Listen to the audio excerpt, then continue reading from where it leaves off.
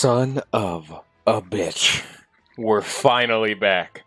And we're ready to finally beat this. However, if you'll notice, I was gone for like 2 weeks. We had some family problems, but we're back. And I'm gonna try my damnedest to beat the game. However, before I can beat the game, I need to make sure I've done all of the prerequisites to unlock the 3 secrets. And there's one I wanted to double check. And if you'll notice, we're in Maramba for some reason. Just because. And if you'll notice, hey, why am I a level higher? And why does this save slot have almost a full set of 4 hours later? Oh, that's partially because I left the game idle occasionally. But, as I will explain as we're traveling along, what I have learned is that the requirements for the 3 secrets and beating the game are as follows. You need to get every single moonfish, every single treasure chest, do all 4 giant battles, fight at least, I believe it's 12 random, non-story-based ship battles. I've done all of those. Is there anything else? You need to do all the Piastol fights, and you need to do all the wanted battles. The wanted battles we haven't done yet, because we need to get right up to the end of the game. And we haven't gotten all the treasure chests, because again, there's still a final dungeon to do. But there's one that I had just assumed we had done, and I was actually curious about, and off-stream, I actually went out of my way to go and check, to be certain, because I'm like, wait, Hamacho Island, that tells you how close you are to some of the requirements. Let's go check that out. Well, as we're about to see when I get there, some stuff happened. And that's why if you'll notice, I'm not flying above the clouds. There's a decent hint for what I was doing. And I'm also kind of stalling what it is I'm trying to say, because frankly I'm padding, because what we're going to be doing for the next 2 seconds as I go to show this thing off is definitive padding. Despite the fact that I'm probably not even going to be able to beat the game in this episode, despite the fact that I'm going to try to go for it as much as I possibly can. We are right at the end of the game, though. We are right at the end of the game. Do not worry. But after this fight, I'll be able to actually finish my point. So we've done almost every single prerequisite, at least I think. I'm not certain if I got all the treasure chests. That's the one that is really annoying to actually follow through with and check, you know? It's just a massive pain in the ass. It's because despite how anal I was about checking the guide, double-checking, writing it down in chat, you just don't know, you know? You can never be that 100% certain. So, I'm just gonna have to hope that I've done it. And if I haven't, I'm gonna be very disappointed. Because I have spent nearly 3 hours solving this problem. Trying to serve my page the way of fight. Okay, I'm gonna tell you. First time in battles, if you gauged in 608 battles, hint, that's nearly 100 more than what it was when I started. On top of that, you've defeated 2,249 enemies. One of the requirements for the 3 legend secret things is killing 2,500 enemies. When I went off stream to double check, it was at about 1,600. I had to grind over in Maramba, because that's the lowest level area I could get to, and I didn't want to grind. I just wanted to get the number of enemies I have killed up. But despite all that effort, as you can see, I've still leveled up. Like, I've learned, I even have the black map equipped to guarantee it. Also, I got another Sylvite ring. I don't remember where, but I did. One of the enemies I fought somewhere dropped it. Frankly, I'm not certain. Just know that it was like an early game enemy, I think. Something early on dropped a Sylvite ring. He's now immune to instant death. Nice. There we go. But yeah, we have the black map equipped, and frankly, I'm not able to fly above the clouds because we are still 300 normal enemies short. Hey, Weevil, welcome back. It's been almost 2 weeks. It's a pain in my ass. I'm sorry. And so to make it up for you, I'm going to try to beat the game in this stream. Thank you for dropping by. Welcome back, Weevil. As I was just running my mouth about, we are short of the final requirement for the 3 legends. I actually went out of my way to guarantee that I've done the 12 prerequisite non-story ship battles. This ship right here, I farmed it 15 times, just because I didn't actually remember if it was 12 story fights or 15 non-story fights, and I had done a couple non-story ship battles on stream. You saw me do them, so I just said, fuck it, I'll just do them again on stream. But the one that's really important that we hadn't done, and I'm just gonna go over it again despite the fact that I just said it because you're worth it. We need to kill 2,500 random enemies. That was easy. And I had just checked it immediately after the last stream had ended, and we were at about 1,600, meaning we needed to kill about 900 random enemies. And the entirety of the game only got us to about 1,600. So what I've been doing is I went over to Maramba, and I just started flying in circles. I equipped the black map to increase the encounter rate, and just flew in circles. I went specifically to Maramba because it is the lowest level area of enemies I can fight, because, as I learned, and it's part of the reason why every character's leveled up, is because I also kind of fucked up, I went back to, Pirate Island. All the way back to, the tutorial area with Daddy-O, but Soltis is there now. So that went from the beginning of the game area to an end of the game area. And end of the game tier enemies are now spawning there, so I had to fuck off because I was genuinely grinding at that point. I was trying to get as many fights in without actually gaining experience and magic XP off stream. Unfortunately, some people learned new spells, but most of them are like, oh, Fina got a new blue spell, or Gilder got a new red spell. Ooh, wow. None of it was important. None of it was, actually all that important, so I'm effectively just hoping that we will fight 300 random encounters by the time between now and the end of the game, is effectively what this is. Because I only grinded up to 2,200 fights out of the 2,500, which is still, 800, 700 random encounters. Lollifant, you sex man, the one stream to come back on. You come back on this one, which is probably the final episode. Welcome back, Lollifant. How have you been? How has Skies been going?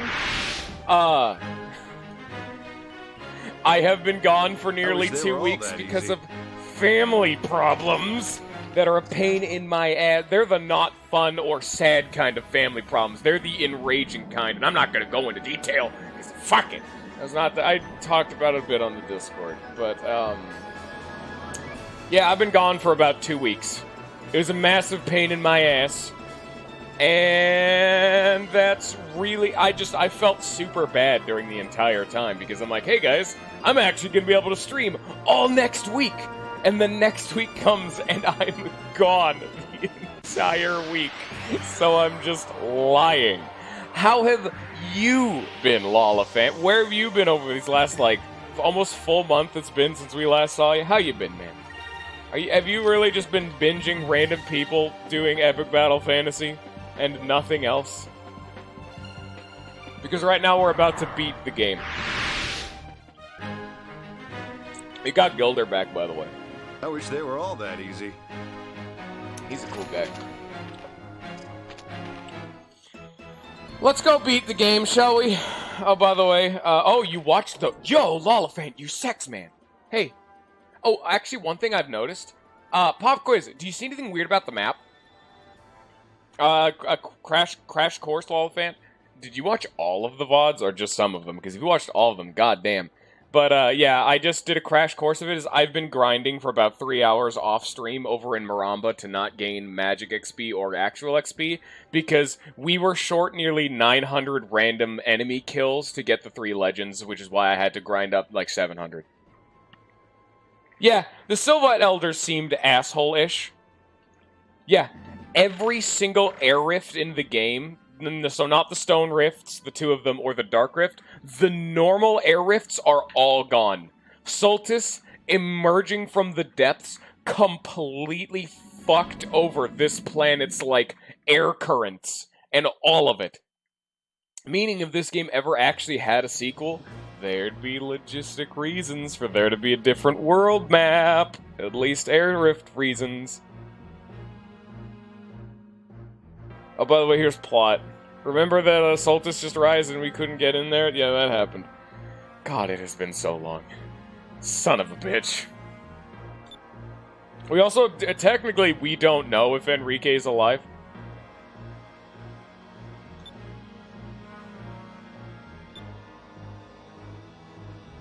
It's actually one thing we don't really get to see. Moegi and Enrique, you can very occasionally talk to them on Pirate Island, or Crescent Island, I mean. And anytime you're walking around and can actually talk to your party members, Enrique almost 9 out of 10 times is hanging out next to Moegi. They're getting the fuck on in the meantime.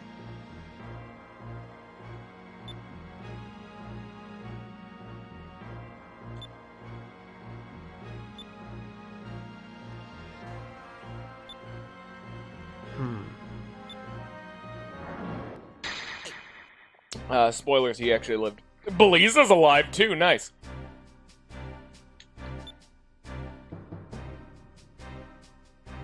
Honestly, Lawfan, I'm astounded it hasn't come out yet. Like, it's actually out on Congregate and Newgrounds and those things. That's the big new release they got. That, released on Flash.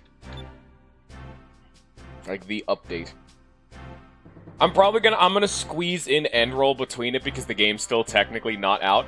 I really highly recommend... Oh, I don't know. Weevil said he doesn't like sadder games. He might not like it. But I'd recommend you guys watch it, because that is another one of my all-time favorite games, and that one's unbelievably short. I'll probably finish it in like 2 or 3 streams. It's like off. It's a super baby stream. Also, there's a plot going on, so I'll shut my mouth.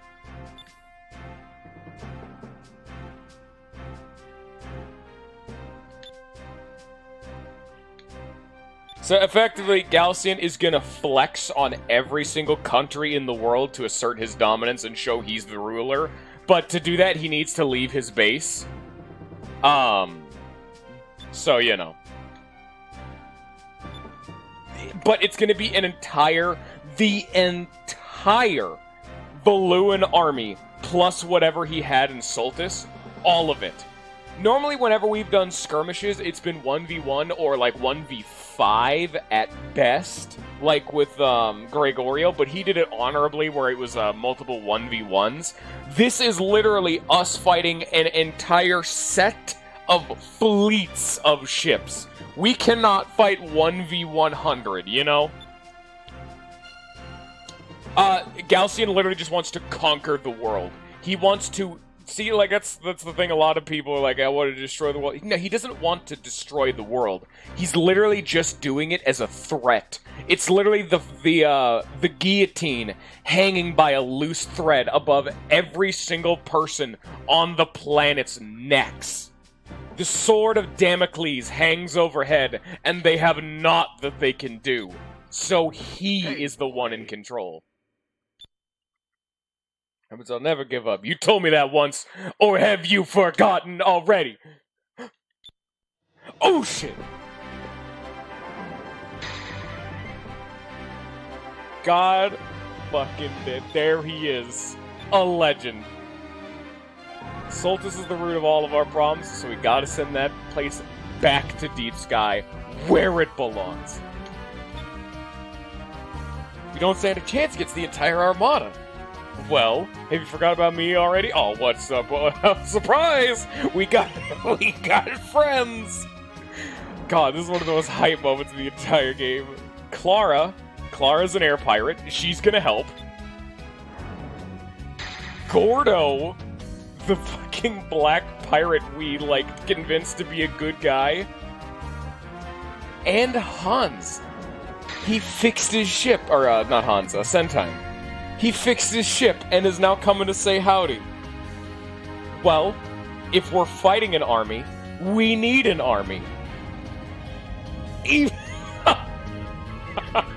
Even Baltor is being like, alright, you know, there's a bigger problem here. I'm only helping you because I hate Galcian more than I hate you. As soon as we kick his arse, I'm coming after you. And oh, don't think they're not here. Of course, the Yafutoman army is here.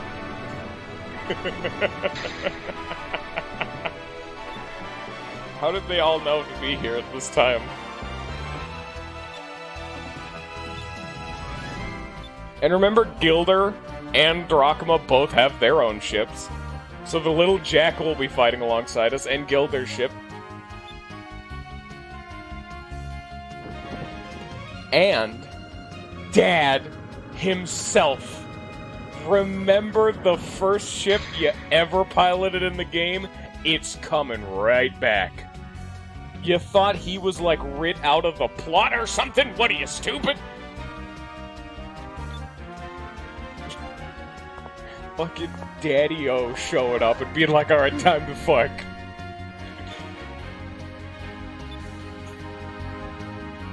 Look at our fleet. Oh, yeah. God, Sentime's ship looks so bad. It's such a junker, but it looks... Oh, Sentime, gotta polish out that rust. Alright, what do we say? No, we gotta flick. Also, look how large Gordo's ship is. It is massive. Right in the middle of the screen, that big whale boy. Show them what we're made of. Guess what? Both of them were the correct answer. Nice touch, because no matter what you said there increased your swashbuckler rating. Let's send him and Soltis into deep sky forever. Let's go! Every single ally we've made around the game, and I guess also enemy, is teaming up to fight the big bad. Nice. Conflict of interest on Belize's part. Quid pro quo! Quid pro quo! Son of a bitch. Belize still has that massive femme boner for Galcian, so...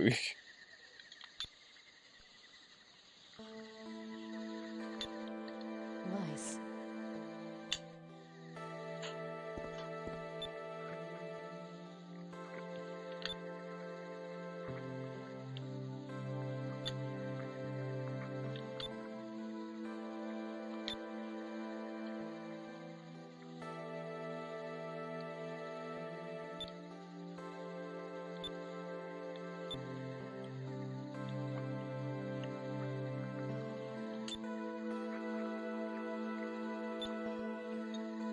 Uh-huh. Alright, who's the better waifu, Fina or Aika? Quickly pick it before this cutscene ends. Goodbye.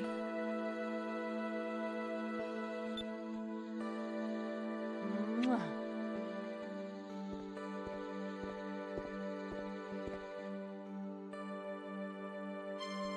Aika with the hair down. So I'm guess Fina. Where the hell is she? Immediately, I think right here, up top, or inside. Oh, they could be in the meeting room, too.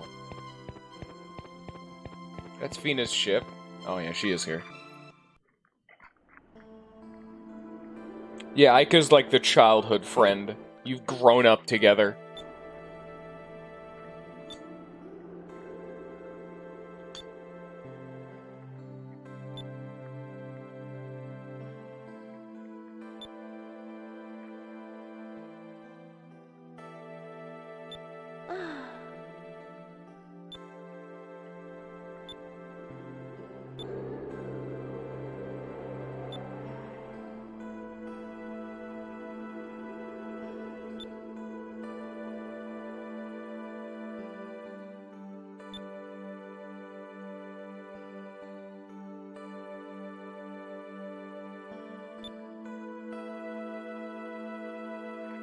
Ooh, how saucy are we going today?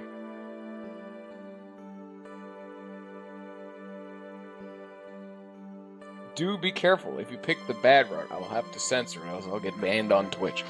This game is rated A.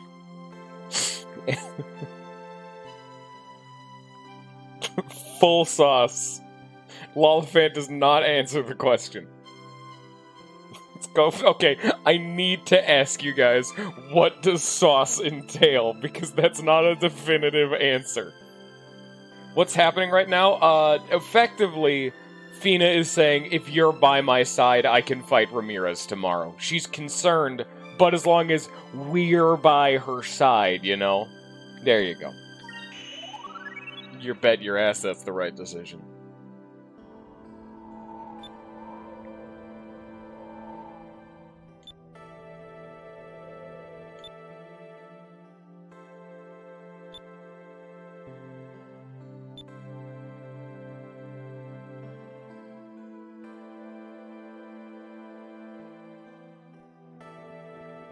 Surprised you get to do both. I'm kind of, like, surprised about that. I really was expecting the scene to just end, but no, we gotta go talk to Aika as well. Unfortunately, this game does not have a romance route. You don't get to make that kind. This game is a man's romance, rather than a traditional one. You go on an adventure, see the world, and triumph amidst adversity. Not too much of the vanilla-y romance going on here.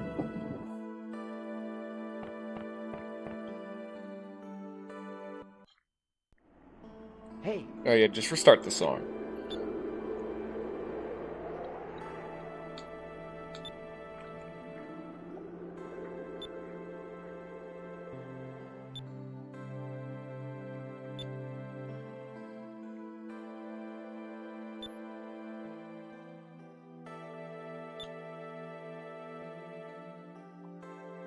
What do you want?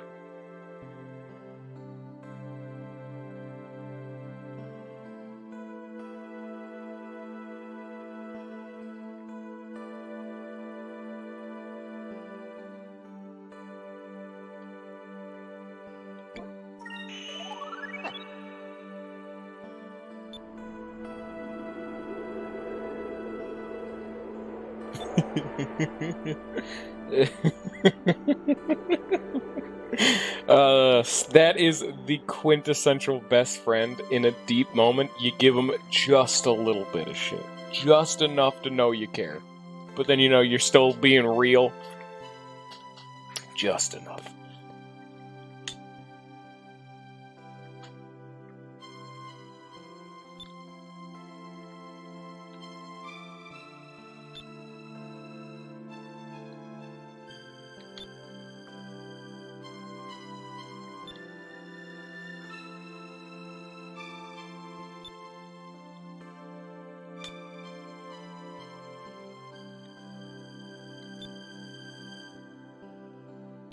Uh-huh.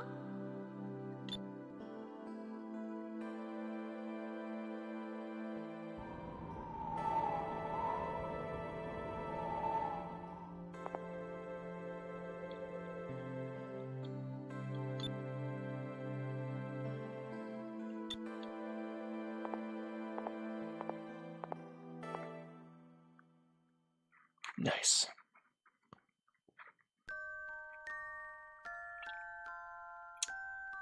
I don't know why I'm only reminded of this now, but if you haven't noticed, there's actually a common theory that, if you've seen the Sonic Boom show, like, fucking Sonic, like the TV show, if you've seen the character Styx the Badger, a lot of people either think or it was confirmed, frankly I'm not certain, but that she at least had her design partially inspired by Aika, because she has the exact same hairstyle and she fights with a boomerang, which both of those are very telling.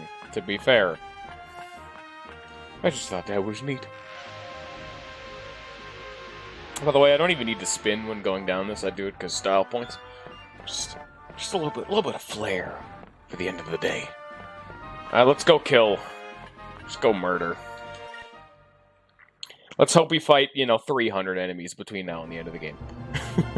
Or else I'll need to grind. And no one wants that. Yeah, that is actually the entire Yafutoman army. Wow, I thought it was actually going to be just the two of them, but no, it is the entire army plus the named ships.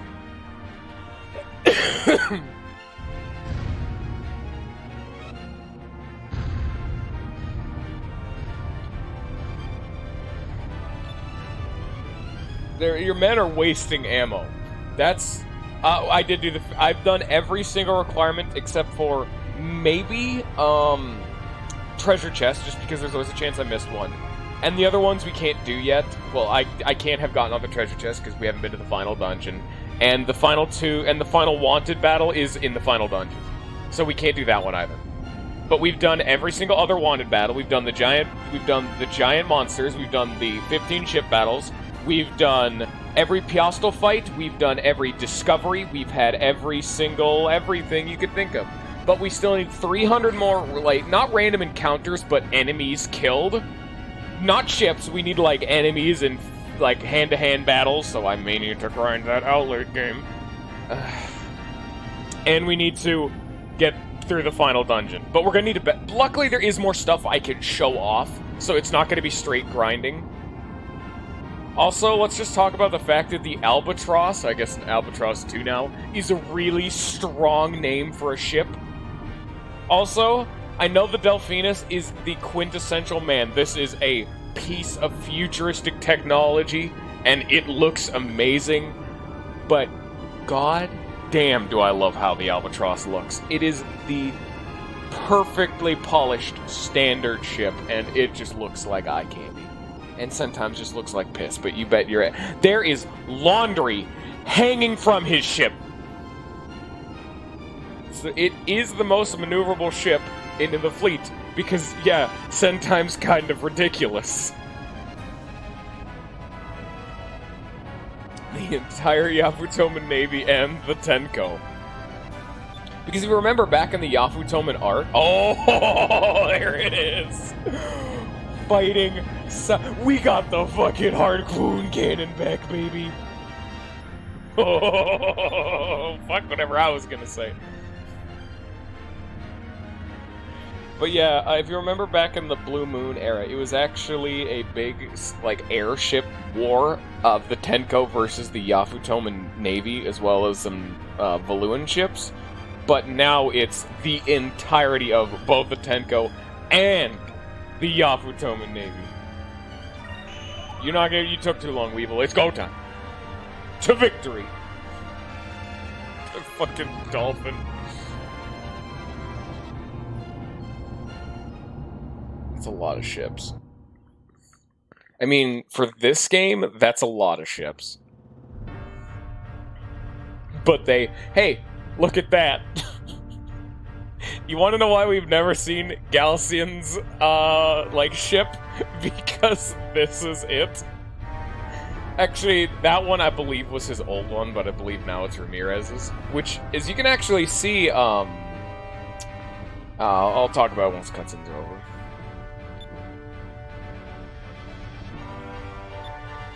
You're going back to Nasir? They're already destroyed.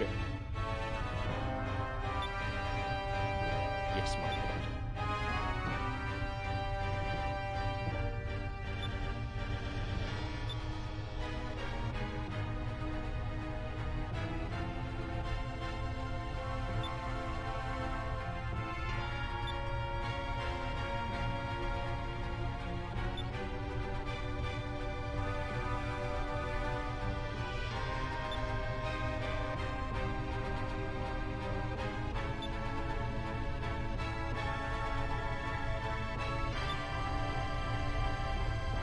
You actually notice, after you get the Delphinus, a new kind of airship actually starts rolling out, and they're called Phantoms, I believe, and they're using the same model schematics as the Delphinus. They're clearly weaker, but they have the same hull shape, the same kind of cannons. So you can actually see, once you get the Delphinus out, they actually start using those models for the general ships.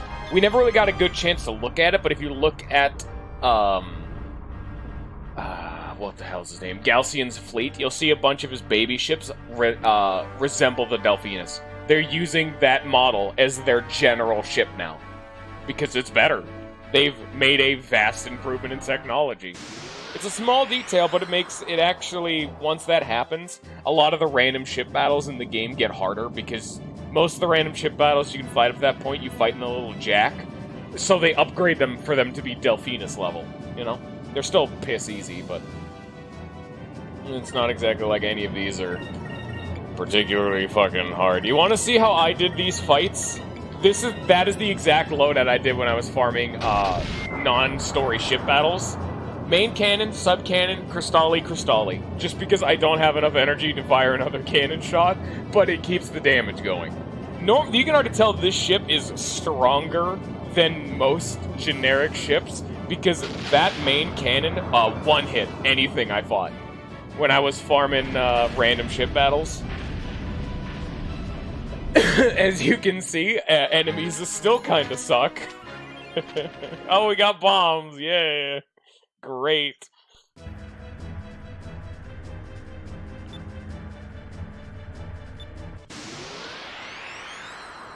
Yeah, but the Hydra is like an entire base. See, look at this. It looks like the Delphinus. It is the rotating ship, the long pointy hull, except it's black and red. It's an elite vessel. It's a nice touch, isn't it?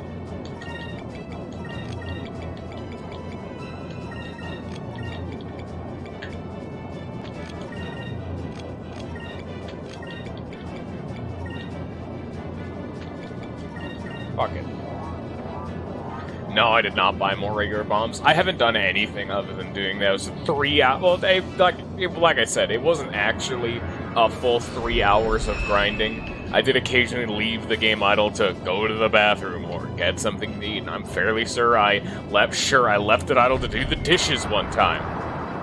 So, it wasn't 3 straight hours.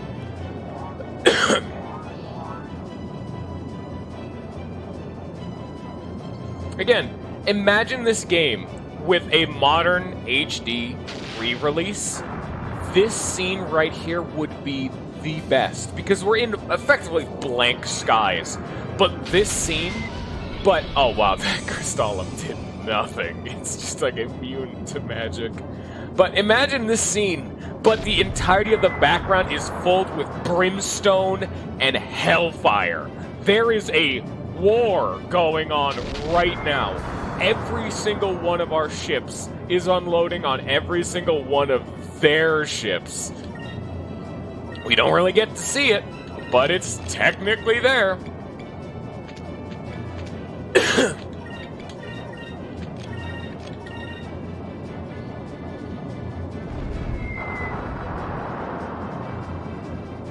game is cool. I like it. It's very nice. I still gotta say, I am damn trying to beat this game today. Today, I'm trying to beat this game. The only problem is I don't know if 4 hours is gonna be enough time, because we have this fight, the Hydra fight, the final dungeon. Then I need to go backtrack out of the final dungeon. We have a wanted battle. We have the 3 secrets. I have an actual secret in-game to show off right before we get to the final dungeon, because there's a super boss in this game. I've never told you that. Surprise! Guess what? Right as we unlock the final dungeon, a super boss will show up. Pop quiz, where do you guys think a super boss would be in this game? It's not in the final dungeon.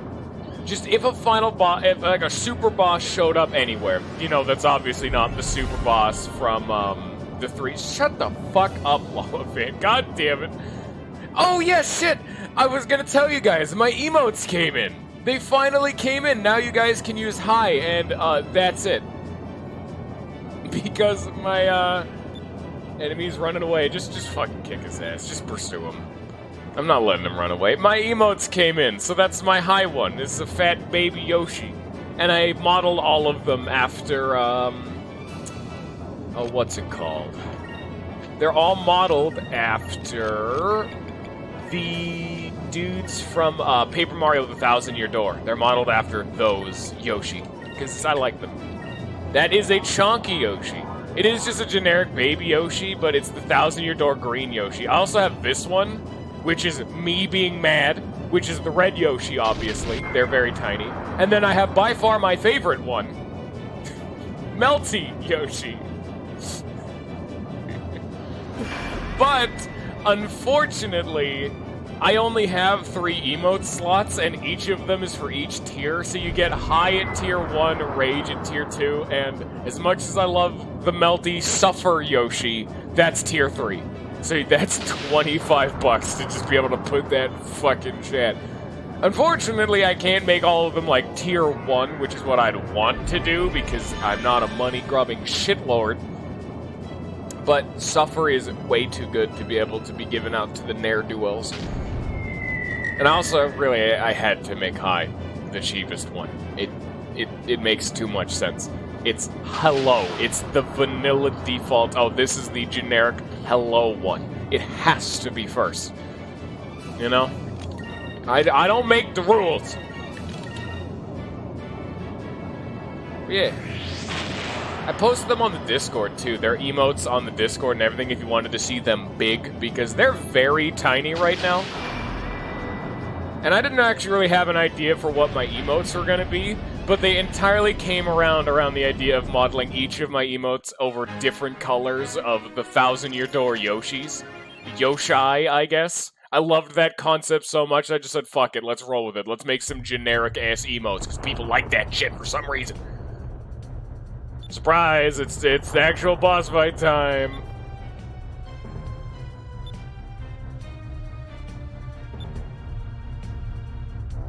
Yeah, this thing is a base.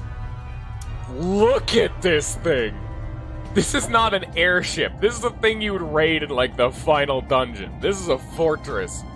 You know this? It's called the Hydra. It was dubbed the Flying Fortress. Galcier must have had his own men complete it. My mother wanted its production stopped because of its magnitude. Why? Wasn't it big enough? Oh, are you just not gonna, like, fully tell? Okay, I guess it's just too large. Literally was too large of a lad. We are fighting a wall. Jesus Christ.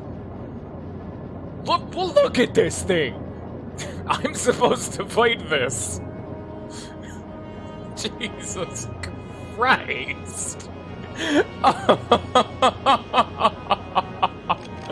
Look at...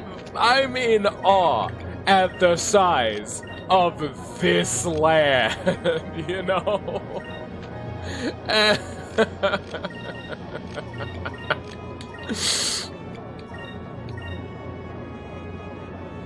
Yeah, this is Sim from Final Fantasy X.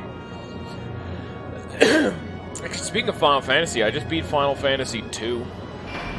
That's one of those games that is always referred to as one of the really bad Final Fantasies. And upon actually beating Final Fantasy II, I can officially say I have more hot takes of Final Fantasy II was really, really fun to play. Like, it wasn't like a 10 out of 10, you know, stellar game I'd recommend, but it was a really... because I effectively got it for dirt cheap. It was really fun to just, you know, dick around with.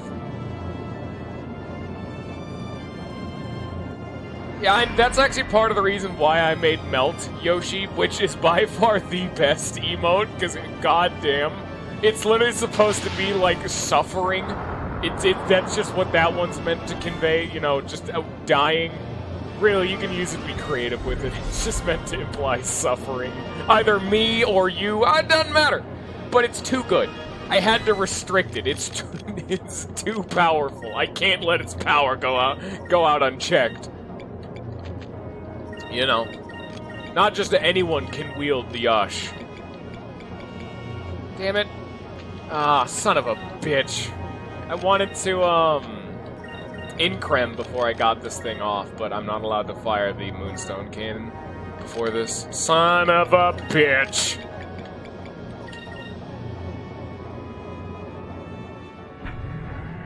It was actually the entire concept for the Melty Yoshi was actually made in our Jackbox streams. It was a shitpost the artist made, Jin, because Jin watches our streams and that's where we get art from. Jin made it just as like a scribble of like me being a fucking dick face, and I'm like, man, this Yoshi that's kind of melting into a puddle of goo is absolutely perfect. I need it. And then I commissioned, Ninja commissioned them to make me an emote, and then it's Melty Yoshi. It's great. Also, this ship battle is actually a decent chunk of change, where this fight isn't hard. It's just gonna take a very long. That's the entire like basis of ship battles. Once you get out of the Little Jack, they stop being unfair because the enemy can kill you in 2 turns. It starts being a how long is it going to take for me to kill them, and how many turns am I gonna need to like defend and heal and all that stupid garbage, you know?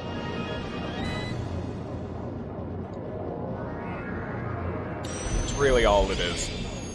Ship battles really don't even be a do. You know what I'm saying? They're not much, frankly. They're really not much. You can even see, like, I'm not even given a chance to use the Moonstone Cannon anymore, so I kind of just gotta stock up. So how's everyone's days been? How you been doing, Lollafan? How did you have fun for 2 weeks? How you been, Ninja Weevil? How's everyone going? Fuck it. Everyone, give me story time. Entertain me. Because let me tell you right now, this is gonna take a while. Intimidating as a ship as the Hydra is, because yes, that thing can move very slowly, but it can. As intimidating as the Hydra is, it's not difficult. Just stop it, Nick.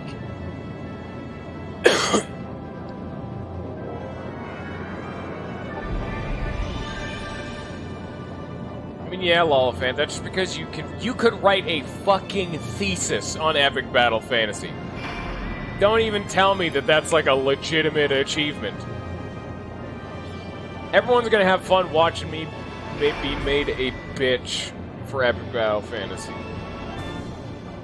God, that's gonna take so long. I've actually already done attack the upper party enemy vessel, attack enemy's whole the upper part, I guess. That'd probably be more risky, but nah. Yeah. It was debatably a bad idea.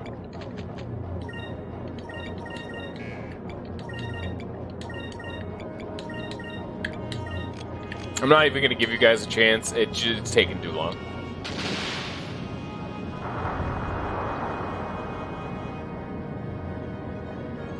Yeah, I actually played, so finishing my points, I actually did another playthrough of Epic Battle Fantasy, and I found it really fun. But because Epic Battle Fantasy is the quintessential game of playing it in the background. Don't pay too much attention to it, you know, just turn it on in the background, just idle it, you know? Once a boss comes around, then you can, like, focus and pay attention. But, you know, like, that's where I had fun with the game. But actively sitting down and, like, oh my god, he can heal himself. But actively sitting down and, like, streaming it, that's not really where that game's power comes from.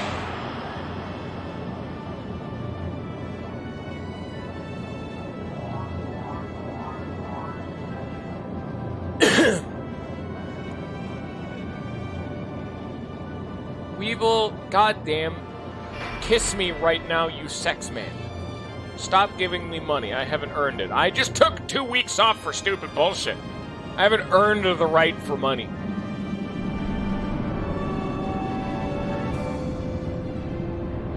Well, that seems concerning.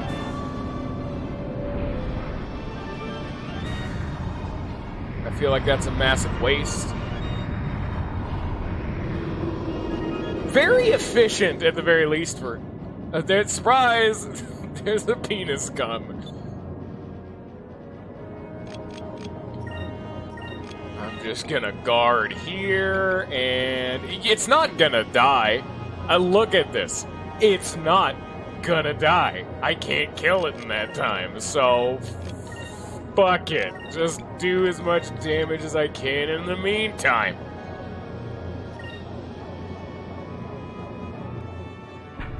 Yeah, right. So Lollafan, where's my obligatory $25 a month from you so you can use an emote? Obviously. I mean, because clearly I expect money. It's a demand. God, Moonstone Cannon's not holding up to snuff nowadays. Like, my torpedo did 5,000, Moonstone Cannon did 19,000. And I mean, yeah, it's more damage, but God, those torpedoes are kind of nutty. Lollifant doesn't show up to the streams. Lollifant doesn't pay my bills.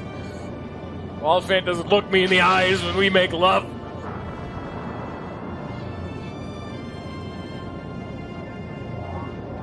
I will keep making this weird.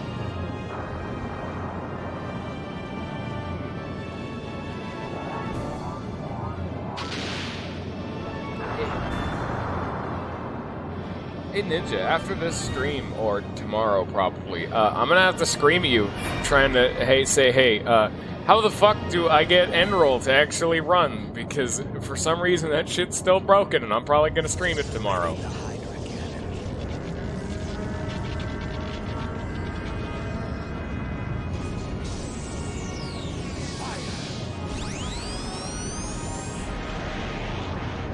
That's way bigger than my cannon.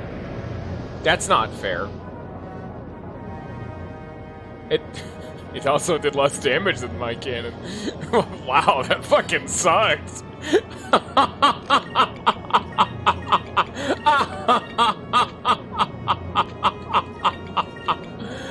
Oh, woo! There, welcome to. Oh yeah, there it is. Which one of these is like a full heal?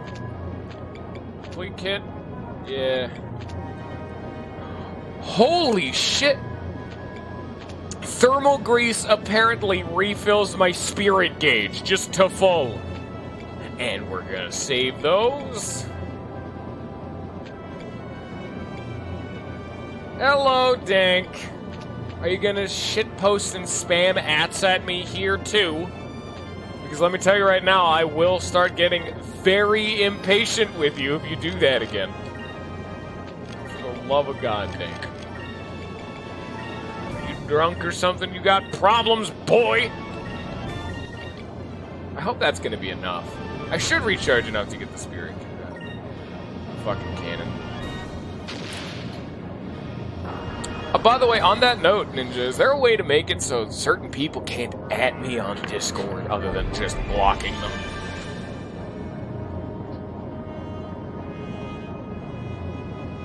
Why am I using my highest attack to dodge?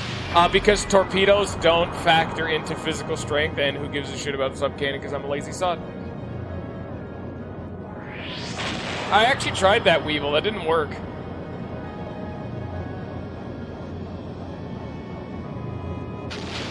Because I don't know if you noticed last night, Ninja, Dank got drunk and spammed ats at me for literally illegible, stupid bullshit that I didn't give a shit about.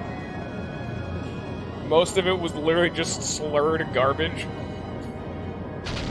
Or some of it just didn't make logistical sense. Like, he just said, hat, question mark, and then he at me 3 times. Like, yeah, really, really contributing to society.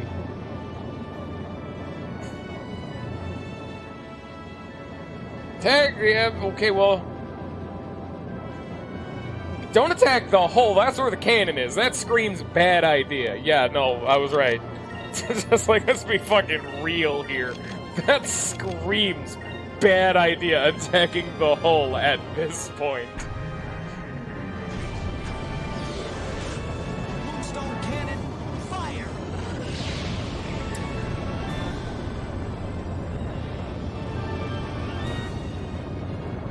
No, Ninja, that's because I was deleting them. I was deleting a lot of them. Yeah, Dank, I'm not going to respond to, hey, do you want a tinfoil hat? And then a bunch of other stupid, like, it's literally just nonsense. That's not something to be proud of, Dank. That's a bad thing. You don't want to do that.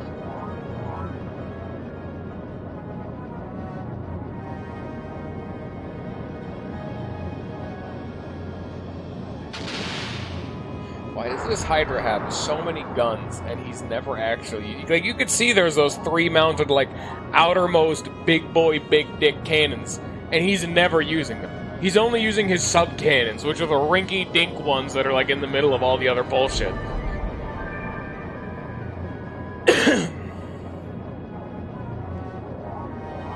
Because I was in the middle of doing something else and didn't want to have to deal with it. I'm not gonna give them my time of day. They have not earned it.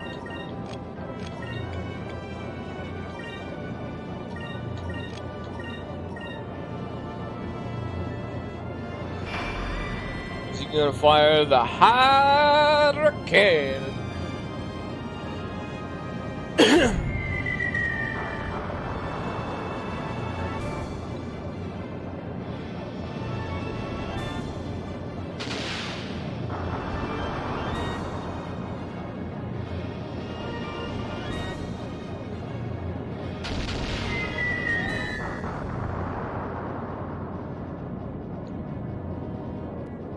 I forgot Increm kind of wears off. Like, I have actually gone most of this fight without Increm or Quicka up.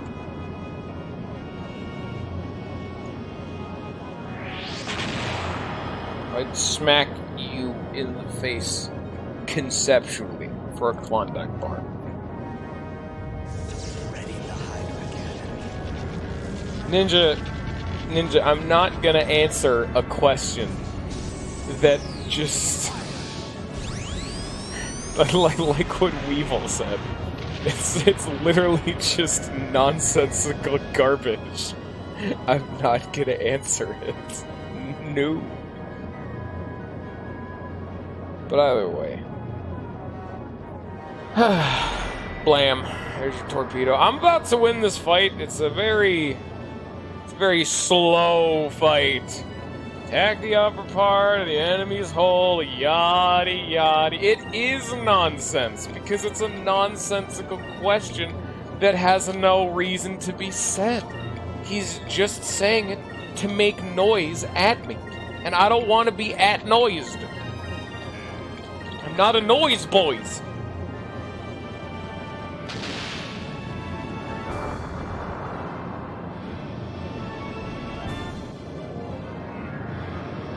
And again, you interact with a lot more of their stupid bullshit. Like, a lot of the things Korn says are literally just irreconcilable garbage.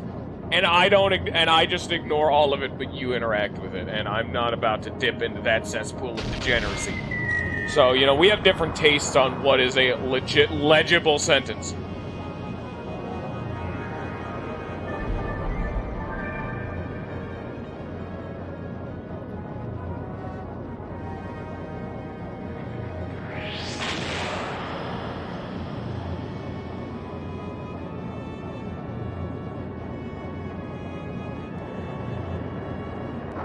Blam.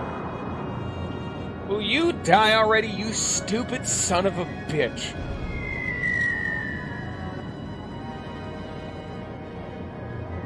I'm just leaving the fight from that perspective. Oh, it costs 20. I didn't actually know that. I thought it cost 15 like the little Jack's jack-off attack, but nope, that apparently requires the big boy damage. So let's just hope this is lethal, because I swear to God if I have to go another turn, it's not gonna be lethal. Oh! He keeps defending. Literally every time I try to attack this boss, it defends. No wonder I'm doing so little damage. I know, right, Weevil? Like, why do they not just have some mage that could spam Sacrilem? Like, come on. It's not different. Come on, get him! Do I win? Did I win? Am I done? I think I'm done. It was not hard. Like, I even did that wrong. Like, if I had Incremus, I could have had Increm up the entire fight, and I would have taken even less damage. Oh, it's trying to run. What? Oh, that was a real difficult fight there, buddy boy. I got my captain stripe. Woo. I fucked up that Hydra. How is that thing still flying? Yeah, like, literally, like, look at this thing. How does it get into the air? Oh, we're doing it the old-fashioned way. We're boarding him. And, speaking of boarding, let me just do this little thing in advance. Boop! That's illegal! You're not allowed to shoot at me! I already, like, sunk you. This seems very unsafe.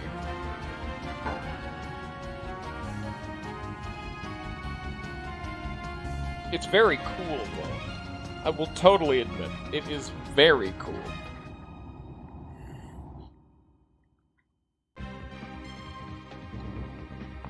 Hey, Enrique, how you doing?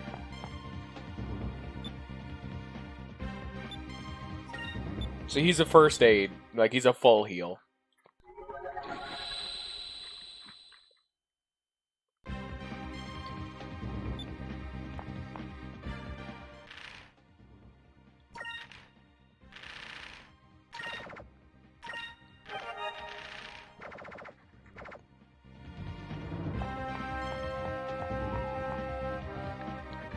Yeah, Ninja, you have a way larger tolerance for stupid bullshit than I do, and I'll give you that. You can give me the semantics arguments all you want of the logistics of bullshit, but I don't care. With someone, it's like not even in an explicit attempt to be rude, because, oh, you'd know if I was trying to be rude. I don't ever try to, like, disguise that shit. But I do have the God-given right to not talk in chat once in a while. I do not need to be at 30 bajillion times to demand that of me. Over there. Then put it as a quote, Weevil, if it's a good phrasing. Like, I don't want to hear, I'm not here to debate the logistics of bullshit. That's a good quote. It's a nice and solid one. Take that.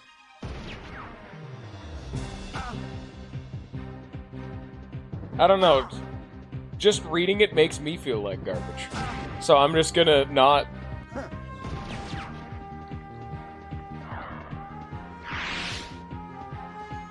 That's like one of always been the mechanical things that I've always been about. I've always been the blunt motherfucker that'll be like, hey, stop being a sack of shit, dick-faced, dumb, stupid head, and fuck off. I'm not gonna sugarcoat my garbage, because goddamn does it get my point across.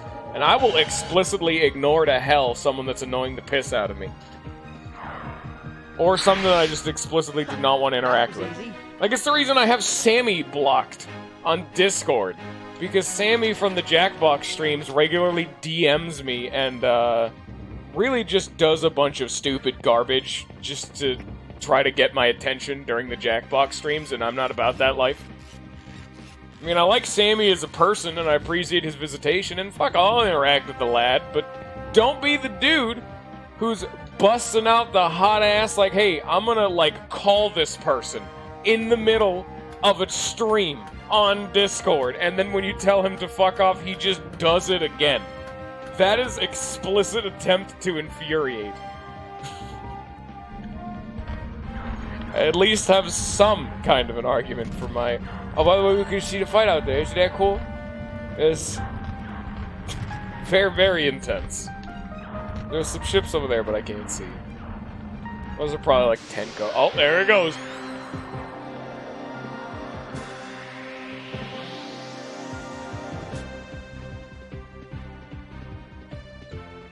Yo, look. It's the Executioner boss from all the way back when. Now he's just a normal Joe Schmo enemy, which is really doing his design a disservice.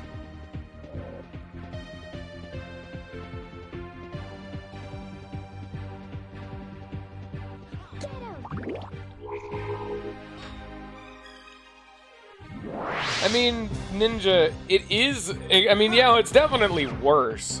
But it also isn't very fun when I say... I even specifically told Dank, hey, stop adding me. And then he continued to at me. And then I acknowledged him again. And then he continued to add... I was busy at the time. It wasn't even necessarily that I just didn't want to deal with him at the time. Like, I was real salty in the pants. I was like, I don't want to deal with this garbage right now. Like, I'm gonna scroll. You know what? We're gonna get some of that hot takes. Let's fucking scroll up and see what the hell is going on. Like, this is the first thing he said to me. It's like, someone say war. The Techno-Union Army is at your disposal, Bio Yoshi. This right here is a high IQ meme. I'm a tag Bio. At Bio. It's like, I can fucking... Where is the sensibility in that sentence? And then he goes... And then he, like, at me, like, 4 times. I deleted a shitload of them. And then he just shitpost a bunch. Then he at me a bunch. Then Palcorn shitpost, which, alright, it was kind of funny. And then he started saying shit like, why you have YouTube video? Like, why do I have a YouTube video? What is that? What is he asking there? There's not context to that. And then he at me like 7 times. And then I even said, I responded to that one as, what the fuck is that meant to imply? And then he just, oh, by the way, these are all in broken English, like not at all attempting to be spelled out. He goes, Ustrum is YouTube. What the fuck is that? My stream is YouTube, apparently, is what he was attempting to convey there. Great. Fantastic. And then I had to ask again, and he goes, your Strum YouTube.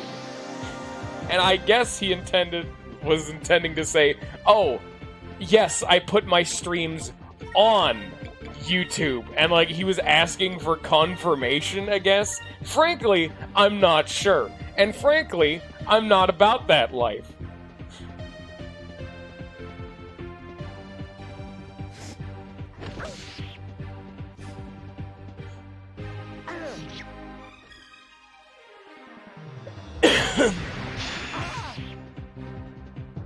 There we go. That's effect. I mean, there was a little bit more, but it was really just benign garbage.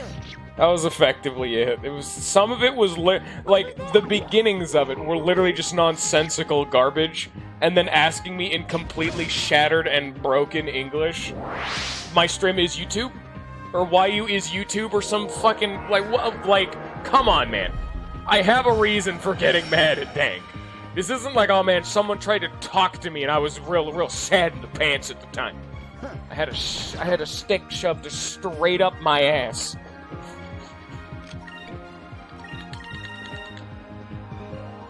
I mean, I do typically have a stick shoved straight up my ass, and that's something you have to expect. But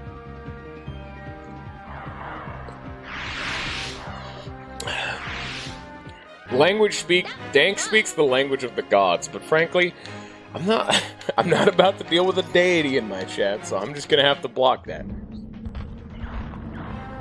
There it is, Ustrum is YouTube, and then he spelled it out with fucking open and close, like parentheses, bracket, whatever the hell those are called, bullshit. It's like a good sentence. Oh, it doesn't matter. What matters is the fact that he spammed at me. It's like, people can post literally just illegible garbage, but he spammed, and that's actually just against the rules in the Discord. Like, spamming is explicitly against the rules. He can't shitpost, that's why I didn't kick him again. I gave him that wiggle room. But he just, it was like 25 ads over the course of like 10 minutes, dude. I mean, each time you ever see an at in chat or a break in the chat, there was typically 4 or 5 ats. Okay, he didn't explicitly just go. No, I can't do that, Weevil, because I'm one of the main moderators. It is my fucking Discord. I should have the logistical right to be there.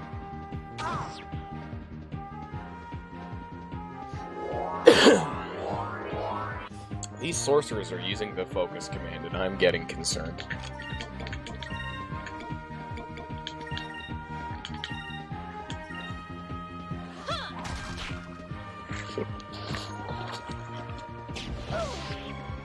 Ah.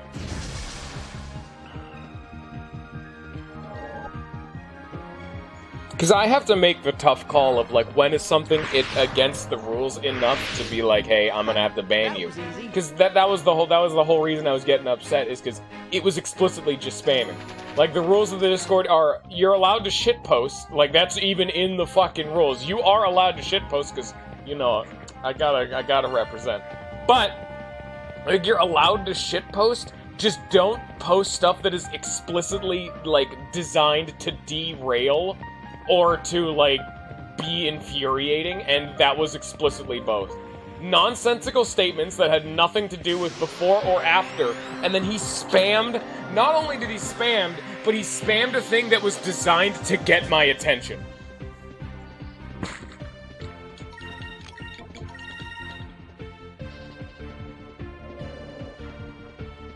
I will appreciate the shitpost of timeouts, though. That's always funny. Johnny timing Palcorn out for saying Johnny wrong, infinitely hilarious. And it's like a joke. It's clearly meant to be like a, aha, see, I'm a mod, and I'm gonna be a bit of an asshole. It's a bit. There's a joke going on. I can under... Yeah, but there was conversation at least going on. Oh, if Johnny was being serious, and then I mean valid. Then just tell Johnny to stop being a dick face. I will explicitly say, will they stop attacking Fina, son of a bitch? So sorry. John Yee needs to get his tits together, son of a bitch. See, that's the whole thing. I never actually I never get explicitly mad. It's probably just the language and vernacular I choose to use. I'm never a mad lad. I never get mad.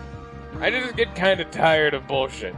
And so I'm like, okay, well, time to not deal with you anymore.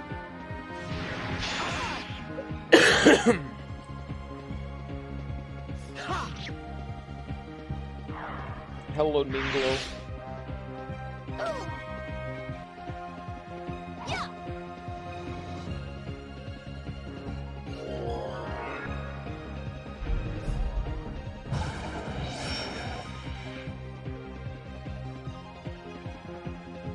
The one like I said, the only way people have ever been able to spin my name to try to be offensive is to name me Bi Yoshi, like bisexual, but that's never really worked, like, logistically. Like, is that supposed to be an insult? Like, it's not even, like, calling someone gay. Like, if you're trying to be inflammatory and derogatory, that's not an insult. I don't even know how else you could, like, spin my name, like just fucking, how would you even fuck up the Yoshi part? Call him Yoshi or some shit? I do that myself. My bot is called Biosh. It literally is just my name slurred to hell and back. It's Bish.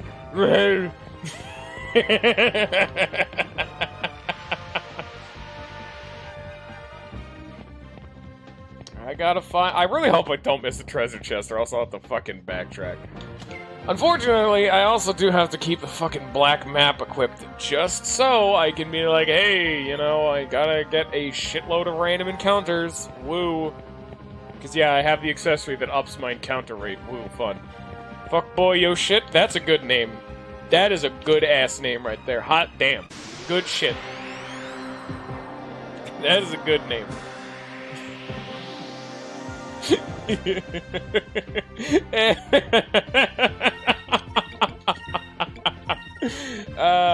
did it. I'm so proud of you, Ninja.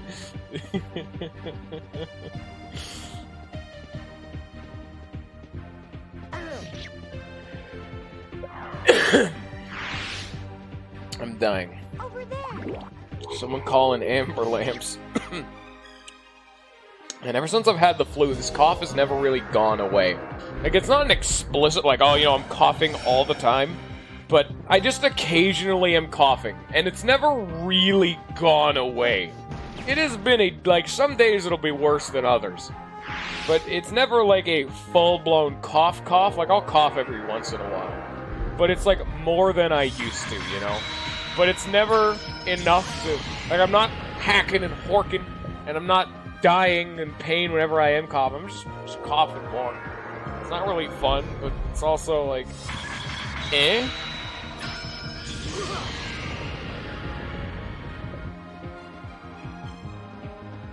Look at my cough talk. That's all that mucus. I've actually explicitly noticed it when I drink soda. That is mucus, and it makes me cough more. But the problem is I typically drink soda on stream because I like to treat myself. It makes me feel like put that, so treat myself. But it makes me cough more, and that just pollutes the audio, and it's bullshit. God damn it. I want to treat myself to something nice every once in a while, damn it. So that's a big fuck off dead end. Okie dokie. Climb the... What kind of... Okay, let's talk about the logistics of this building. Can you imagine actually working on the Hydra, but the only way to go up and down floors is, unless you're trying to leave, like, there's a ladder to the, like, outer rim, the only way to go up and down floors within the Hydra is via pole? There's no ladders. I hope you got the upper body strength to manage pole. I don't think there's no railings anywhere. There's big moving gears. This is not OSHA compliant at all.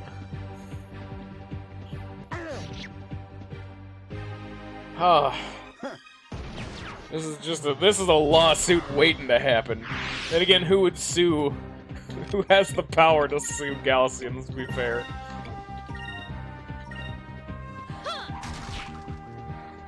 They'd have a hell of a field day trying to sue Galcian.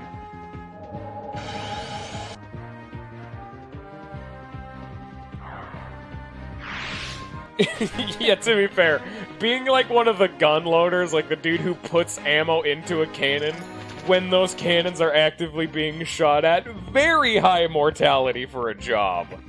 These people do not have a good working relationship with being alive. How the fuck do I go anywhere? This room is a dead end. It's like I have 4 options. That's where I came from. I can go down the pole. Down that pole is a treasure chest right there, and a treasure chest right there, and there's just a dead end. So there's nothing down that pole. So you come over here, you can go over there, but there's nothing over there you can even see on the map, or you can come across this bridge. What's over here?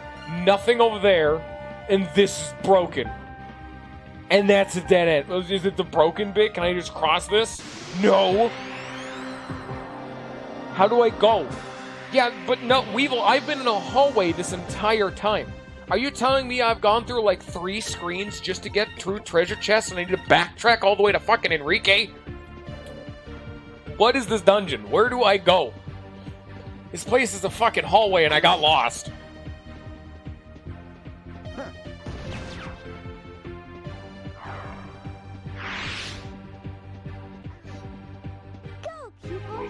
Go, Cupel.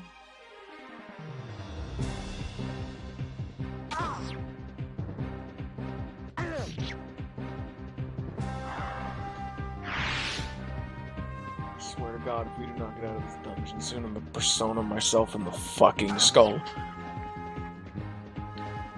Where am I? You know, another thing, non-OSHA compliant, there's no maps, no guidance, no way of figuring your way around. Tisk tisk. You really not? Are you okay? Are you going on record, Ninja, to say Drachma is not a cool kid because Drachma joined after Fina? Are you going on record saying fuck Drachma? I just want to make sure where you stand, because if so, I have the kick ninja already, like the ban ninja button on. My hand is hovering above the left click. I got, well, whoa. Son of a bitch. Okay, you can't go over there. Okay. Pull into dead end. And dead end. Okay. Kind of like go down another level, but there's no way down. That's a dead end. There's no way across. Yeah, no. You just have to go back, I guess. There's no way to go. I'm actually gonna look at the walkthrough. Yeah, no. You unironically have to go back outside. What the hell? I've never seen a dungeon laid out like this. This is so backwards.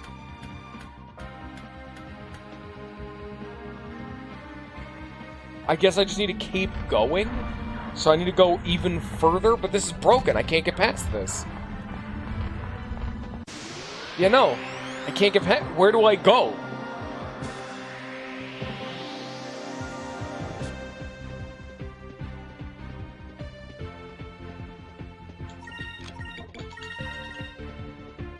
Yeah, but Drachma had a heart of gold. You know, he was the old salty sailor, but, like, the more you hang out with him, the more he grows to like you. It's actually a good friend move, because he became a friend, rather than started as friend. That's character development. That's character growth. It's a good time. Yeah, but the whale's gone now. Now he friend. Maximum friend time.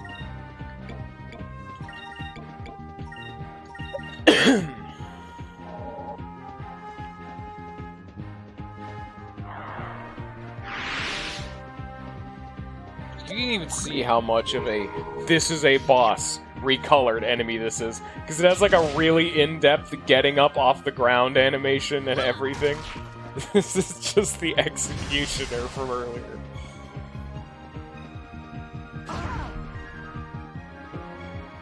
Rude. Gilder, you have a gun. Why do you need to go for the execution finisher on like his big toe?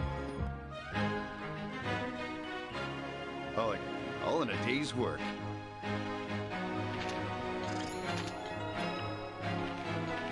Ninja, you're not my friend because you have not dedicated your life to killing a giant sky whale. You can leave my chat now.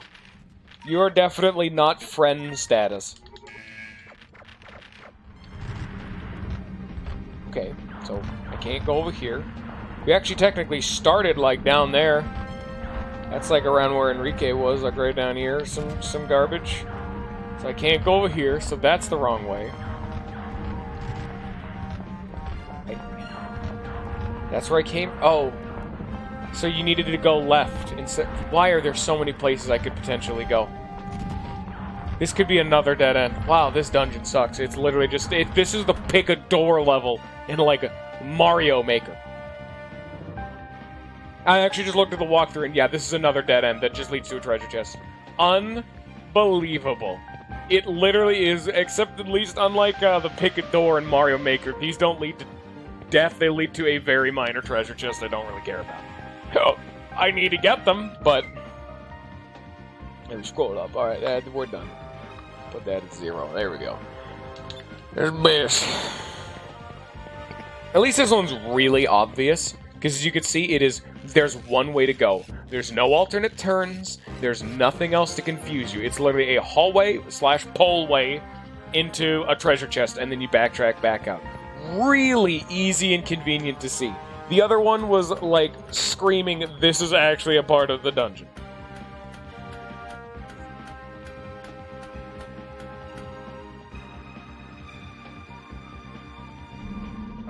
I mean, to be fair, the story of murdering the whale, just to follow back on that plot thread, it did end in sorrow in this game because Rocknum was a victim and didn't need to be murdered. It was all a sad time with the whole whale murder thing. That didn't end well. I mean, everyone lived except for the, you know, the whale. It wasn't great. We didn't have the most fun time, you know what I'm saying?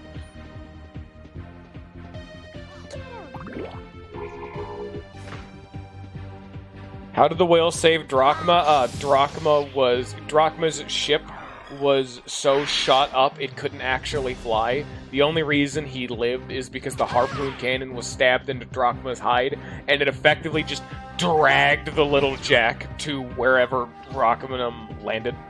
So the only reason Drachma didn't fall into deep sky and die was because of Rocknum. Yeah, but that's a bad case of being sun-murdered-itis, and he'll get over it, you know? It's a curable disease.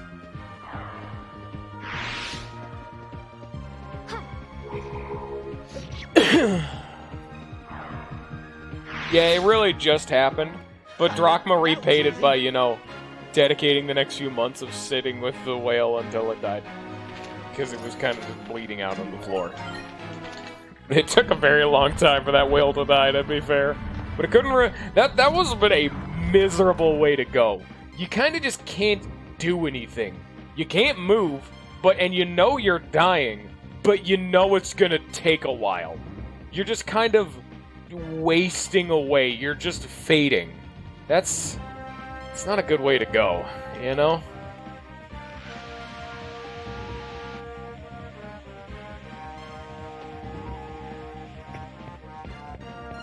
I swear to God, Ninja, I will stab you with a, like, rubber spoon, and then, or like one of those cheap plastic spoons that you get at, like, any restaurant ever that's kind of cheap, and then it'll, like, break, and it won't really work for stabbing you, but I will have done it.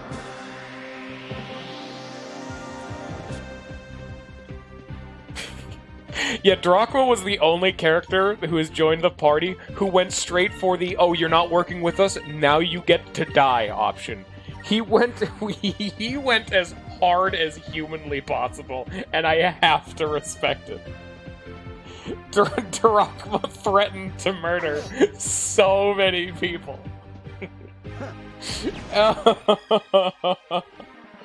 Oh, it was so good.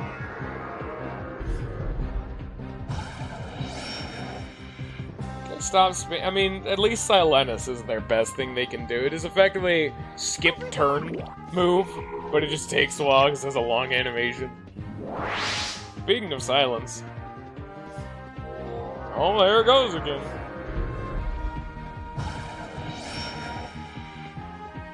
Also, Ninja.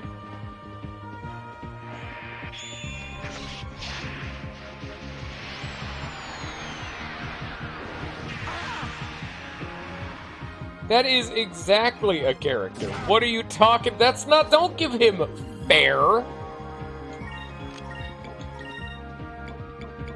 Even if Rochnam didn't intentionally do it, Rochnam killed his son and then you know, saved his life.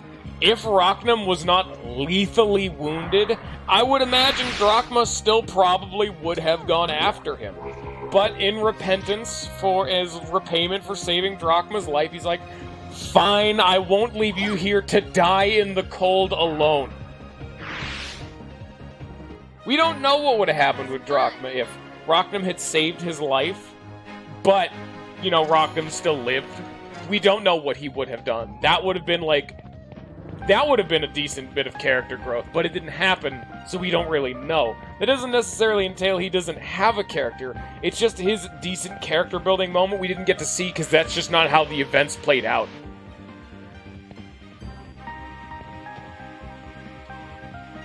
Enrique doesn't really have development either. They have good characters. Almost none of the characters in this game have, like, concrete development. Enrique has always been the, hey, fuck you guys, you're doing asshole things, I'm gonna put my foot down and stop that bullshit. Ninja, how would he have killed the whale faster? How on earth would Drachma have killed the whale any faster without causing it excruciating pain and just not working?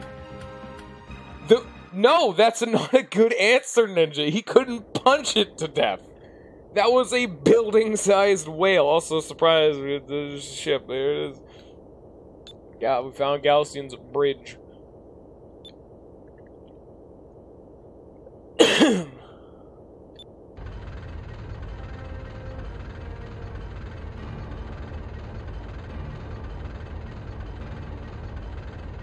He would have had to have been, like, eaten by the whale or something like that, but...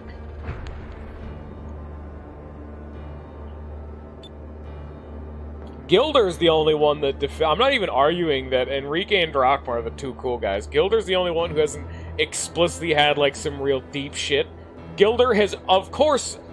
He has been, however, established firmly as the coolest motherfucker in any room he's in at the time.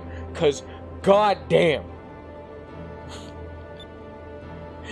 Every time Gilder's in the party, he has saved us from some shit.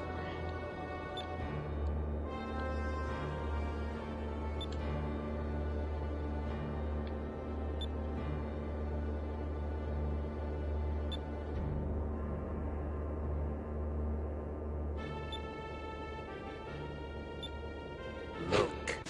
Boss fight time! Gilder is there for plot, and you know what? Gilder is best. It is time to die. Gilder's a cool guy. Boss fight time!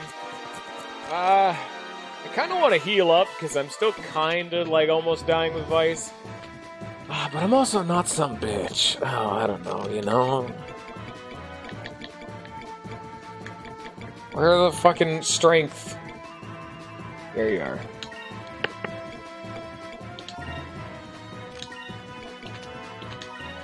He doesn't have a good ass buff.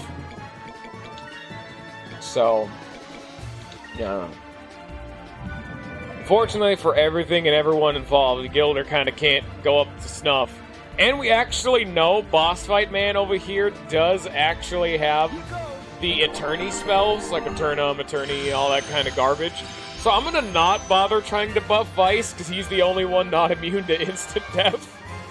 Because he still has the fucking black map on, which does nothing in a boss fight. Oops, maybe I should have equipped that Warrior's Heart again, but nope. We need to fight random encounters to actually beat this game. Like, we have gotten maybe like 50 enemies killed here. We need hundreds. We need about 200 more.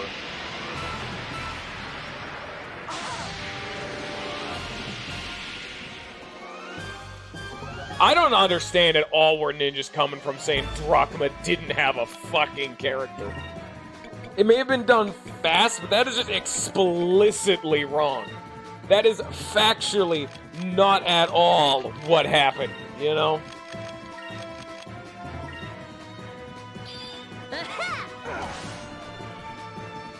Also, we can actually fight Galcian now, by the way, if you haven't, like, been able to piece that together. We actually get to fight him and not be forced down the rabbit hole of, you're just not allowed to win.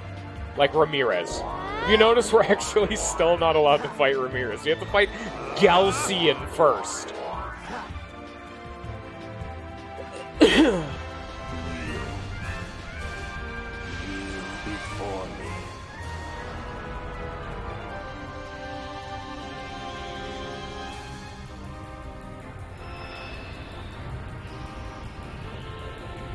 Take this.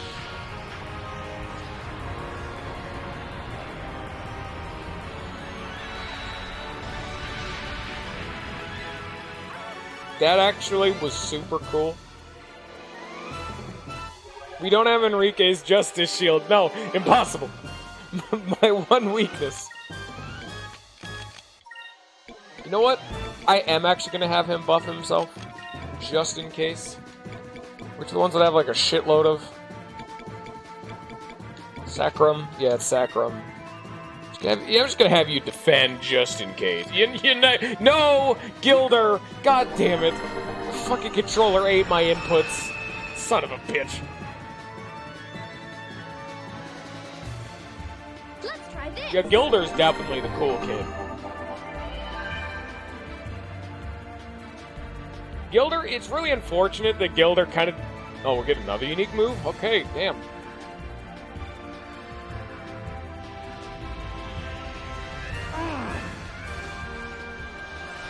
Well, that's lagging to hell. Don't like that animation, that's for damn sure. Destroy it. That did nothing. Where's the status ailment coming with it?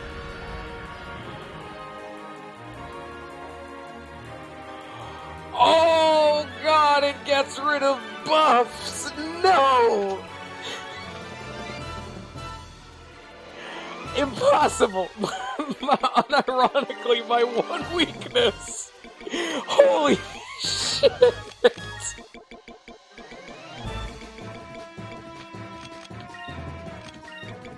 mean, if he has to do it again, he's gonna have to do it again, so fuck him. Damn, okay, we need to get aggressive. No increms on anyone but Vice. Holy shit, time to start doing damage. Okay, now we know. Here goes.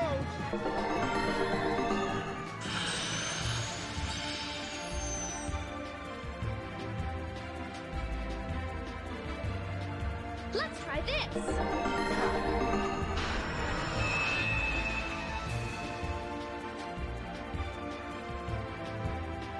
This should work.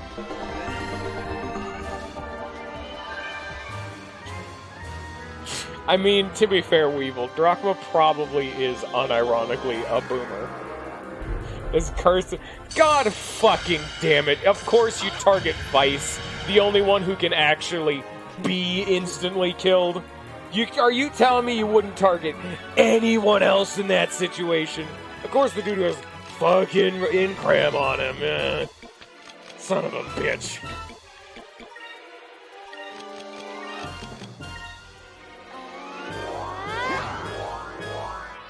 Give me strength. Where was... Ninja, you're just ragging on fucking Drachma. Where was his character motivation turned for no reason? What are you talking about? You're just kind of ragging on Drachma. Where is your complaint coming from? Where is the actual reason for being... His whole life is whale. Well, that's the second half of it. The first half was he was a fisherman, taking care of his son, you know, trying to pay for it, and then whale killed his son. So he said, I'm gonna kill the whale because he killed my crew and my son. Then, when he realized what happened with the whale is also a victim of the old world and Valua, and that whale just killed his son. His entire life story is caught into question. But realizing the whale is dying, he decides to put aside his lifelong vengeance to decide to say, hey, I'm gonna do what I believe is right. Instead of what I would want to do, I'm gonna do what I believe is right and sit with this whale until it finally dies. And then after that, he leaves the party because he needs to go think about what he's gonna do with his life because he has no idea. He has lived for so long chasing that whale. His whole life has been brought into question, and now he needs to figure it out. And in the middle of that soul searching, oops, here comes Soltis. Literally almost throwing him out of the little jack, and so he needs to help us. He had a full fucking character arc. Where is the complaint saying he's not a character? There's no argument for this. Don't you son of a bitch. Oh, okay. Well, I mean, it's still probably gonna work, but...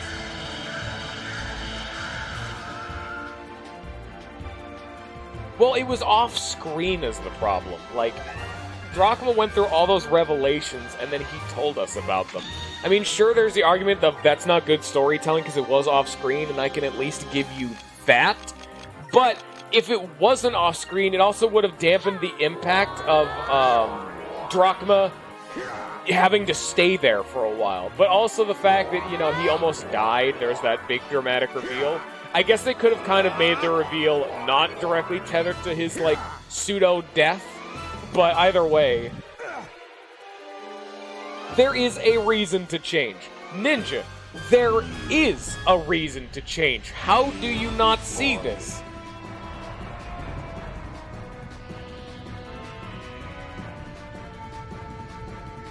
No, it's not only is the fact that the whale is a victim and is uncontrollable, but the fact that the whale is dying. He's already, like, he can't actually even kill the whale. Like, he physically cannot kill the whale in the situation he's in. And then, are you really gonna go out of your way, fix up your ship to come back and kill a dying man, or in this case, whale? Are you really going to do that? He's already dying. What, just so you can kill Steel? Like, oh man, I did it, so now it's genuine. No! That's what I'm saying. There would definitely have been more of, like if Rocknum had survived. That's what I'm saying. They could have done it they could have done it a bit differently, having Rochnum survive. Then Drachma would have had the character of, do I still go after Rochnum after I realize that he's also a victim? I mean, even if there was the change of heart that, like, Rochnum saved my life, and he was also a victim, but then we still need to hunt him, you know, that would hurt a little bit, you know? But we don't get to see that scene, like I said.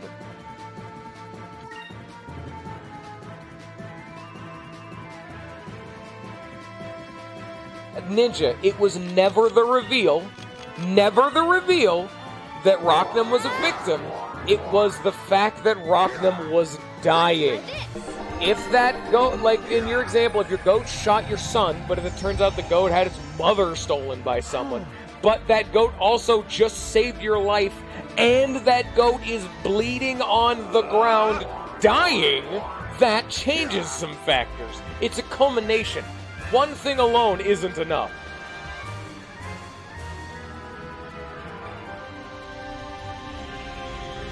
Why does he stay? To honor the fact that he saved Drachma's life.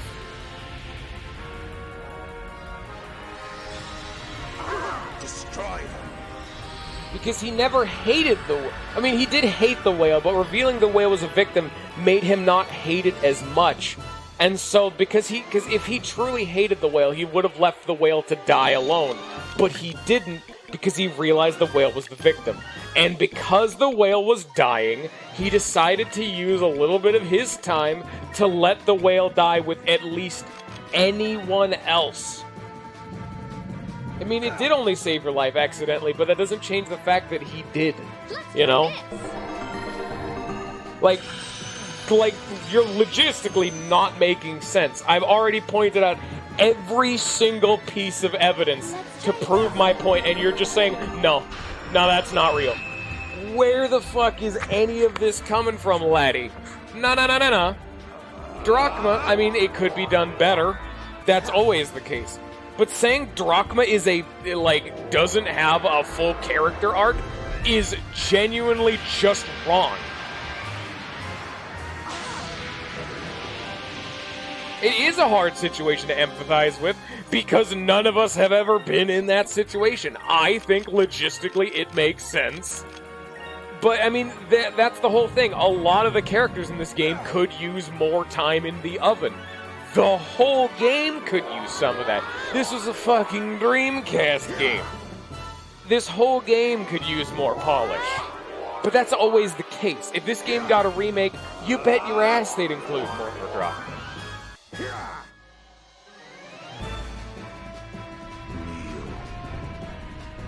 Kneel before me. It does. Where does it betray his character? Like I said, it's a culmination. If the whale was not dying, he probably would have just left. We don't know how Drachma would have reacted to the whale living. And knowing Drachma being so stubborn, he probably still would have hunted the whale if it lived. But because the whale was dying, he said, fine, I'll do what's right. Even if your worst enemy was dying in front of you, and it was dying in a cold, alone, and had no one to watch over it, are you seriously saying to me, after that person just saved your life, and there was all these revelations, you wouldn't at least sit with him in his final fucking moments? That is not a character motivation. That is just Drachma's character as a whole. It's the right thing to do. He didn't even necessarily feel sad about it. It's the right thing to do. And that's fine. You wouldn't. I would. Drachma would. That's fine. You just can't see that, and I can understand an argument for that. But saying there's no reason for it is disingenuous and frankly just wrong. I think Drachma would. There have been multiple scenes in the game of showing Drachma has actually had a heart of gold. He never would have gone back to save them in fucking Valua. He never would have gone back to save them in the desert. He never would have even taken them fucking along. He was really mad about having to deal with these fucking shit kids when they first joined his ship. But Drachma said there's no heart in it, and am I really gonna leave these two kids for dead? Multiple times. He put his own life in risk for someone he didn't know. Drachma had a character arc. It does feel borderline. That's character growth. Drachma at the beginning of the game probably wouldn't have, but he grew as a character. That's what I am saying. He's still the roughshod, like, oh, you know, real rough old man, kind of grumpy. But he has a heart of gold, and he's gonna do what's right at the end of the day. And he's shown that time and time and time again. And that's the culmination of his character arc, is at least being there for someone in their final moments. Even if it's someone he hates with all of his fucking guts. It's the right thing to do, and he thinks that, so he's gonna do it. Because that's how the character builds up. He wouldn't go back to... He wouldn't risk his life to save someone because it's the right thing to do, but he doesn't care. Then it's someone he doesn't know. It's the right thing to do, so he'll do it because it's convenient, because it's more of checking on them, because that's over in Valua. Like, yeah, he's saving a life, you know, fine, alright, I'll do that, let's be nice. And it slowly builds up as the game goes along until it culminates. Because each time Drachma drops what he's doing to go back and check on those... Like, if you remember in the fire area, Drachma even has the mental thought, like, I just left those kids there to die. Or not necessarily to die, but I just left them there for nothing. And then he sees a Valuan armada ship flying in the nearby regions of Maramba. Knowing what that would entail, he drops his search for Rachnam to go check on the kids. That's character growth. He would not have done that at the beginning of the game.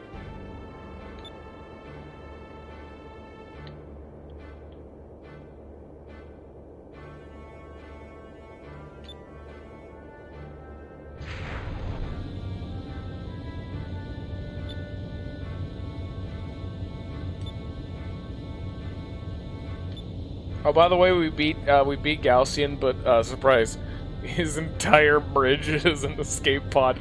Frankly, genius, unless they get into the bridge. But now let's get back to the actual game.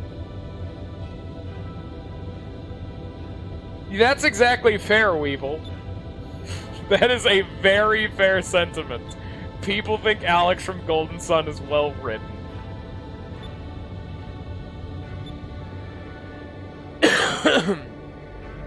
Oh, hey, surprise. Oh, shit, that's what Beliza was doing. She said she had to tie something up, and something's not right.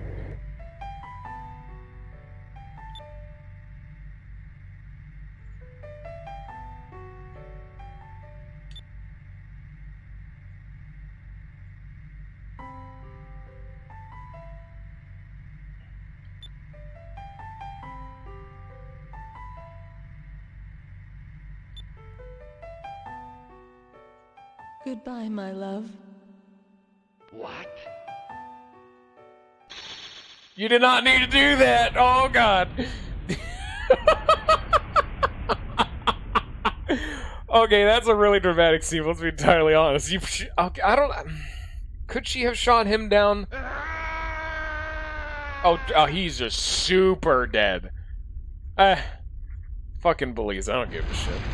We're gonna talk about character writing and fuck Belize. I don't give a shit. Fucking someone finally did it. Bye-bye, Galcian. He is super dead. I don't necessarily think Drachma's arc is better. Enrique's and Drachma's arcs are different, and I can respect that. I resonate more with Drachma's arc, which is why I like that one better, but I totally understand. Enrique's is fucking amazing. Enrique has a great character arc. I like both of them. Hell, I wish Gilder had a character arc, but the fact that he doesn't kind of, you know, personifies the fact that he's... Oh, by the way. Ooh, holy shit, Ramirez is pissed. He's also distraught.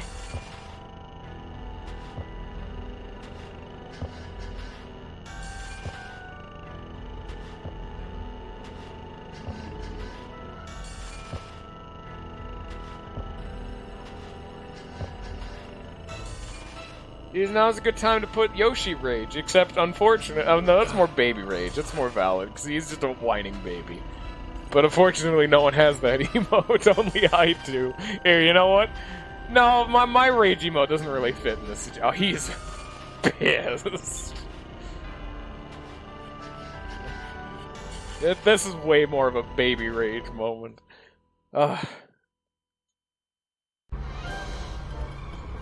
Something bad's happening.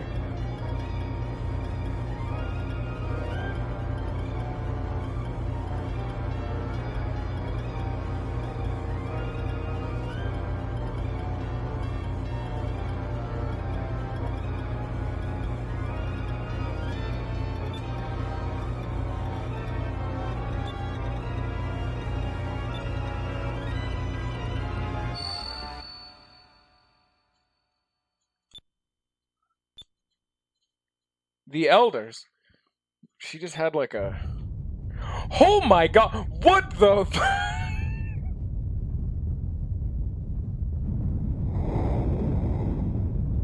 He's supposed to... Ramirez is supposed to be driven by Galcian's drive for power. Like, he thinks Galcian is the most driven person in the world and all that shit. But... Ramirez has a really fucked character arc. It's just not that good.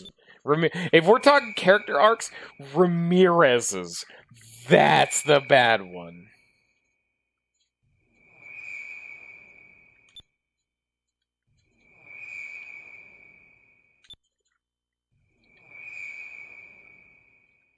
I mean, at least it's weird that these dudes are getting this shotgun character growth, but fuck it.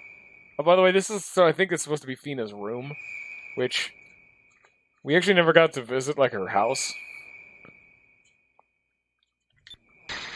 Oh, that's nice.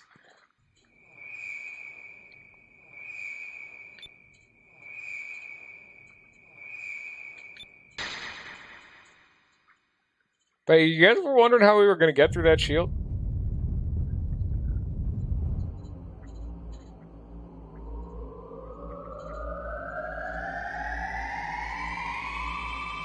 Also, Ramirez is doing some fucky things. You wanna know how you stop fucky things? Yeah, Sylvite Elders have a really fucked character arc. Yeah, go fuck yourself, Ramirez.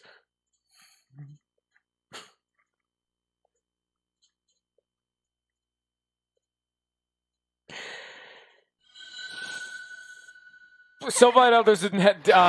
Alex is worse, because Sylvite Elders literally had, like, 2 times we ever interacted with them. Sylvite Elders are more of, like, a plot device. Alex was an actual character they were trying to write to be a good person and fucked up so badly. That's why his is definitively worse. I mean, if they're not trying to go for a character arc, that's fine. Like, Gilder, I still like. I can respect they didn't try to give him a character arc because, I mean, who cares? Gilder is still really cool, and I can respect that he doesn't have a character arc because he's kind of got himself sorted out. And I mean, I guess if they had a character arc for him, we'd have him be stopped, like, womanizing or so lackadaisical, but really would kind of ruin his image because he's very clearly decently on the older side. He's clearly in, like, his 20s or maybe even 30s, but I feel that's kind of too high. But he kind of knows what he's doing in this life. Yeah, they sacrificed themselves to give us a fighting chance. Because to be fair, he was trying to call down the Rains of Destruction again, and they broke the shield, and they stopped both of those things. That's valid.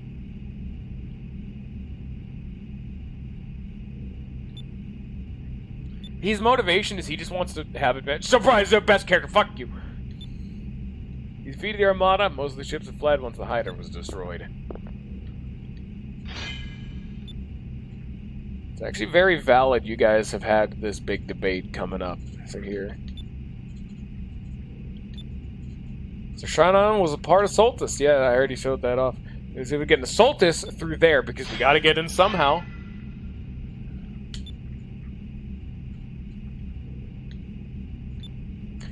So I need to ask you guys a question. Which fourth party member do you want?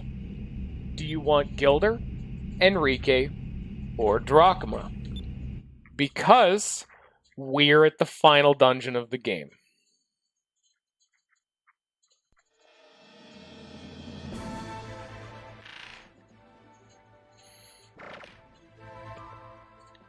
Thank you.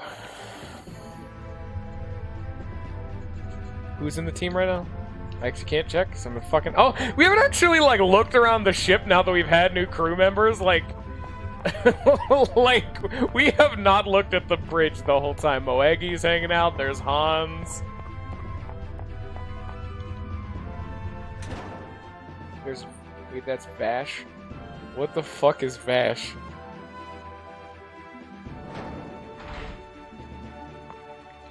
No, don't go downstairs. Maybe downstairs. Maybe down. Nope. I think we need to go to the deck. I believe it is. This is how you. It's really tedious to have to swap characters. But check. There's Enrique. You can talk to him to get him in the party. Yeah, we have Gilder. Okay. Hey, Gilder. Oh, that's exceptionally the wrong button. I'm just gonna... Here, you can have Ika's ribbon and Vice's uniform. There you go. Merry Christmas.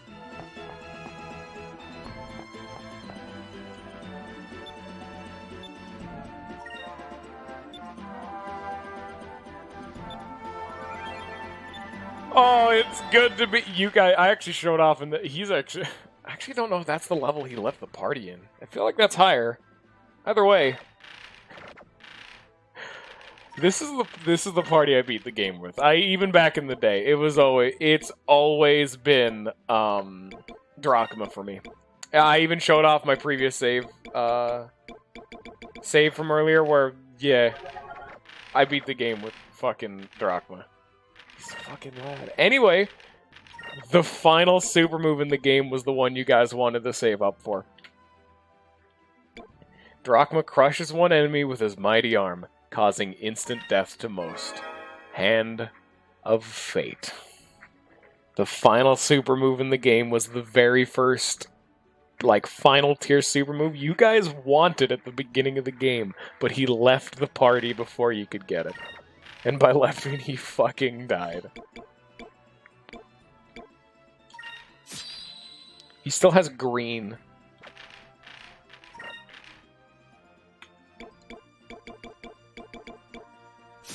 I have no idea what.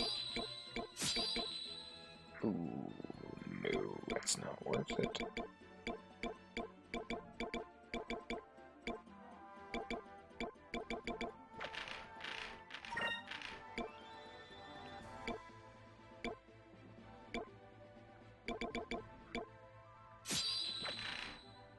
So, I'll ask one final time. This will be the final time in the game. What magic should we use? What should be our, like, magic loadout? Because right now we're purple, yellow, blue, red. We now have a good chance to change up our magic. What do we want our final set of learning magic to be in the game? I can actually show off everyone's levels of magic. Exploration King Vice, yep. So, Vice has yellow maxed. Ica has green and yellow. Fina has green, blue, yellow, and silver. Drachma has nothing. Let me just tell you right now, do not fucking worry about Drachma's magic. Red, yellow, blue, purple. Does that work for everybody? Red, yellow, blue, purple? Red, yellow, blue, purple. So I need to make Drachma red.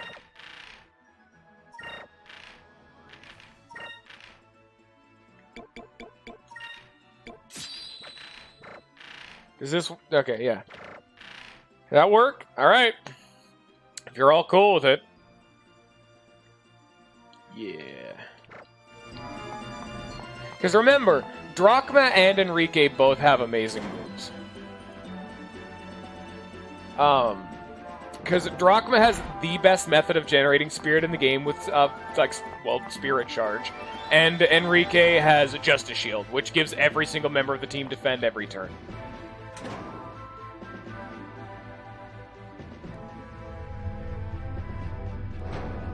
The only one that's not great is Gilder's, because he makes you immune to status ailments. So, like, instant death, but it's typically just worse than Delta Shield.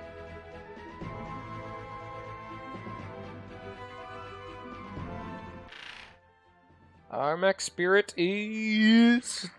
I think that only says 20. Oh, that's not right. It doesn't actually tell us, I think. Yeah, no, it doesn't. I don't give a shit. Yeah, fuck those guys. So anyway, this is the final dungeon of the game. Now, do you guys want to see the super boss, or do you want me to do the final dungeon? Because I'm going to have to go through the final dungeon, then backtrack out. What do you guys want to do? Do you want me to go to the super boss now, or do it along with everything else and just hope? It's not really a super boss. It's a secret boss, I should say, because it's not, like, actually super hard. It's just a secret boss. Super boss? All right. I'm actually glad you guys picked that, because that gives me more time to fight random enemies.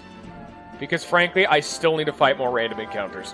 Which is why I still have Vice with the black map, and why I'm not hovering above the sky. I need more random encounters.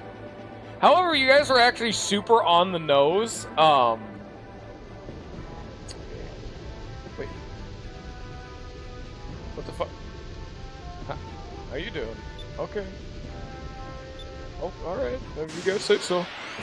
I guess there's Gilder's ship. There's the Claudia. I'm glad you guys picked this. This gives a chance to fight more random encounters.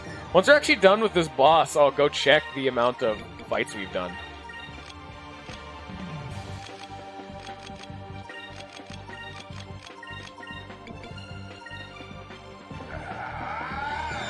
Look at him.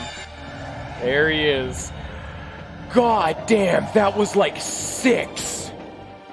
Oh, what were we on the nose about? What are you talking about? On the nose? I've never said anything like that. Oh, do you guys also want to see the Vice's ultimate weapon from the base, guys, of Arcadia? Anyway, here's Hand of Fate. I just wanted to show it off. It's the one we've been all waiting for.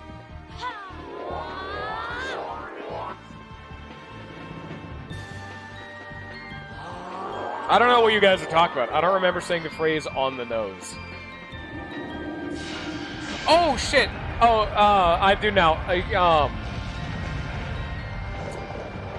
I actually specifically asked where do you guys think an optional boss would be, and Weevil was on the nose about it being in the Dark Rift. That's not an attack. Drachma. That's not an attack. Oh, I'm glad to see we waited for that. Holy shit, dude. Oh, that was so good.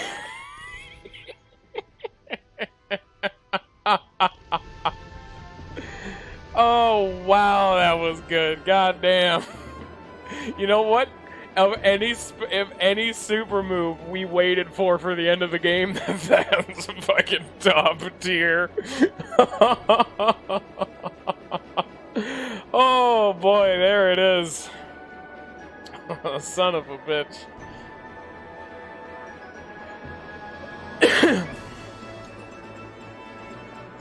We need to find more encounters. I have the fucking black map on. Hey, there's the Dark Rift. Yeah. What would you guys really ever think to? You specifically have to beat Galcian. Once Galcian dies, that not even being able to enter trigger, it's Galcian's death. That's what triggers the ability to enter the final, to unlock this boss. But in normal play, would you guys ever think, after beating Galcian and unlocking Solstice, to go back through the Dark Rift? Why? There's nothing in... The only time... Actually, the only time you'd ever think to do that is if you didn't have all the crew. which I actually didn't. I got up to the final boss in the final dungeon, and I unironically did not have Robinson. And he's the crew member you get in the Dark Rift. And you know what? I still did not find it. Because of where it is. Because to get Robinson, I just looked it up, and so I entered through the main way to get there. I still never found it.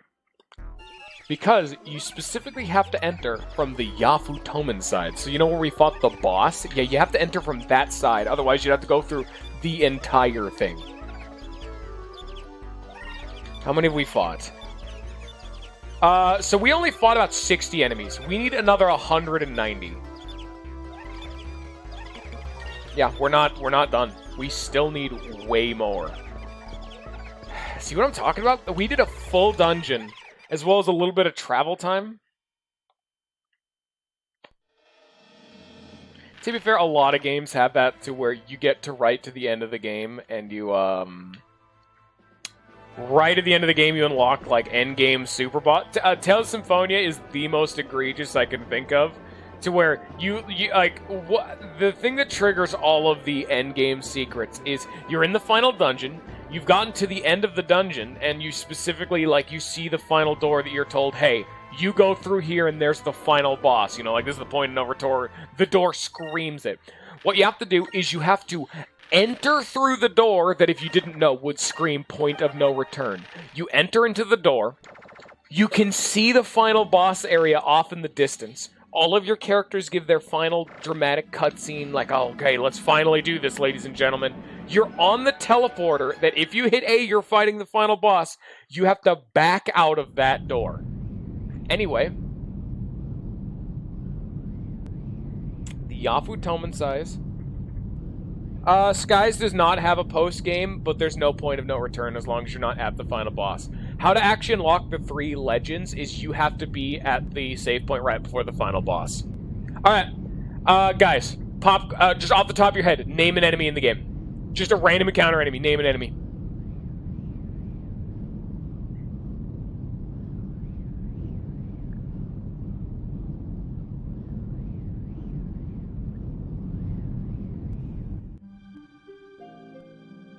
You guys guessed. A looper.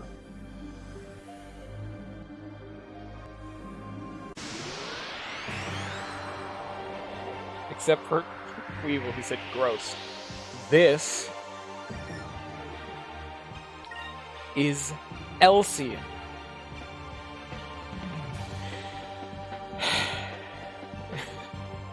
Now, there are a lot of theories as to what this actually is. A lot of people think this is Gaussian Reborn. Look at that damage. It only spawns.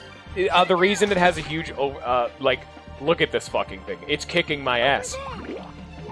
A lot of people think this is actually just Gaussian, like, Reborn.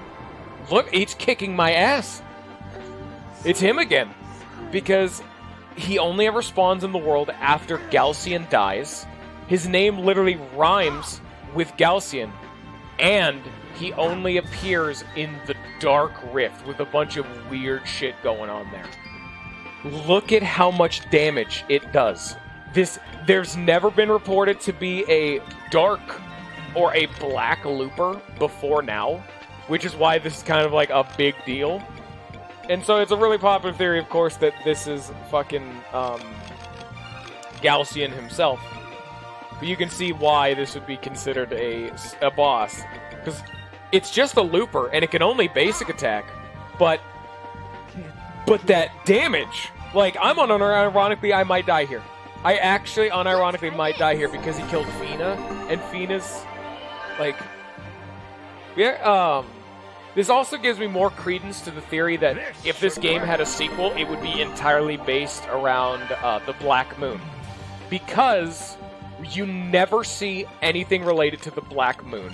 Because the Black Moon supposedly doesn't exist. But there's Black Moon stones. There's multiple theories in the game pointing to Black Moon being a thing. But the Black Moon is never talked about in the game. It's only ever hinted at, and it might not even exist.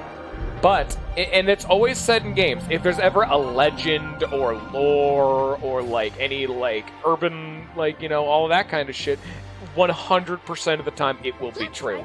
Except they never talk about the Black Moon in this game.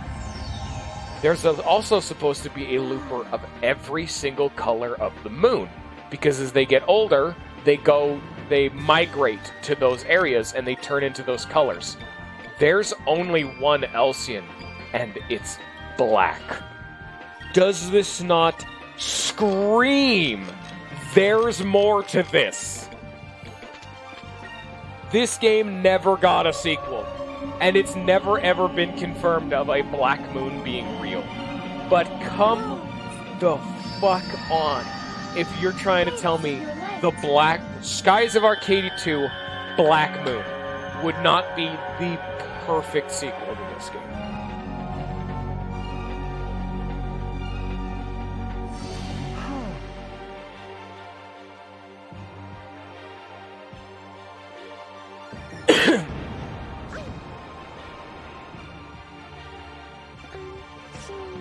Yeah, he's absolutely whooping me. I've never actually fought the Elcian before. This is also the best place to grind in the game. One of the places to grind in the game is the Looper Land, as it's referred to. It's right next to the Looper Nest. I actually checked there off screen. It typically gives you about 1,000, 1,200 experience points per fight, whereas normal enemies give you about 700, 800. But the Loopers typically die in one hit. The other option is the Elcian, because it's the strongest enemy you can actually like fight in the game. But actually killing it is a pain in the ass, you know? A remake would probably be better. I almost don't even want to say a remake, just remaster the game. Doesn't even need to be a remake. It could be I mean, this game needs a little bit more. Like, obviously, as we've talked about, Drachma could use, like, even one more cutscene. Just the tiny bit to get over that hump. Maybe a little bit for Gilder. You know, maybe polish up some of the side quests or some shit. Small stuff. Like, no strategy exists from the wiki for fighting this guy with Drachma. Guess what? I don't need a fucking strategy. He just hits like a fucking truck and you just do it. Oh, wow, this is gonna take a while. Holy shit, I might need, unironically need prophecy for this fight. Oh, God.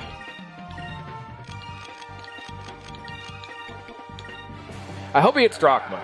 Because if he hits Drachma, Drachma's guarding. Dude, that's Drachma's role. Drachma is a focus bot. Oh no, it can run away. No, stop that. Here goes. Like, if you make that sound like it's a bad thing, like, oh, Drachma's just a focus bot. Like, focus generation. That's literally his best role. He's the only character in the game to be able to generate more focus than anyone else. That's unbelievably strong. There's a reason I beat this game when I was a bad kid who didn't know what I was doing by using Drachma. Because guess what, buddy boy? That's nutty. That's dummy thick spirit generation. Look at this. Boom! We went up from 6 to 12. He generates 6 spirit per turn. That is fucking insane. I can totally understand why people would use Enrique, though. Like, Justice Shield to make it so make it so Fina doesn't get one hit's totally understandable. Or, you know, you could just use Drachma and get enough spirit points to be able to use Ryzelem every turn. I might be able to confuse. Actually, no, I don't think I can confuse it. Maybe. I didn't have Ica attack it. I don't know. It's time to use prophecy. Fuck this shit. The power. Drachma's very confused.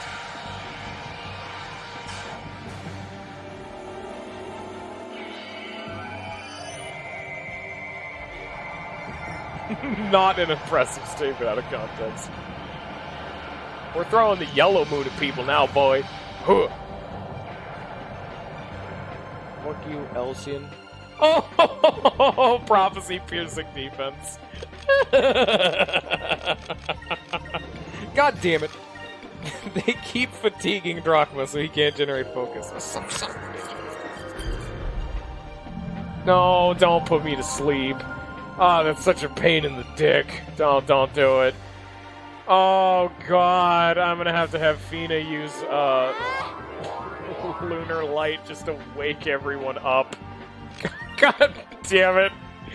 Oh wow, I'm very scared of this fight because I didn't save. I didn't think this would be this hard. This fight's actually kind of intimidating because he can put everyone to sleep, then one hit, and he can run away, and I really don't want that either. I don't have the Warrior's Heart, so I'm actually generating 2 less focus in between turns, which really doesn't sound like much, but dude, just equipping an accessory that passively generates you two focus per turn, that's money. You know, it's much more money than, you know, being immune to instant death or take less damage. Yeah, fuck all that. To be fair, Spirit and Focus is the engine of this game. Generating 2 like, I have had times where those 2 focus would determine a prophecy or not.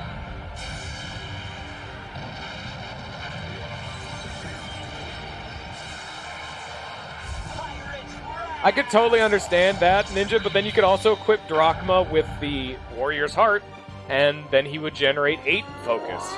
And it doesn't seem like much, but in most fights, I typically have Aika and Fina focusing anyway. So why would I bother having them focus? I can have Aika or Fina doing something else, and have Drachma become a charge bot. Like, oh, let's say I'm in a fight where Fina gets 1 hit. I can then have Fina defend herself, so that way that would still be an option. And I mean, it's probably not better than Enrique's Justice Shield, but let's be entirely honest, that thing's broken, and I'd probably not want to do that. let's be entirely honest here. Maybe I don't want to do that strategy. I'm not an asshole, probably. I mean, statistically, I am an asshole.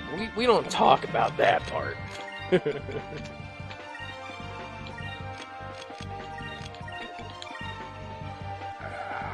Yeah, it really depends. Like Enrique's Justice Shield becomes stupidly good if you have the Warrior's Heart. I think that's what it's called, actually, because Justice Shield only costs 3 or 4 focus per turn. If you just think about it as the Warrior's Heart cuts Justice Shield's cost in half, or by 2/3, that is unbelievably good.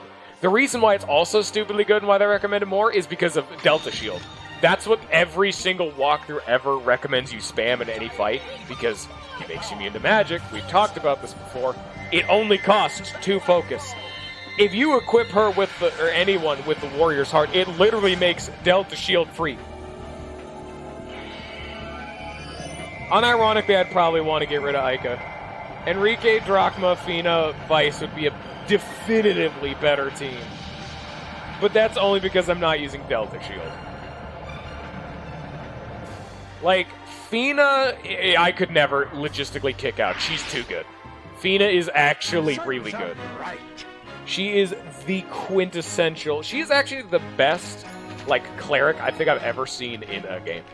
Just because I've never seen a game give you access to, oh yeah, I just don't deal with any mechanic in this game. Because it's a full heal, it cures death, and it cures every single status element in the game across the entire party, and it's not even the most expensive move in the game.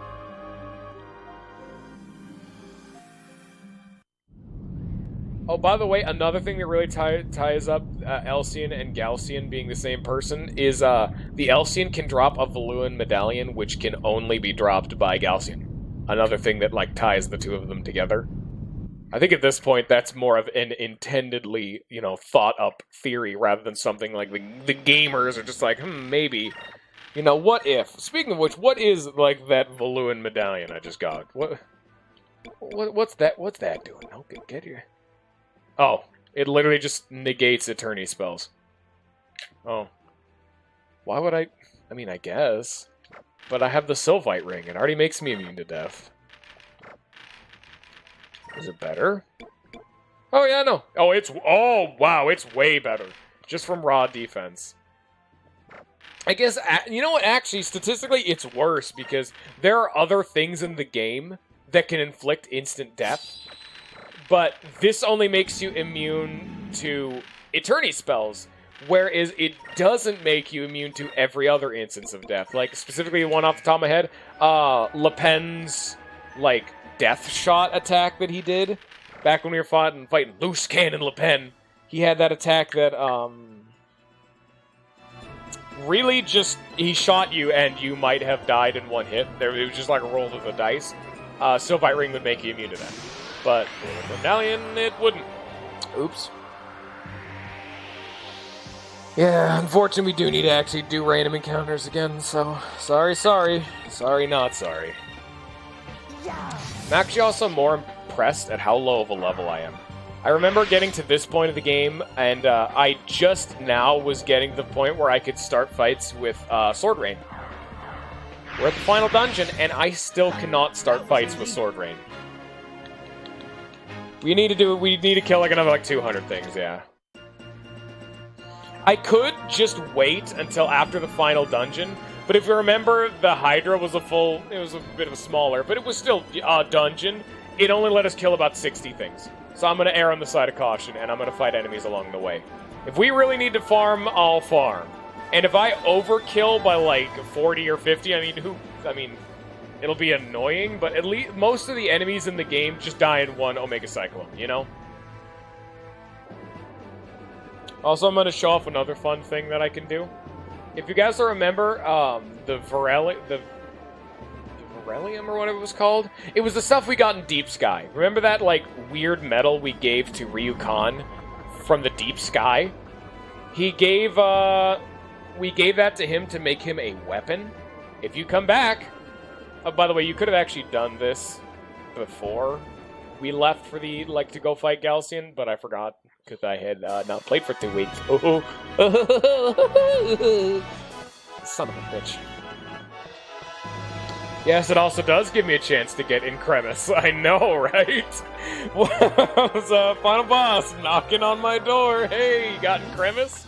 No? Oh, that's just too bad now, isn't it? God, I don't know how much I grinded as a kid. I remember getting Drachma to have all of his spells. What the fuck did I do when I was young? I have the finest blade I've ever crafted. I present to you the Vorlik blade. This blade is crafted solely for you. I've customized the guard and pommel to fit your hand. It's my finest blade I've ever crafted. May it serve you well. Now, in the base game, that is the ultimate weapon. But there is one stronger, but I'm not gonna... I mean, you can kind of infer where that would be, but in normal play, this is the strongest sword in the game. A masterpiece of the legendary swordsmith Ryukan, forged from Valorium. Look at that accuracy spike. Damn. Unfortunately, we do lose the Soul Blade. That gives us a chance to one-hit kill things. That did actually happen when I was farming random encounters. It was really rare, though. It was common enough to where it was actually happening, but rare enough for me to forget that it could happen in between each time it happened. So every time I was like, oh shit, yeah, that's right, it can do that, can it?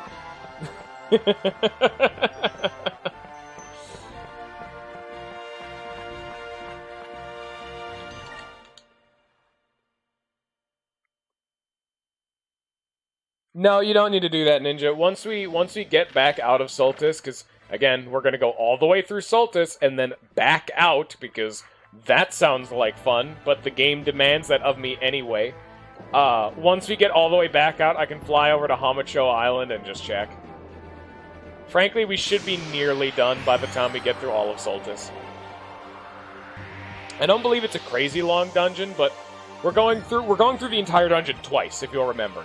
Technically, we're going to do it 3 times, but by the 3rd time it won't matter, because we'll have already done it. But we are going through the entire dungeon twice. Also, by the way, this sword looks really stupid. If we get a chance to look at Vice's sword. Come on, give me his. That was easy. It is a fucking cleaver! Damn! I mean, we can... What do you need to be counting? How many enemies are in each fight? Because I'm killing all of them. Every time we kill an enemy, increment the counter by 1. You can typically just every time we get into a fight, count the amount of enemies. That's all you need to keep track of. Because we need to kill a total of 2,500. You can't see the Vorlic blade, but it's fucking huge. See, there's 4 enemies here. That's 4 more. Like, you look at, like, damn! That sword is, like, too big for he boot. It's, come on, man. Put that down. You're gonna hurt yourself. God damn it, these Brussels sprout motherfuckers are, like, immune to fire. Oh, and they have high evasion. They might run away. No, they might run away. I need to kill you. No, they're trying to run. Why does this animation take so long? God damn it!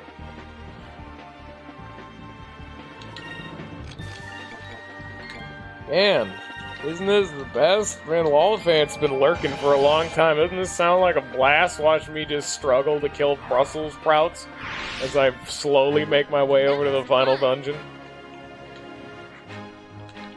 I did it, yeah. You don't need to keep me constantly updated. Just tell me when I'm about done. Like, when I'm leaving Soltis, then you can tell me. They can't run. Oh. Oh, yeah, that's right. I forgot the black map makes it so they can't run. Neat. Even if I actually don't have, even if I don't have enough enemies, I actually want to show off. That would give me a decent chance to show off, what's it called? The Looper Nest. Because hopefully I'll have leveled up enough to be able to start the fight with Sword Rain. That's the best place to grind in the game. Elcian, statistically, Elcian is probably a better grind, but they're very close. Like, people crunched the numbers. They're very close. They're almost equal in value, but you have to kill the Elcian, you know? And the Loopers all just die in one hit, because it's not like Sword Rain can miss.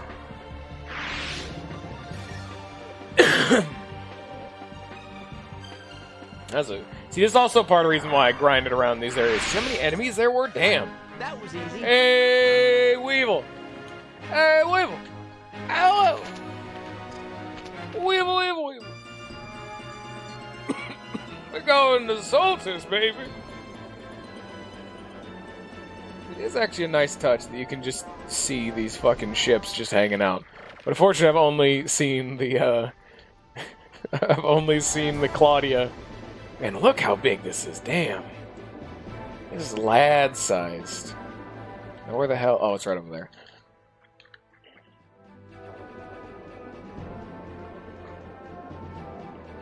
Do you ever think it's fitting? The final dungeon and the first real dungeon of the game, aside from the tutorial ship, is the same thing. Shrine Island was the key to it all.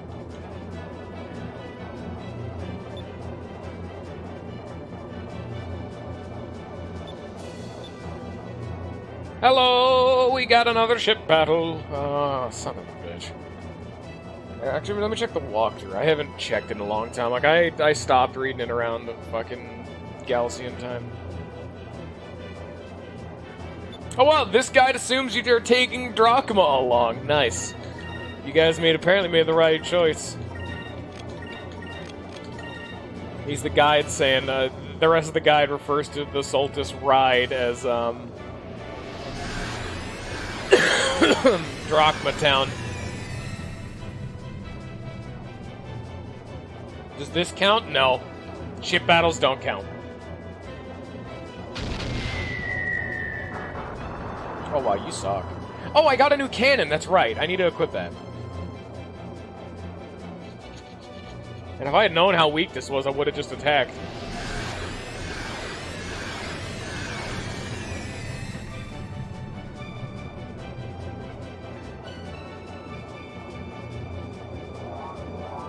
This really is just the Death Star. This gives you a more proper example of how big Soltis is. Look where we are right now.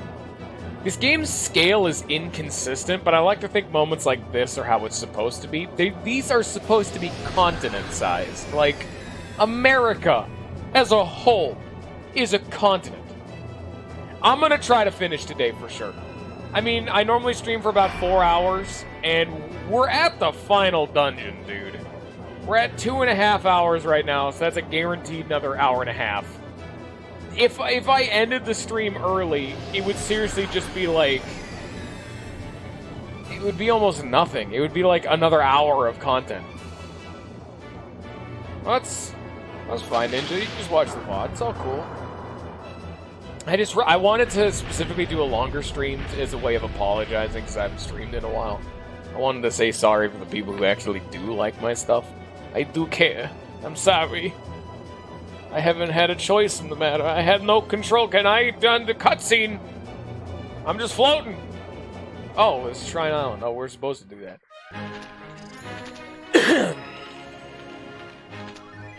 Nice. Oh, we got a moon gun.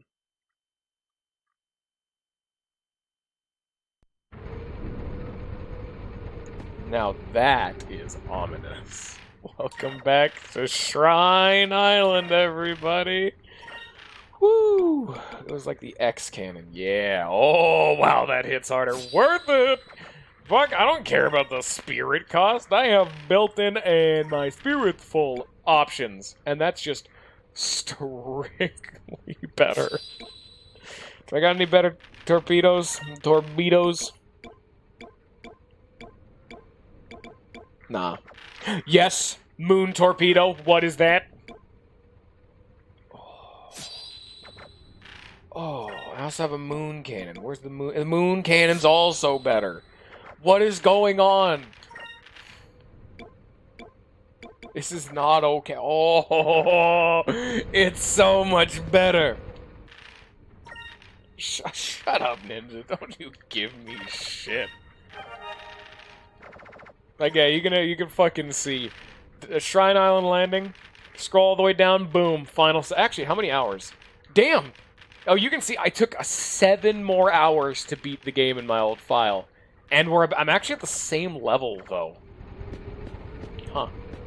I beat the game 7 hours slower, but I was the same level beating the game as I am right now. That's because I'm being more thorough in this playthrough. Like, you can even... Oh, there's even the old treasure chest from way back on the old I could have kept that around. I could have not picked that up, that one treasure chest to be spicy. That's what I'm saying, I'm being more thorough. And that is the amount of treasure chests.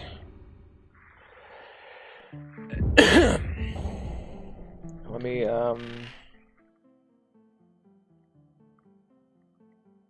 I'm just skimming the guide just to make sure. Shrine Island. Oh, wow. Oh, the final 2 gems are here.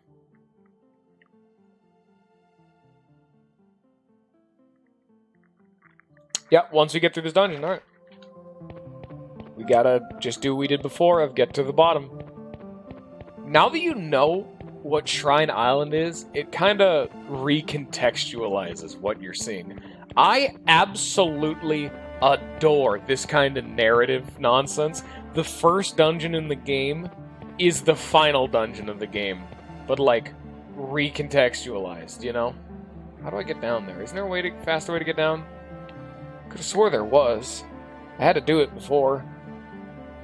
Walk over there. Oh, son of a bitch. Maybe I will have to go through like an outside section. Pupil gun. Can I walk across this? Oh, I can. Alright. That's much more convenient.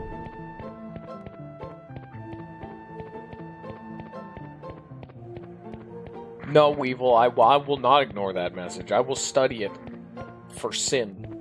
Which is what... Hey, there's the Guardian. Remember this thing?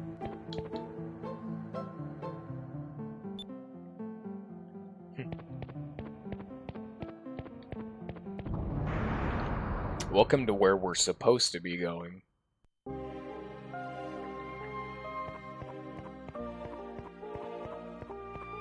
Soltis is fucked.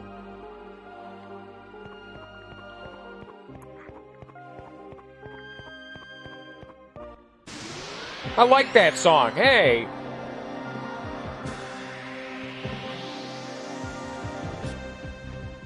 I remember this dungeon being super tedious just because it takes a long-ass time.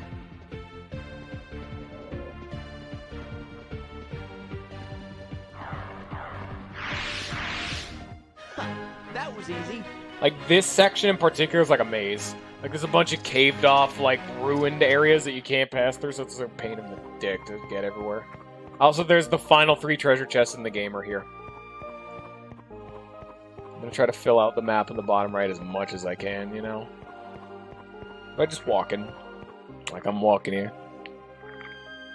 See, there's a... Each of these sections is cordoned off. So coming to this middle room is typically pointless. Except for when it isn't. I'm gonna have to, like, fill in the map as much as possible to find my way through here. I could just use... Oh, yeah! This is one of the enemies I fought when I was floating around trying to farm enemies in Pirate Island. The Draco Slith. Here goes. This dude's fucked, ain't he? Luckily, if you actually spam bait... I think that's how it works in this game, but if you confuse an enemy, that, like...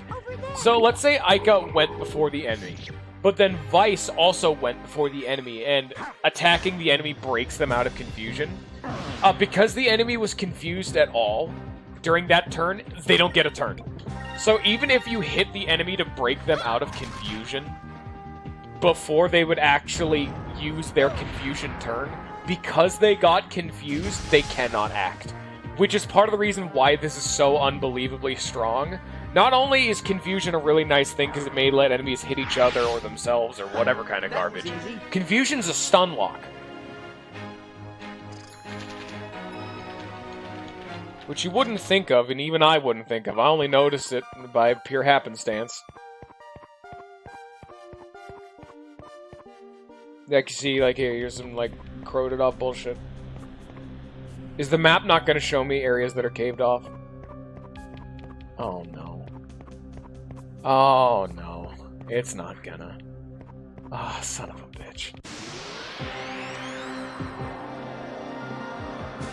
Come on, map. Really?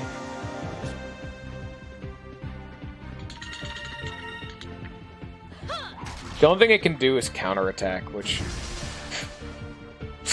is still technically is attacking and is annoying, but I mean, I am stun locking it, so I don't actually know what this thing can do because it can never attack. Ever. Except for counterattack. Shut up.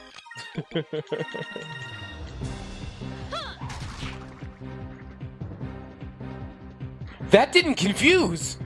What? This thing is supposed to have a guaranteed no matter what confusion chance unless the enemy is immune to confusion. This enemy is clearly not immune to confusion, but it didn't work. Also, we just got another defensive aura. Wow, that's good. Wait, oh no, I was thinking a Constitution gem, never mind. Defensive aura is what I had on Gilder before. Yeah. It's before I found the second Sylvite ring.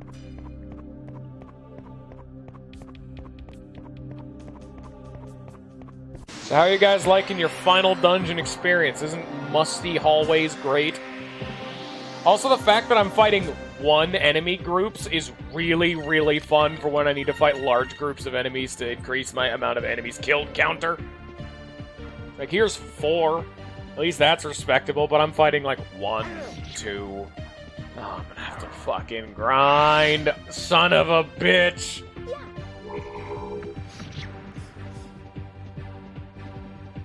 He running.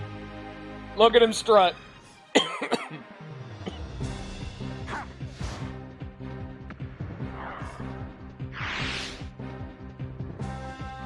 Cool.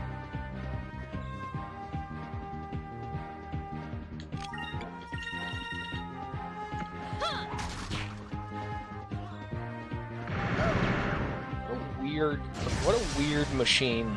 I confused it. My phone's dying. Nice. I'll deal with that later.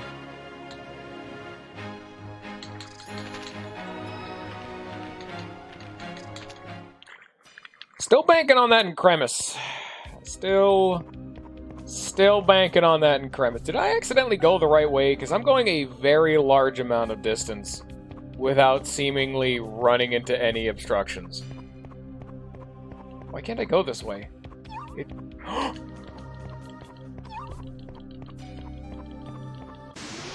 Cupel, you son of a bitch! You tell me where that is right now! It's in the maze section, too. Great. Oh, what the fuck is this? The Garagador. Garagor. This is a fucked creature. I'd hate to see this in a dark alleyway at night. I'd hate to see this in real life, period.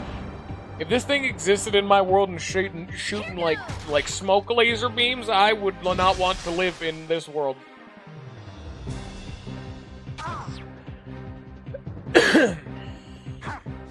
Bat.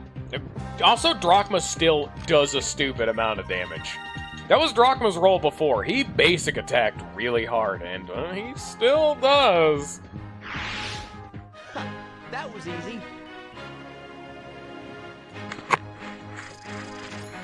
How do these things stay alive down here? Magic. They eat each other. Everything down here is a carnivore. Now, I gotta go back. Where was that Cham?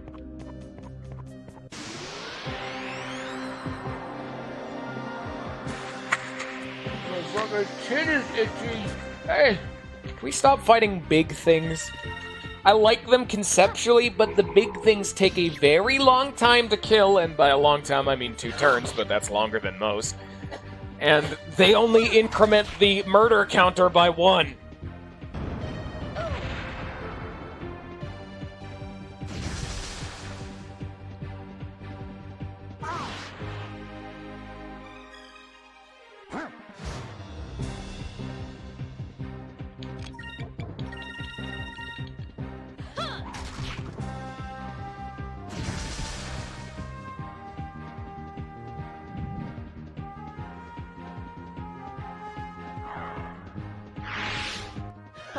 That was easy.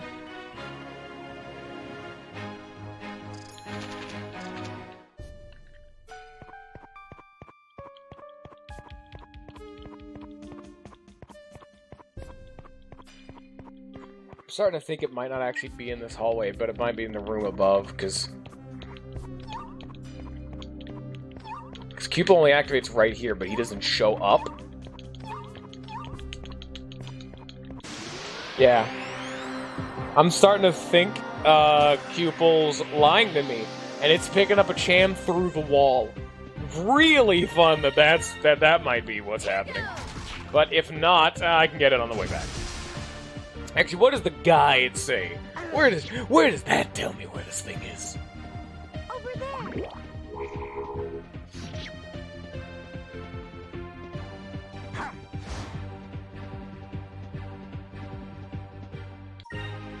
Yeah, no, the guide is specifically telling me there is a specific path to reach a Cham. And then, yeah, great. Hopefully the whole maze thing really just fucks off. It's so uneloquent. It's such a brutish way of putting it, but let's be entirely honest. Am I wrong? Am I wrong of saying this? I know, right, Ninja? This is not a good time. I'm gonna have to grind out like 100 rand. Luckily, Maramba typically had meteor amount of enemies, which was a good time, but... son of a bitch, you know? Yeah, I'm thinking the Cham's over here. I have to keep the damn black map equipped, too, which is so much worse.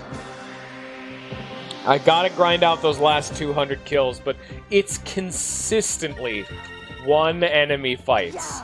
I'm not getting any of the groups of 4 like I was getting before. I'm getting 1 enemy. It is really the problem is that they're not threatening enemies, but this is the problem I had in Epic Battle Fantasy. These enemies aren't threatening, they're just so tanky, they just take a long time to actually kill. And I mean, that's fine as an enemy, but in, like, minor abundance, or, like, preferably not the only kind of enemy you can encounter, because this takes forever. At least, I mean, it takes around the same amount of time with multiple enemies, but at least with multiple enemies, you can see a fight, and, like, I'm killing things, and, you know, stuff is happening. But with the big dudes, it's everyone basic attacks, and then you get a pirate's wrath. And then the fight's over. It's literally, I'm literally just mashing A to win. That is the cardinal sin of every RPG. They always get mad at you for that. Where is this jam? Give me this. There we go. Oh, one more. Okay, now they're telling me to go leave this area because this section apparently sucks. Go north-north. Bam. And then the other jam is not in the maze. Oh, spooky.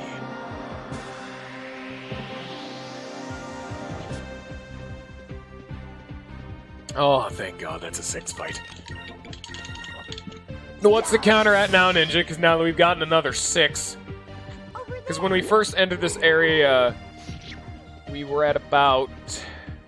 What did you say? Oh, you're at about 161. 151? Yeah, that's concerning. This is a whole maze section. Give me 10. Great. Classy.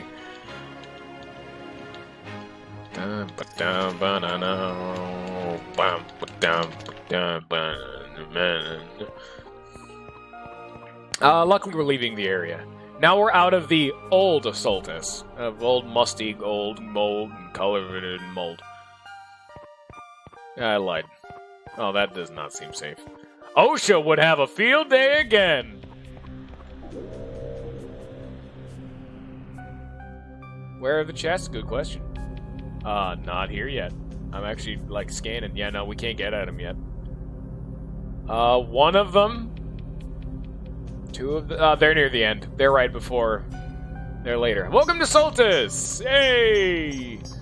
There's the actual final dungeon. Hold! Where is it?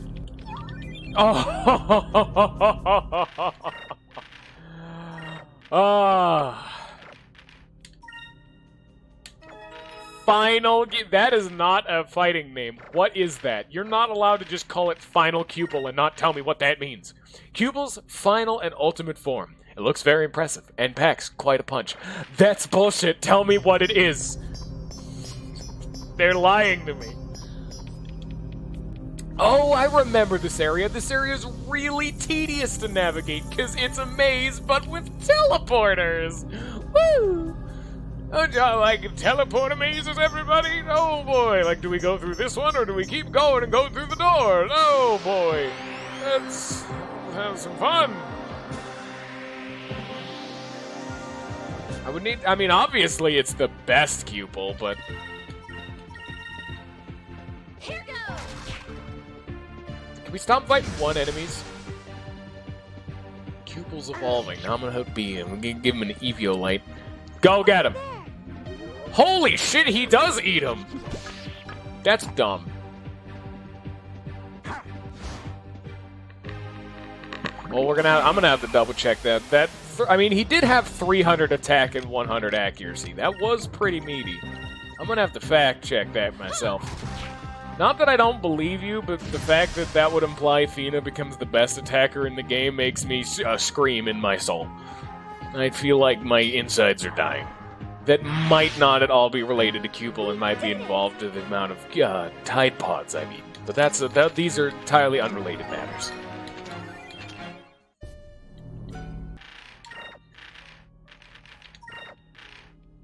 Yeah, 202. Damn, you're totally right.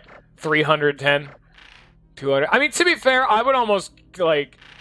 Okay, to be fair, I would say the best weapon in the game is Swarmorang. That thing is stupidly good. Just the fact that it's a confirmed confusion into stun lock on most enemies. That is one. Put the little 2 red there. There we go.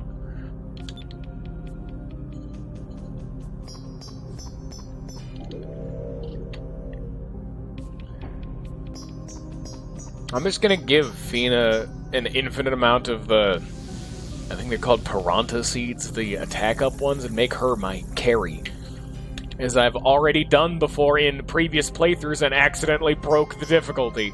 Oops, I've ruined the game for myself. Anyway, Ninja, what was that you were saying about hating 2D maps that convey 3D space? What was that you were saying? I don't know what you're talking about. I have no idea where like such a problem could come in. Oops.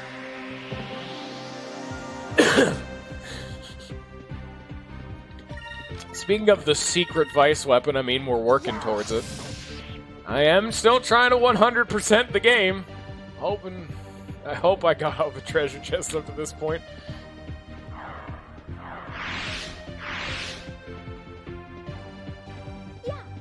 Nah, this isn't Vice's best weapon. I mean, it is his best weapon in, like, normal play, but to be fair, you probably would not get Final Cupel in normal play either. Because unless you know where most of these things are, you just wouldn't get them. Some of them are so out of the way and asinine to find sometimes, you wouldn't logistically find them in, like, realistic play. So conceptually, yeah, but eh. It's effectively a super weapon, you know? Yeah, I mean, to be fair, Cupel earned the right to strut, but he also is attached to Fina, who should never be attacking.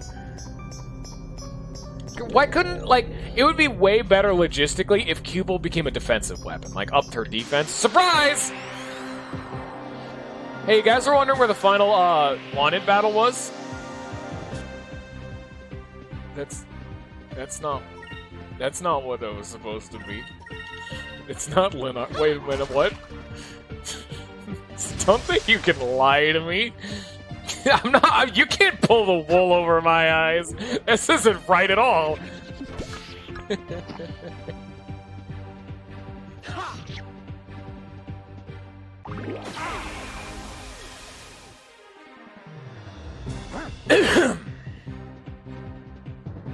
Now, I understand that it was a good weapon and had 500 power, but I'm saying if they wanted to make Cupel upgrading actually a relevant mechanic, they should have had Cupel give Fina more defensive stats. Because Fina is almost 100% of the time the squishiest member of the party phrasing. The squishiest member of the party, and so she just gets murdered. The only other one is like Aika, but even Aika has more bulk. You can see she has a decent chunk more HP. It's not much, but it's still a decent chunk. It's definitely no Vice or Drachma, but that would have been a way better way of executing it. Now we're fighting the thing. This is the final wanted battle. Dan, did you guys really think the final Sylvan Bane was gonna be anything else but a booby-trapped treasure chest in Soltis?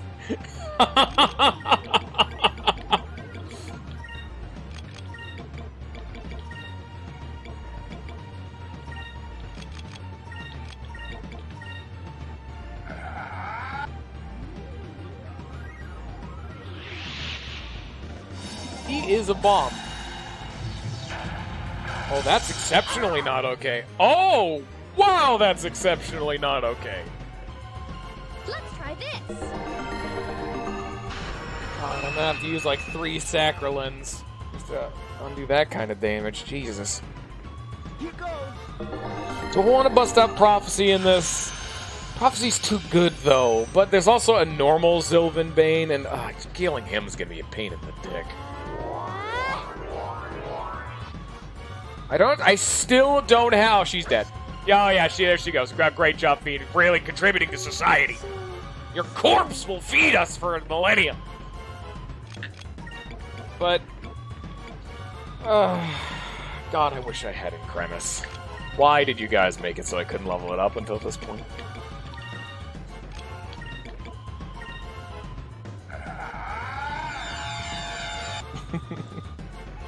This is the equivalent of, I'm gonna tell my dad on you. I've been bullying this group of bandits, and then I had to go tell Daddy Owen to go and beat me up. This is a wanted battle, and there also hasn't been a save point for this entire dungeon, so I am mildly concerned, to say the least. Don't do it. Okay. That is very intense for using an item. That is a very... Holy shit! Okay, it has earned the right to be that intense. That gave him quicker increm and regen. And it is better regen than I get. That's 500. We get 200. This dude's broken. Someone report him. He's cheating. Okay, yeah, we're gonna have to go hard on this one, aren't we? No. They're the fucking glyph of mites.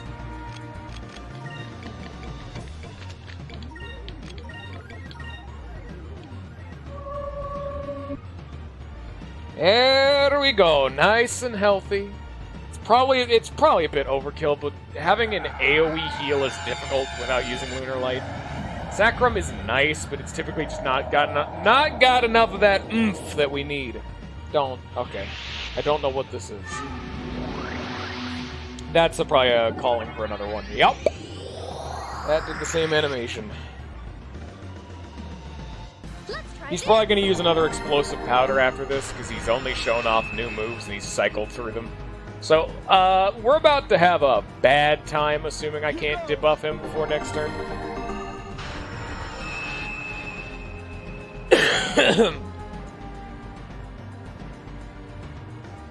Oh yeah, I'm going for Prophecy. I'm saying fuck it. I could use Sword Rain, I totally could, but I'm just gonna not deal with it. You know?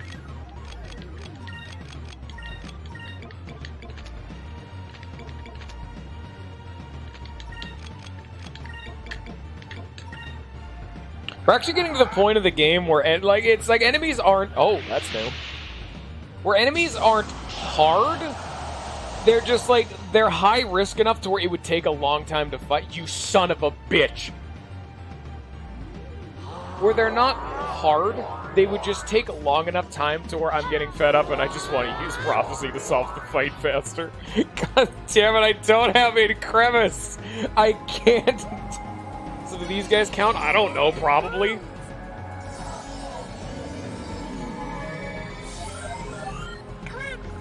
That is a lad-sized Cupid. This Sylvan Bane is actually competent. I mean, I would assume, like, Ninja, I would assume, you know? Do I want to waste a turn going for... I'm just gonna Prophecy. I don't have, Vice incremed, but... I mean, Ninja, I would say yes, because I'm killing them. They're dying. Just, I guess. God, I wish I had that Warrior's Heart equipped. Whatever it's called.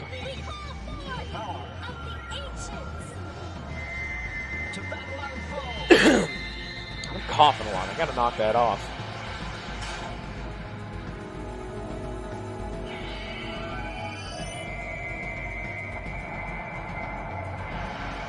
It's effectively said at this point, Ninja, I'm gonna have to grind out like 150 enemies.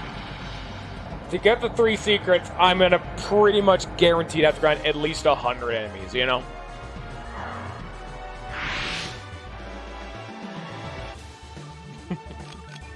That is true. That is very true. Here, let me... Oh, you're dying. No, god damn it.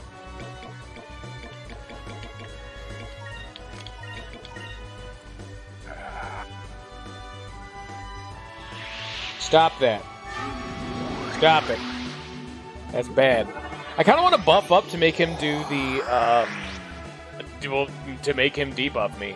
He's probably going to have to use the medicine box again.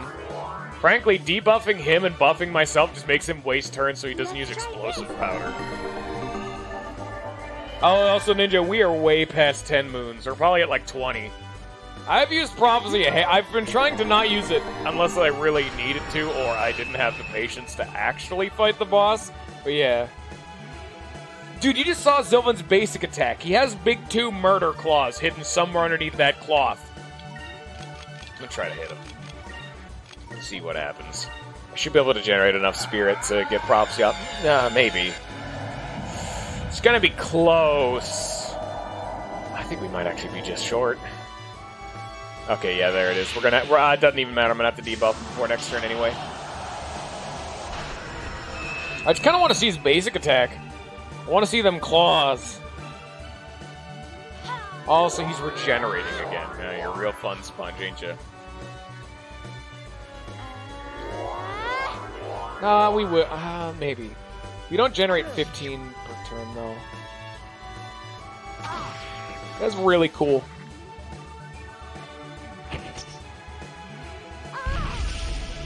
Oh, that has AoE, damn. How have we gotten this far into the game and we've never seen that burst is AoE? Or at least at the point that I remember it.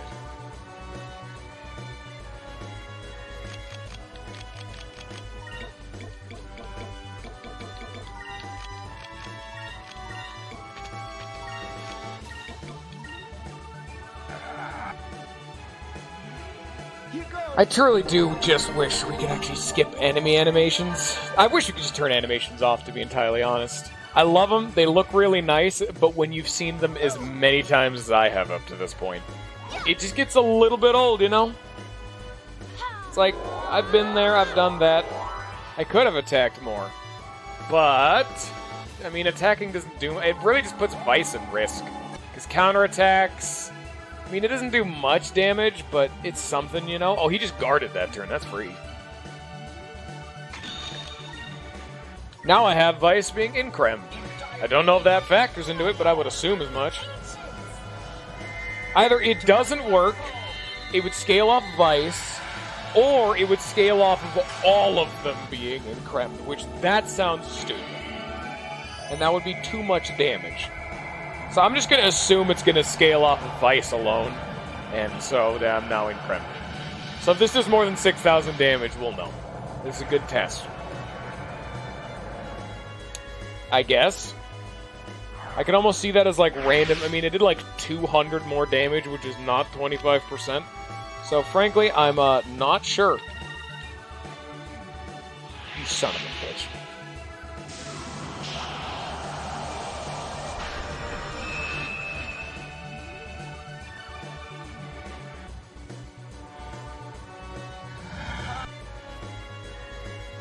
Oh, is he dead? Hey, there we go. All we need is one more treasure chest, and we backtrack out of this dungeon and go do the 3 secrets. Boom. God, I'm still only 50. Oh, he got away. Orb of Serenity. I really wish there was a save point. I'm still a little concerned if I somehow died. I don't know, Final Fantasy II has put the fear of death into me for that kind of nonsense, you know? Oh, no, that is a dead end. Apparently this entire...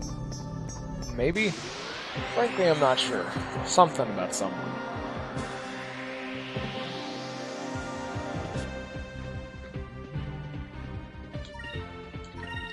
We are near the end of the dungeon, though. It's literally the maze section, a couple hallways, then you're in the teleport section, then you're at the boss, you know?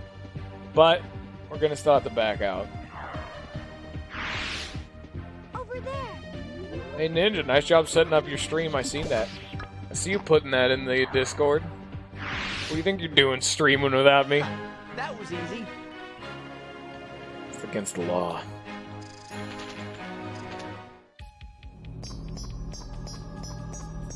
Please give me more of those fights.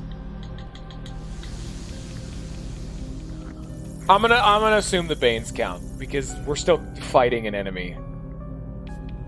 You know? Oh, there's a door right there. Hello. Or did I come from this door? Maybe. Not sure. No way to know. I came from that door. We made a full loop. We fucked up somewhere. Maybe. I don't know. Welcome. Isn't this fun? So I fucked up somewhere. I have walked in a straight line. See, there's only one teleporter. Okay. So I only have one option. There's no door also. Alright, cool. There's nothing over there. Okay, so this is a straight line again.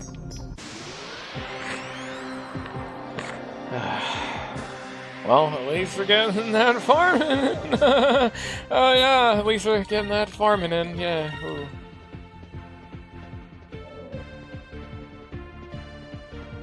That's 4 more. That was easy. Remember, imagine if I hadn't known about the fights in advance, and I hadn't thought to check, we would be at about 1,800 right now. It was bad when I first checked. Okay, there's a door right there. And there are 2 teleporters. Okay. I've been in this room before, alright. I'm gonna go on the first teleporter. This is the only option I've definitively been given. We're gonna go on teleporter number 1 and see where that takes us. It's another 3.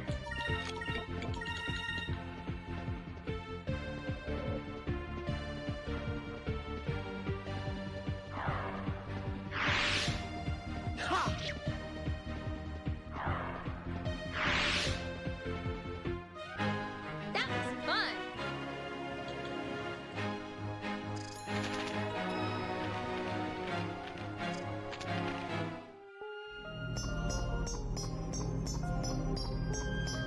Right. There we go.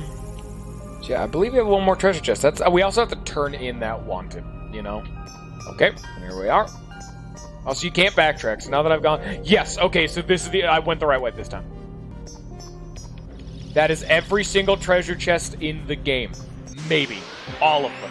There we go. Now we leave the... Do we leave now? Sylvan Bane. The Orb of Serenity. You grab a Moonberry. Then there's a teleporter leading up to the final boss. Yep, we leave the dungeon now.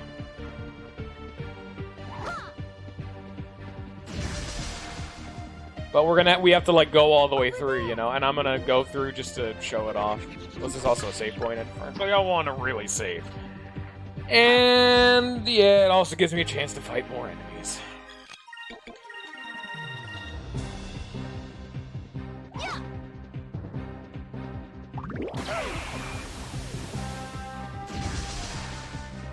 It's probably gonna take us like 20 minutes to grind out the enemies, though.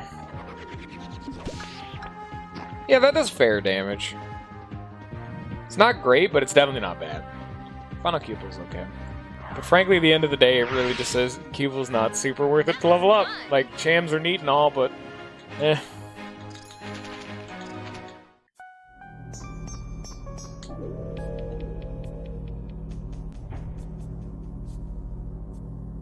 Yep, okay, only 1 option. Remember, it's teleporter number 1 to get to the actual boss, because Sylvan Bane was not the correct way to go. That's for damn sure. There's a teleporter right there. Oh, we're at the top now. Yeah. Impressive!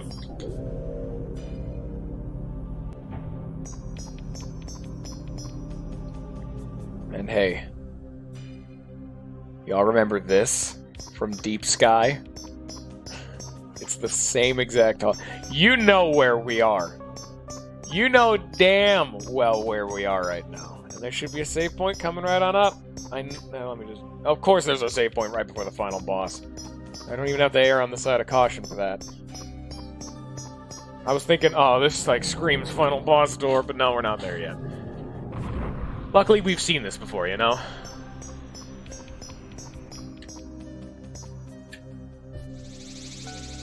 Save point. Where's the save point? Oh yeah, this is it. This is where that other save. All right, there we go. So, right before we go do the 3 secrets and actually finish this off, I'm gonna go to the bathroom. I'm gonna go get something to drink. Everyone, take a brief break. Give everyone a chance to do what they need to do. I'll be right back. And when we get back, we'll grind out another fucking 100 enemies and then beat and complete the game. I'll be right back.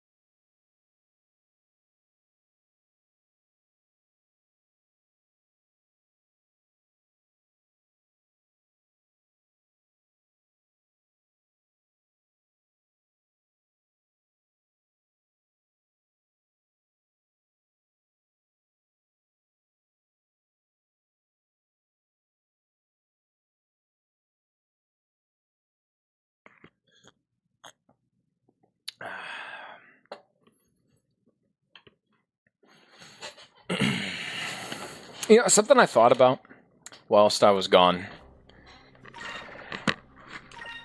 I'm gonna put that right down there. Okay. Something I thought about while I was gone is Admiral Alfonso died in the Rains of Destruction on Valua. Admiral Gregorio died at the hands of Galcian. Admiral Galcian died at our hand. Admiral DeLoco died when his ship fell below the deep sky. And I believe that's it, right? And Admiral Beliza died taking Galcian down. There's only 2 left. Ramirez, who I'm pretty sure is gonna die at our hand, and Vigoro.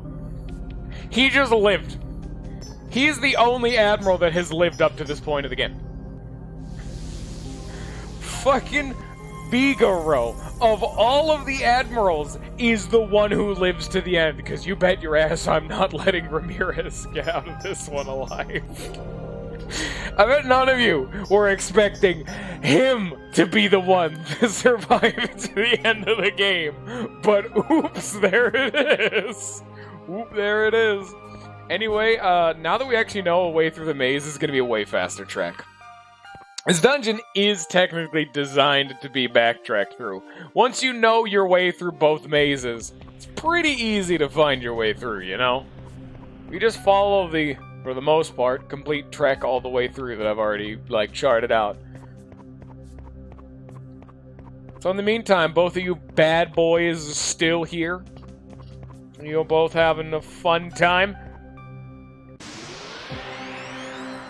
What are you doing, Lollifan? You've been silent for a while. You playing your Arpagas on the side? You having fun, Weevil? Reassuring.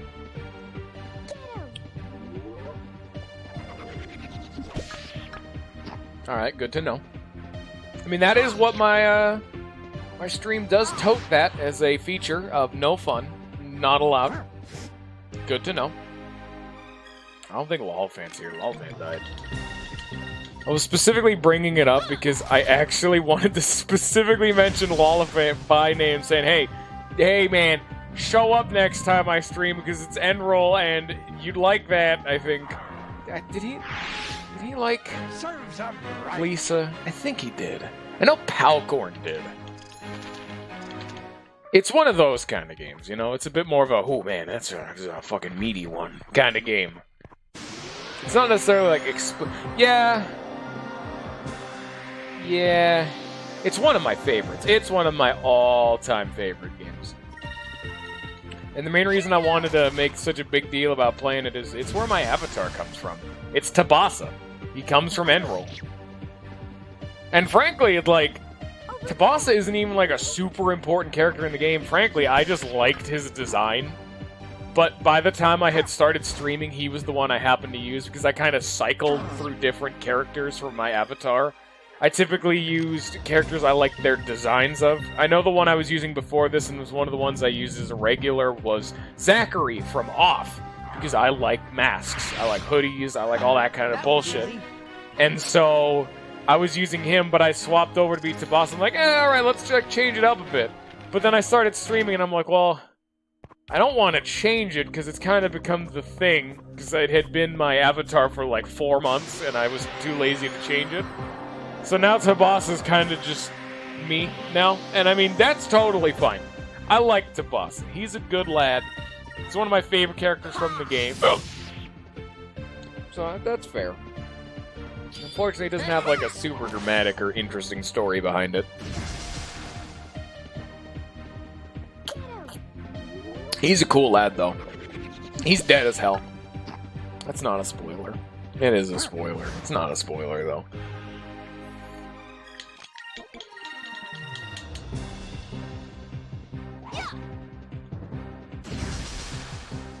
It's again just these single fights. They're the thing that's going to consume the most time in this game. If nothing else, they're going to consume the most time, not even of their own efforts of trying to kill me or being tanky, It's just the fact that they're only one enemy, and it's gonna take a while for me to have to grind through the rest of them. Oh, I have made a wrong turn! Oopsie daisy! You have to go up here. I should have paid more attention. I logically thought this through. Mazes are effectively just advanced hallways. Once you know your way through, they're just a hallway with a bunch of twists and turns.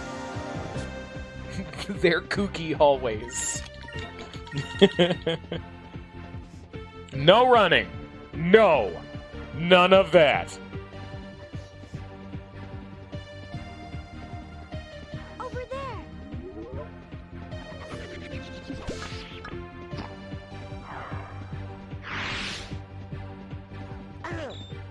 You son of a bitch. You dare deny me my God-given right to murder. Like Robot Man.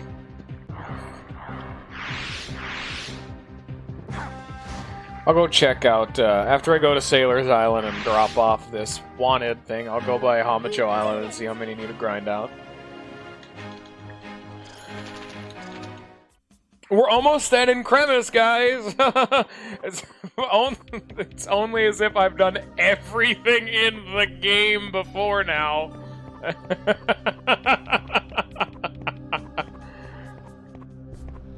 Son of a bitch.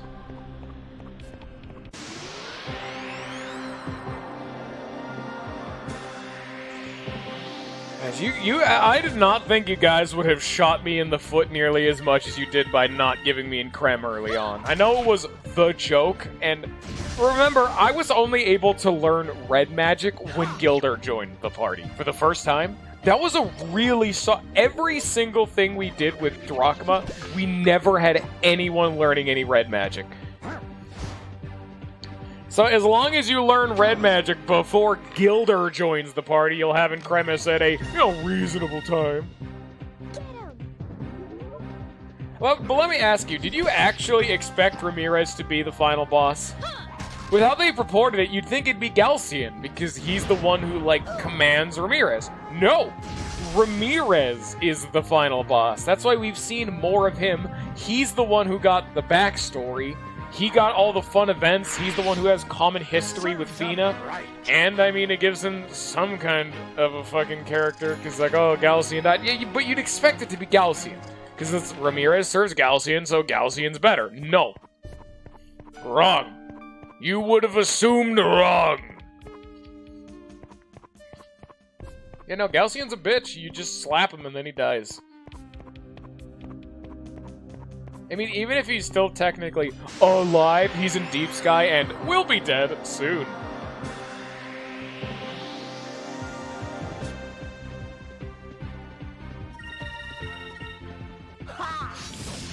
I mean, yeah, if it wasn't Galcian, it would obviously be Ramirez. But if you notice one thing, I'm not gonna say. Never mind. I don't want to make it too easy.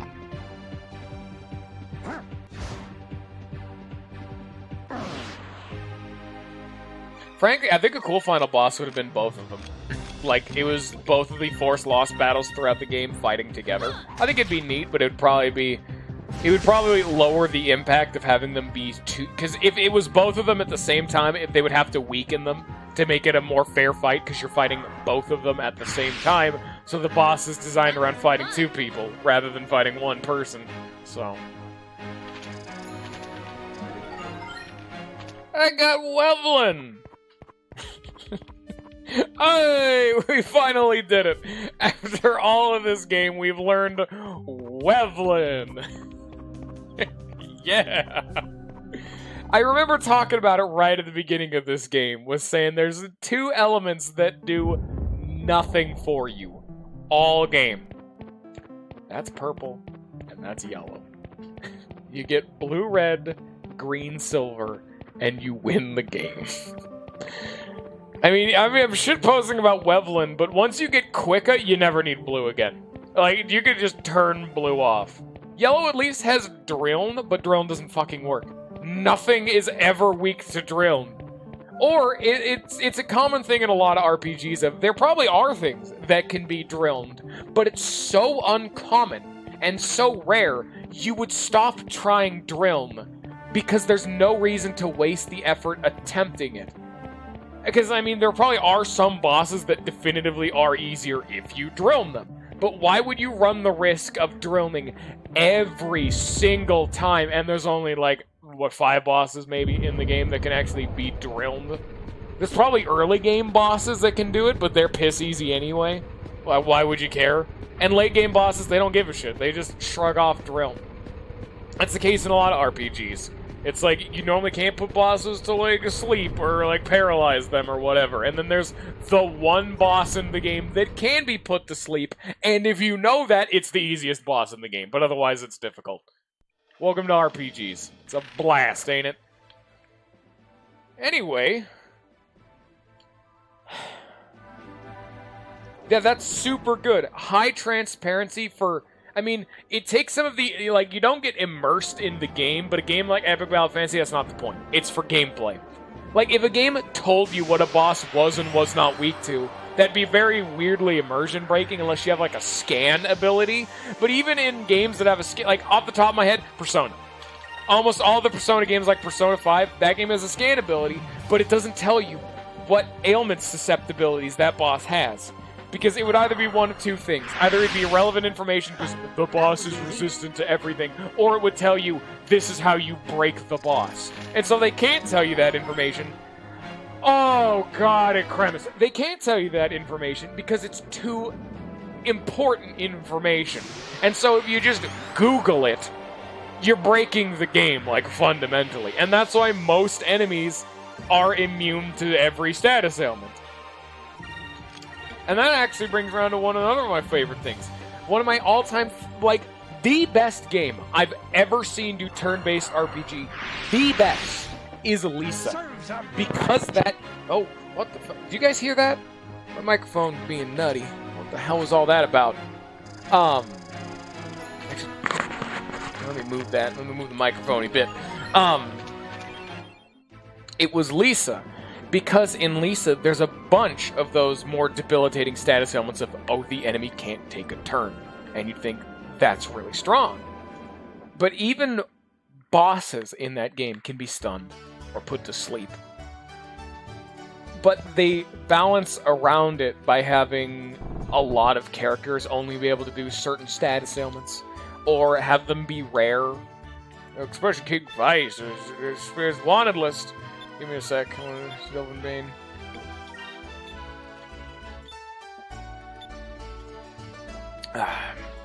Yeah.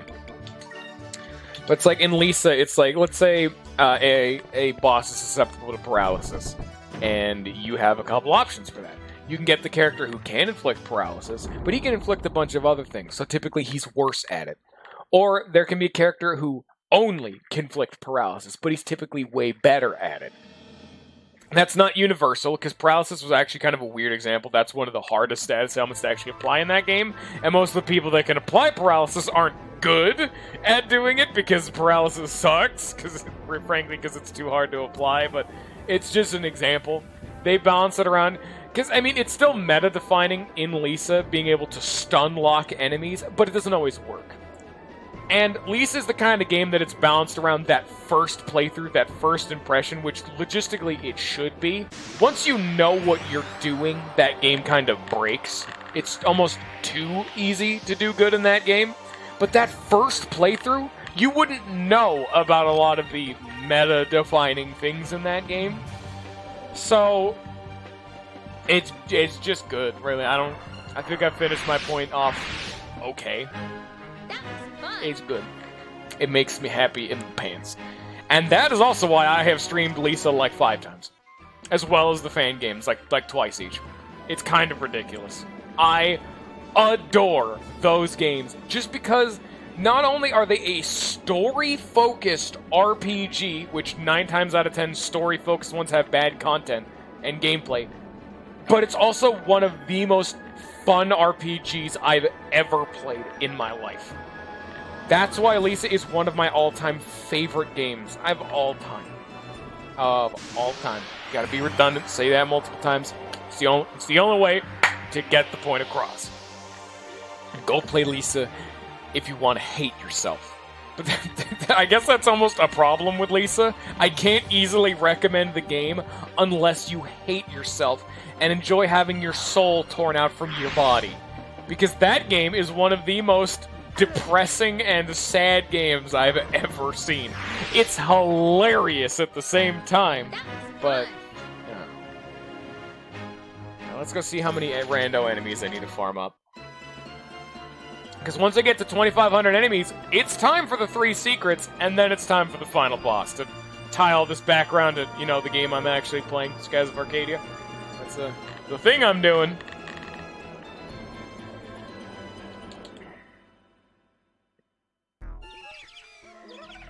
Alright, you son of a bitch.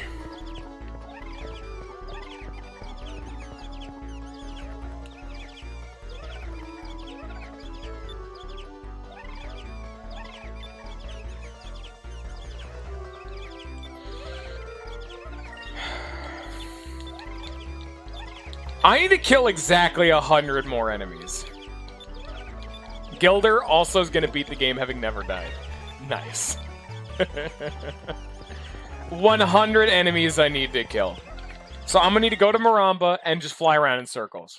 If any of you guys needed to take a break, go get a snack or something, now would probably be your chance. Because I've somehow made it to where I need exactly 100 more random encounter enemies. I still have the black map equipped. That's still, you know what, in the meantime, I'm gonna Google where all these fucking secrets are and all that shit. We're gonna do something productive. I'll only have one hand, because I also have fucking, I only got one hand, because I'm trying to hold forward to make my ship go. Luckily I'll have to only hold right to actually make it just circle. You know, oh shit. When I was over at Hamacho Island, I should have seen how many treasure chests I've gotten. You know, fuck it, I'm gonna go back. We'll sail down here, so that way I actually fight things. Alright. 3 secrets, Skies of Arcadia, boom.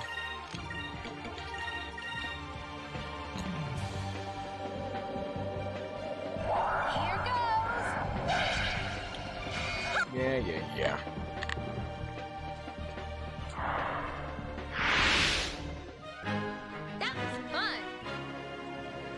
Well, one of the 3 secrets is going to be a pain in the ass to actually, like, track down.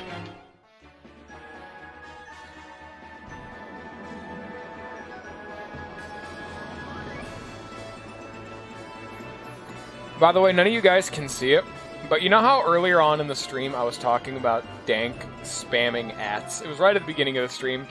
If any of you guys go on the Discord, you'll see him doing it again. I see him doing that shit, and he's just deliberately spamming. He's literally just going at Ninja this time, not me. I can't do anything about it because I'm fucking streaming at the time. This is why we have fucking moderators. They're not doing their jobs right now. I need to fucking put, like, someone else. Someone else who regularly visits the fucking stream needs to be a damn moderator. Because son of a bitch. And if you guys were wondering why I was pissed at fucking Dank, it's 3 full pages of @GreyNinjaGaming. Then he typed out boobs in single text, and then he add him again. And now he's adding our only mod, which is Johnny, which Ninja's already complained about.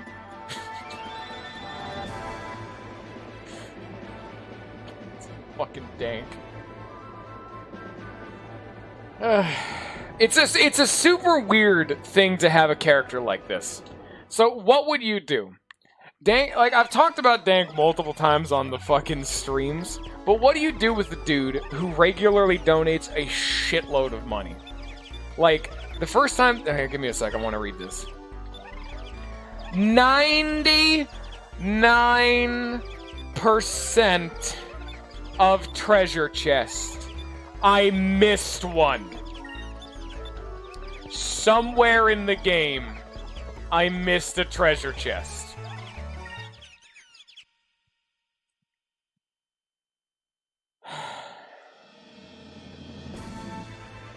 Yeah, but anyway, finishing up the... I'm gonna hope...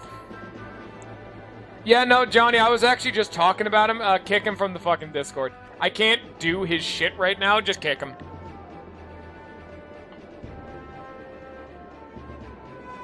Frankly, that's why you're a mod, Johnny. Whenever he's being a degenerate, just kick him. But he needs to be full hog degenerate, otherwise tell him to fuck off. I was actually going to... Game in a interesting spot, yeah. As I'm complaining about a dude in my Discord who's spamming the shit out of ats right now. What a dickhead. It came in an interesting spot. It's also sarcasm, because I'm hoping that to get the 3 secrets, it's okay for me to miss one treasure chest. Because everywhere I've read says you need to get them all, but the walkthrough I'm using says you only need at least 90%. I'm gonna hope that I only need 90%, and then I have not wasted so much of my goddamn time grinding every single treasure chest, discovery, ship battle, giant battle, wanted battle, piastal fight, and 99% of the treasure chest, as well as I'm grinding right now the last 100 out of 2,500 random encounters. That was easy. Or at least enemies killed in encounters, to get the 3 secrets, because I've never seen it before. I swear to God, if this does not work, welcome, I guess Sergeant Alpha is up. I think that's what that's supposed to be. Welcome to grinding, because we need to kill the final 100 enemies, because despite my attempts at being thorough, beating the game and doing a little bit of farming off stream did not actually get me quite enough enemies killed to get me above the 2,500 threshold. So we need to farm for a bit. Not much, but it's probably going to be like 20 minutes. That's a fair amount.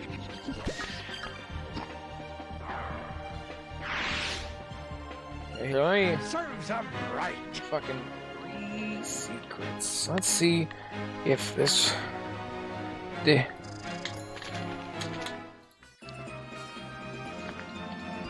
Yeah. The 3 secrets become unlockable once the following requirements are satisfied. Find and report every discovery. We've done that. Recruit all crew members. We've done that. I forgot that was actually a factor. Win more than 12 non-story ship battles, including the 4 giant monsters. Technically, we've done that because I've done 5 of the giant monsters because I also fought Raja. Complete the Moonfish Piastal side quest and view the final scene. We did that. Complete every wanted battle and claim all bounties. We just did that. Open at least 90% of the treasure chests in the entire game and kill more than 2,500 enemies.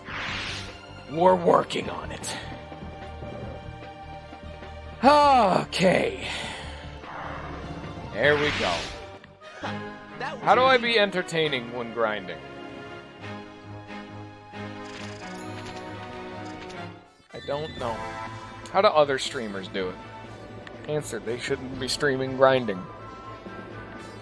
Y'all got anything fun going on? How's everyone else's days going? Oh, thank God. Because I've been religiously following the guide, and somehow, somewhere, I think I missed 1 treasure chest, because I'm at... The game lets you not... Yeah. It's 90%. Some places I read was 100%, some were 90%. Somewhere in the game I must have missed 1. Despite the fact that every time I entered an area with treasure chests... Okay. I don't like any implication that would have, Johnny. No. But...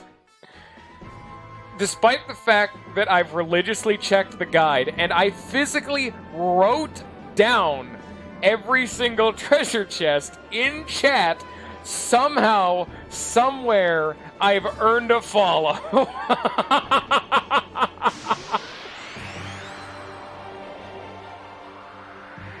I did yeah, welcome to Sergeant Alpha, to the last time I streamed this. Oh shit, wow. That's the problem with being a variety streamer. People are like, hey man, yo, that is a sky ship. It's not a submarine. I mean, I appreciate the sentiment, Alpha. It's the problem with being a variety streamer. People show up like, dude, he's streaming Skies of Arcadia, or like, dude, he's streaming some other, like, like generic random RPG, because God, I love all of them. And then they're like, dude, I'm gonna follow this dude, and then I beat it. And then people fuck off. It's where my passions lie. I actually only started streaming Skies of Arcadia because, frankly, Skies of Arcadia has been at the tippy top of the list of games I've wanted to stream, but I actually only now just gotten Elgato. And the moment I got this damn thing set up, I dropped everything else I was doing and streamed the game. And we've had infinite technical problems, family issues, and me getting the actual flu, and we've had a lot of interruptions, but we got here. To the final stream, as we farm the last GameCube. Dolphin is... that's illegal! Don't you know Twitch doesn't allow emulation? Alpha, Sergeant Alpha, come on. Come on, emulation's illegal. I definitely wouldn't do that.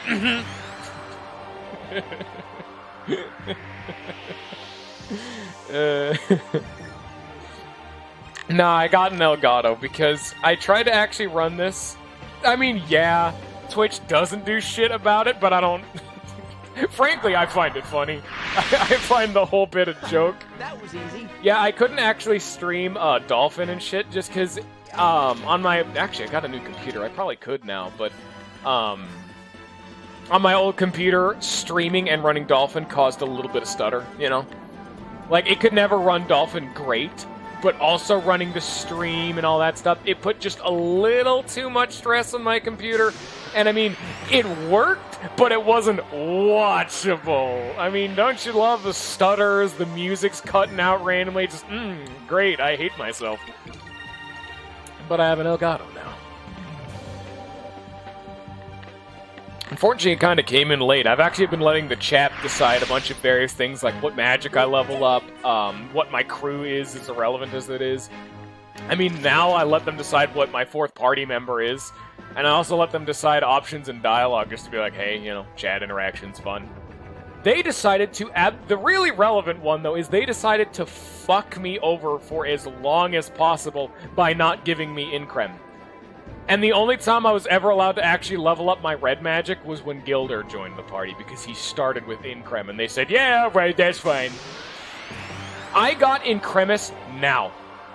I did not actually have Incremis for the Lord Sylvanbane fight. That's how bad this has gotten. I have gone 99.5% of the way through the game without Incremis. It has been such a pain in my ass. It was doable, but it wasn't fun in certain regards.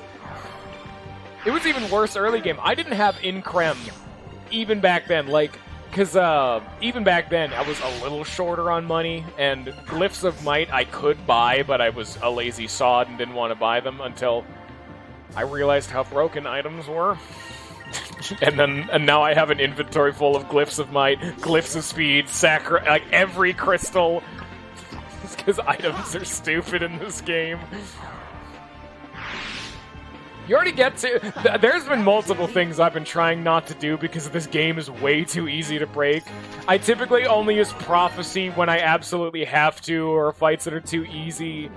I know the one in particular I was thinking of is I did not go to Iklemis's shop and just buy an inventory full of the permanent stat up to make Vice do 9k damage every single attack no matter what, because that's not fun. Because I actually did that in my very first playthrough of this game. I then two-hit the final boss, and I've never beaten the game since then. So I have never actually fought the final half of this game, because every single fight was I basic attacked and the boss died. And so all of this is technically new to me. It's shit. But I've also never actually seen the 3 secrets, which is why I'm doing it on stream. It's a little bit blind, it's a little bit more fun, you know, there's a bunch of fun stuff. Oh, I'm way off the mark. Oh yeah, he looks like a nightmare too. Ooh, got him. Frankly, the hardest fight in this game was Le Pen. For some reason, Loose Cannon Le Pen, I never struggled with him in my 2 previous playthroughs. He was by far the hardest fight, unless you're counting ship battles, in which case it was the Red Gigas and the Lynx, but that's just because they're stupid. And that's also because I didn't have a sub-cannon, because, frankly, the game does not tell you to get a sub-cannon very well, because you'd have to backtrack to get one. That was a big old rigmarole of bullshit. Can I please have 2,500, please? Son of a bitch, I've only killed 57, are you kidding me?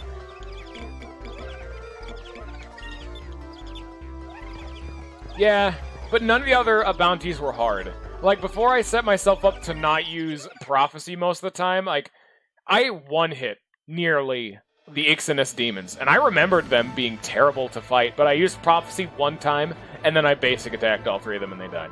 It was not okay, the amount of damage I did. And after that, I had to say, okay, we're only going to use Prophecy when I've proven I can beat the fight, but I'd rather not waste 30 minutes of my time.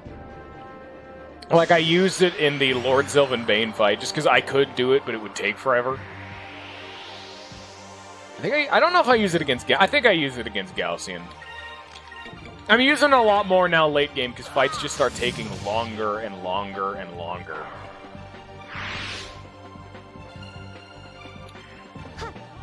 Because it's a very weird, like, dilemma. I want the game to be difficult and engaging, and I don't want it to be too easy, but I'm also streaming, and people don't want to watch me just grind out a fight for 30 minutes. Because this game is not hard, like, at all. There are way too many. Delta Shield, Justice Shield, break the game. You can buy permanent stat-ups. Prophecy is stupid. There's too many ways to make this game too easy. And so I'm trying to strike the best balance I can come up with. Hot damn. Those shield moves in particular. Oh, I used a Justice Shield, but I didn't use Delta Shield, because... Damn. It's also why people wanted me to bring in Enrique, but luckily people like to Drachma more. Spirit Charge is also really strong, but it's not Justice Shield strong.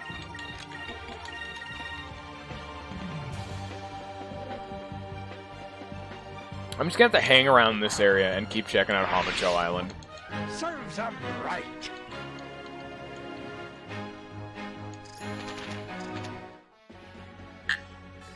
I feel like this game, like, if this game ever actually did get a remaster, they'd almost need to rebalance certain things, because this game's really fun, and I can totally understand the logistics of just having a game that is super fun to break. But Skies of Arcadia is one of the most egregious examples, because there's so many ways to do it. Everything I can think of is too strong of an option. Like, I can't use my super moves. Like if I wanted to gimp myself further, I wouldn't spam items, because items also just break the game, because they don't interact. Typically I stream every day at noon, which right now it's 3, so, 3 hours ago. It's almost 4, so about 4 hours ago. I also post on the Discord if you ever really gave a hoot about that. I mean, I'm streaming a different game after this. I'm going to be streaming a game called Enroll after this, which... That's a game no one's heard of! You know. I'd normally let people, after every single stream, decide... Yeah. If I can get it to work. I normally let the chat decide the games I'm going to do, but I have the next 2 games plotted out. One of them is an anniversary present. Weevil and Lolifant have been here for more than a year now, and I wanted to repay them for that. And so I'm doing Epic Battle Fantasy after Enroll, and Enroll was... A lot of people were asking about it, so they decided on that one. But normally I do have, like...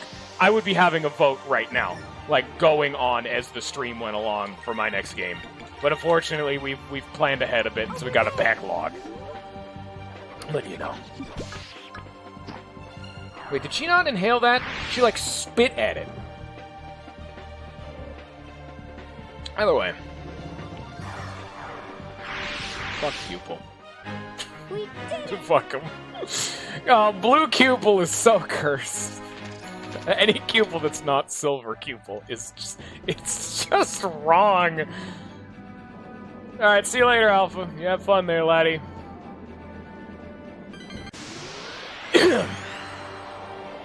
You know, I was actually going to show off the Looper land, but I'm already so close to being done. I'm also astounded I haven't leveled up. I still have not leveled up enough to get Sword Rain at the start of every fight. Oh, damn.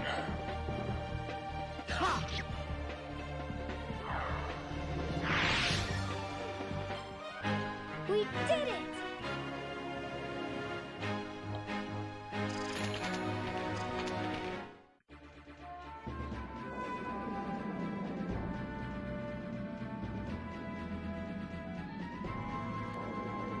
Fishy, fishy.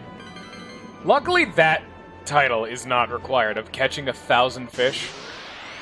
Can you imagine how tedious it'd be? Because each time I fly through one of the schools, I maybe get like 2 to 5, depending on how lucky I am. That would be the absolute worst time, just grinding out catching fish. Because once you get to the point where you can fly above the sky, it would literally be just flying around the world.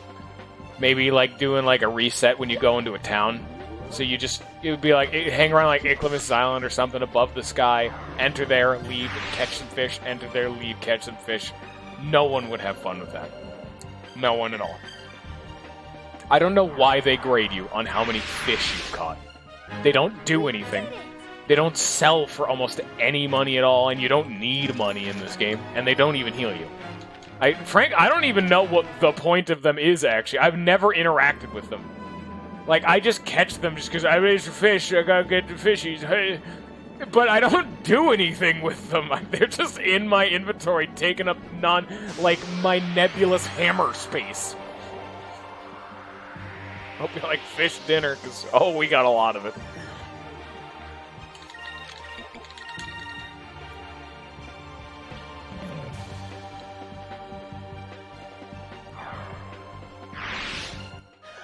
That was easy. I mean, yeah, a lot of RPGs have that, where they have mini-games to break up gameplay, but why? Is it... I mean, yeah, it's world building, you can run into fish, I mean, yeah, that's valid, but it's so weird. I mean, it's literally just meant to break up the monotony of sailing around, which is a very weird way of doing that, because it technically increases the monotony, because you have to go out of your way to get them 9 out of 10 times. Are we done? Can I be free? I'm gonna say we're free. We only need 12 more. I don't even know what triggers it. I have no idea what determines when it's, like, active. I think it just automatically happens. I don't know.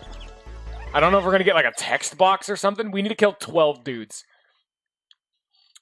So the first thing we're gonna do is we're gonna head back towards Sailor Island, because that is key to 2 of the secrets. 2 of them are over by Sailor... Okay, one of them could be at Sailor's Island. So these are the 3 secrets, and they're the thing that no one should logistically have ever seen in real play, because, wow, this is a pain in my ass. But if someone actually went out of their way and 100% the game, this is what you'd get. I've never seen these before. I have no idea. I know what they are and how to get them, but not what's going to happen, you know? Because I've never seen footage of them. I've never seen screenshots. I have no idea. Frankly, I didn't know that's actually part of the reason that inspired me to start this stream. I didn't even know these existed until I was looking into Skies of Arcadia thinking, oh yeah, I'm going to have fun streaming this game. And I remember thinking, is there any benefit to 100%ing the game? And there is. And we're about to see. Once I kill this fish!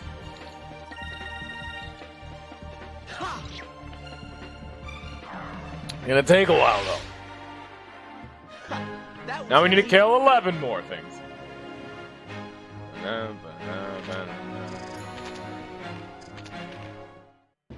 Hey, Ninja streaming Sword and Shield, and he has all of my viewers. They're all of our like Jackbox viewers, because he's doing a chance lock.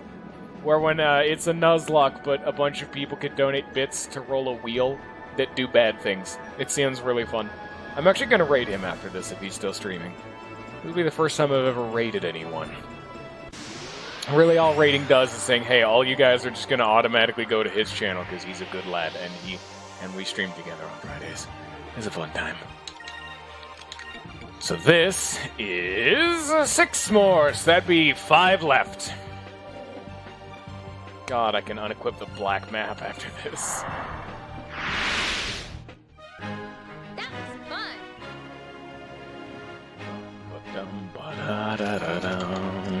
Bum, bum, bum. So, Weevil, I got a question. You got Smash Bros? Or would you be more interested in seeing games like Smash Bros? Can I get the fuck through this, please, sir? Hello? I'd like to be first, sir. Hello? Let me through. Hello? Thank you.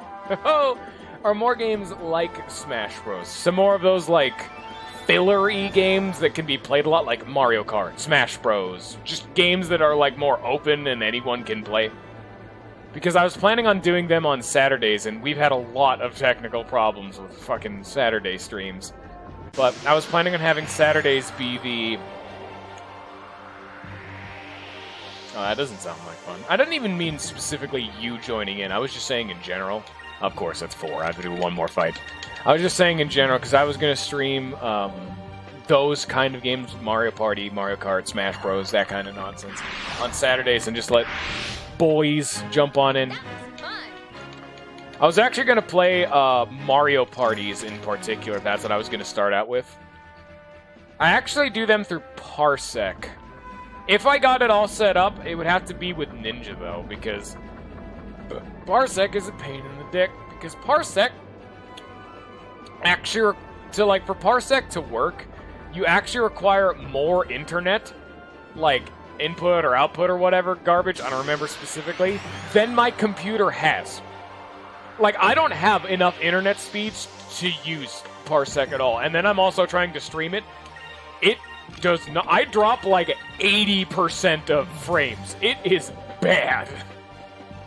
But Ninja could stream it, despite the fact that it's my whole thing, which is just even more of a pain in the ass that I'm giving him those viewers again.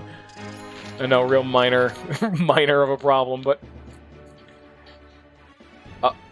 that took a very long time for the overworld to come back. I think it just activated. It's like, oh shit, 3 secrets time. Wait a minute. I don't have Vice the Legend. You're supposed to get the title Vice the Legend.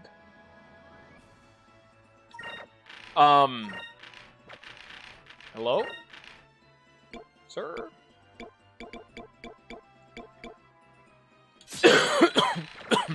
Maybe if I go into a loading zone or something? Have I turned in all the wanted battles? Because I've confirmed everything else. That was enough fights. Because we're actually at -2 enemies left to fight. Maybe we need to get into one more fight? Now, Vice the Bounty King. What the fuck? Wanted list? I got them all. Rumor has it that Vice defeated him on the new continent, Solstice, but he's yet to be confirmed. Perhaps nobody will ever know his true identity. Now he's gone for good. Okay. I know, right? I've been really wanting to do, like, more, hey, anyone can join in kind of games, especially Mario Party. That was always the one I've wanted to do, was being like, get a few dudes out of chat and play some Mario Party. That's always what I've wanted to do. That was the thing that inspired me to start streaming. That's how big of a fucking deal this was. It wasn't the only thing, but it was one of the biggest things. I'm like, damn, Mario Party, yeah! But, you know, it also sucks that I can only do the GameCube ones for right now. If I can get Parsec set up, I can do any game, to be fair. That's actually another thing I wanted to do. I wanted to do multiplayer games with Ninja. Like, I wanted to do specifically Mario and Luigi Superstar Saga, but one of us is Mario and one of us is Luigi, and do a 2-man playthrough and have to deal with the fact that, you know, we can't control ourselves properly. He's never even seen the game, and I've beaten it a billion times. So I was going to let him be the one in, like, control, and I was just going to chastise him. and castigate him for every time he fucked up and was a stupid dumb head. Why am I not Vice the Legend? When do swashbuckler ratings update?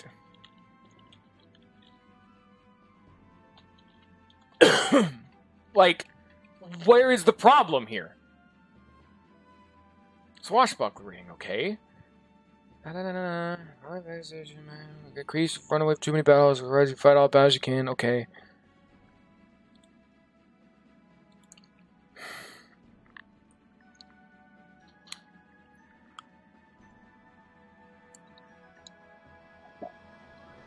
We're Bounty King, which is the turn in all the bounties right now. Special ranking.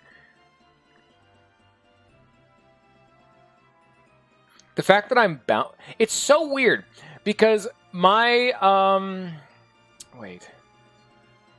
Yeah, I'm the second highest one right now. Okay, so what do I need? Find recruit, report every discovery. I did it. Recruit all party members, crew members. I did it. Win more than 12 non-story ship battles. I've 100% did that. Do not worry about that. I counted. Off-stream 15. I've confirmed done that. Including 4 giant monsters. I've done them on stream. We've all seen them. Complete the Moonfish Piasto side quest and view the final scene. We did that. Complete every wanted battle and claim all bounties. I just checked. We did that. Kill more than 2,500 enemies. We just did that. Open at least 90% of the treasure chests in the entire game. Maybe I'll go check Doc. Maybe I need to talk to him again, despite the fact that if you talk to him, you don't get a cutscene. See? Hey, how you guys been? You don't even get a cutscene for talking to him anymore. Thanks for all your hard work. We're gonna have to do just fine. Hey, if you're in the area, feel free to stop by. Hey, guys, come back soon. Where is it? I'll fight one more enemy, maybe? Maybe those didn't count before?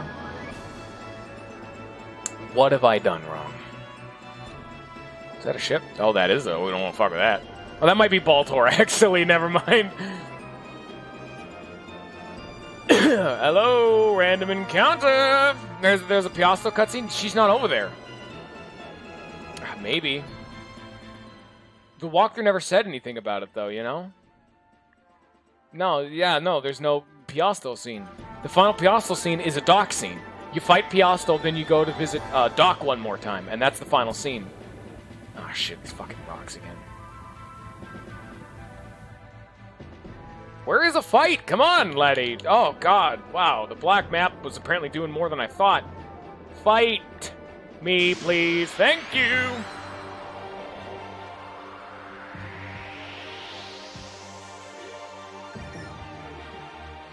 Okay, we're already at -2. We've already done 2 more than 2,500.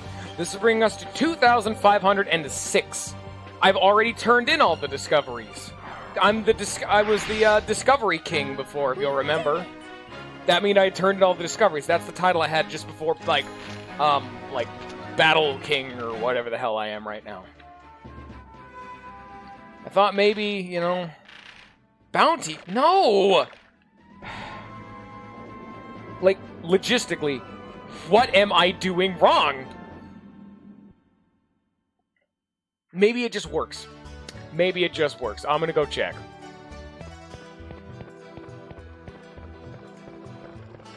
We need to go talk to the mystery merchant.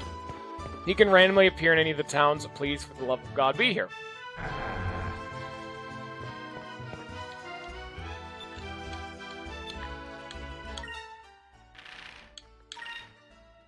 Oh yeah, it's working. Okay, so despite the fact that my title hasn't changed to Vice the Legend, because we're playing Skies of Arcadia Legends, it is the ultimate title. This is his new ultimate weapon. So the Vorlich Blade is the ultimate weapon in normal play. This is the first of the 3 secrets. A sword so powerful, it is said it can split the heavens. The ultimate sword. 55 more strength and 24 more accuracy. You buy the ultimate sword from the mystery merchant. Then, just like I said, it was with the whole, why 2 of them were near Sailor's Island. And I also fucked up earlier in the playthrough and tried to find this before I was allowed to. There is... What the hell was that? Okay. I actually want to get into a fight. And that doesn't matter. Go above the clouds, because fuck this. Because fuck fights. It's over here.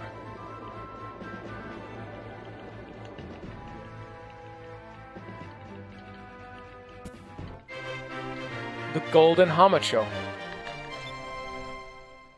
A bird like unknown creatures shining gold. A bird like unknown creatures shining gold. They say that it is a hybrid between hamacho and an ancient animal. But details are still unknown. If you're lucky enough to see this rare bird, your wish will be fulfilled. It's Piccolo. This is where he got big. This is another one of them. This is actually a weird discovery because it does not appear in your discovery log, nor can you turn it in. Well, like, oh, here's a journal, by the way. Just read the journal. There's a whole game. Final entry. I don't give a shit. So all the discoveries, you see there's no golden hamacho. That is Piccolo. Isn't that nice? He just hangs out up here now, looking at the moon. But none of those are really what's important. I mean, seeing Piccolo for the final time, really neat, actually. That's pretty wholesome, because you imagine beating this game, learning there's 100% completion, so you do a second playthrough. You've seen Piccolo twice now. You've had all that fun scene. You could see him one final time as a reward for beating the game. That's nice. That's pretty nice. You get an obligatory ultimate weapon. That's nice. Final one's over at Crescent Island.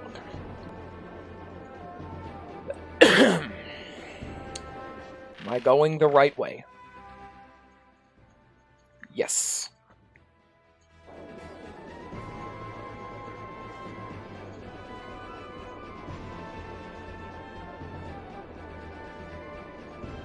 God, it feels so nice now having to deal with random encounters again. Second time in this game I've had to say, hey, random encounters, you wanna not?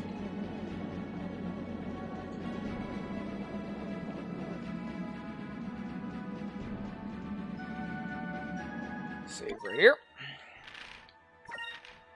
And now we can see the final of the 3 secrets.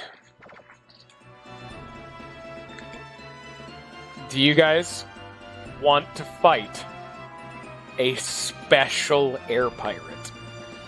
There is a super boss that is unlocked as one of the 3 secrets. The ultimate weapon, the final discovery,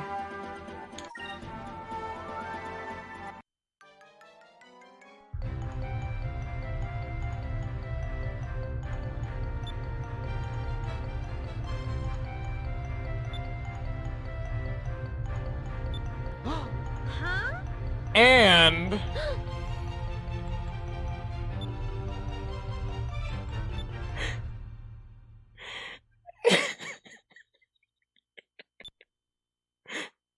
it's fucking Figaro!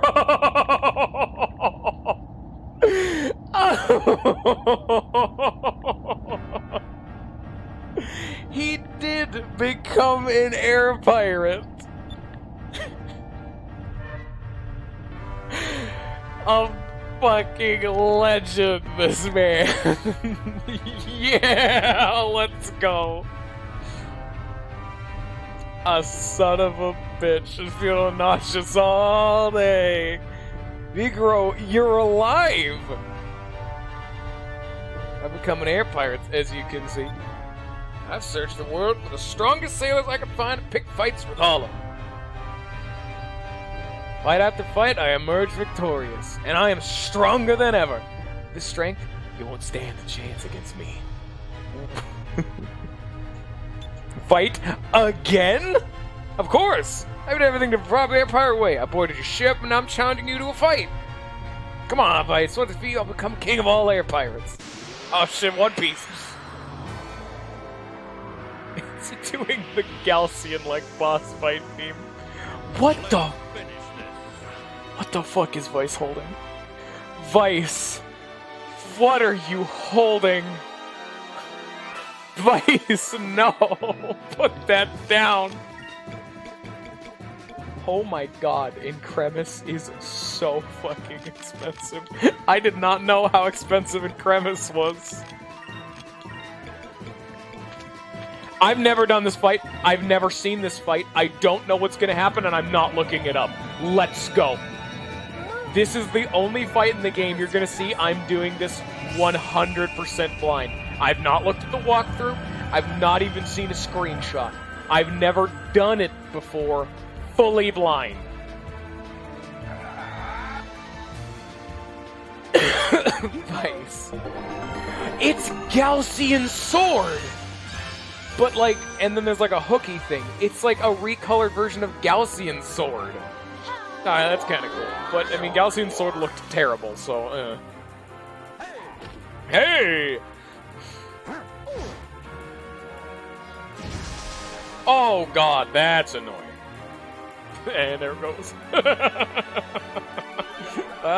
You got us. I'm super proud of you there, sexy.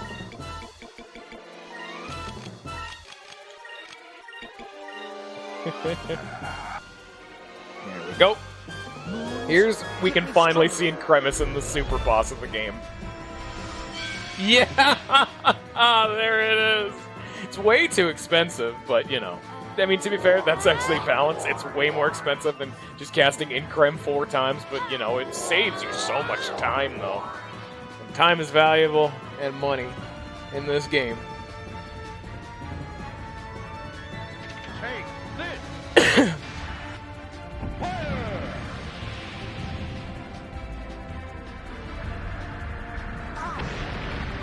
Oh my god, that one-hit Vice threw Increm, and he was at full HP. Son of a bitch!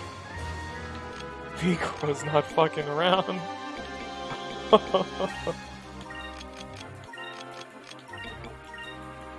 Couldn't you hit Drachma? He's guarding. That was his strongest move in his last fight too, so that's like his super I'm gonna just fuck you up move. It was barely lethal though. If I had just a shield, he would have lived. Hey, baby. Not the shit again. This is from Vigoro Fight 1. You guys never got a chance to see it, I believe, in the very first Vigoro fight, but that only works on Aika. He never targets anyone else with Vigoro's charm. Aw, damn it, he didn't get. Pirate's Wrath, yeah. Hit him with a Glyph of Might. And then just charge it up. She'll get snapped out of confusion when she does. I don't gotta bother with it. No, that confuses! Okay, good. Okay, the Lolly Chop does not work on us.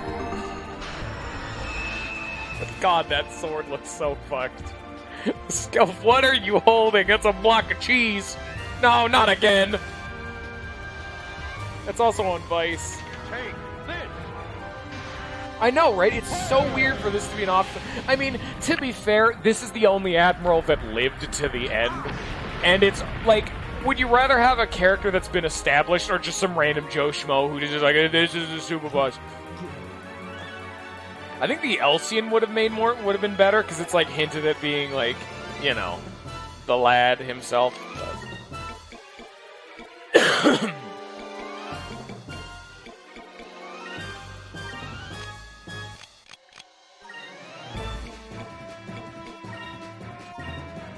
It's so weird. But he's cool though. Let's try this. Thank you, Confused Aiko. We now know he is immune to confusion. Yeah! I gotta Increm him again.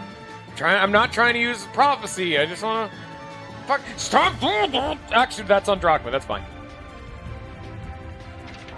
This takes so long.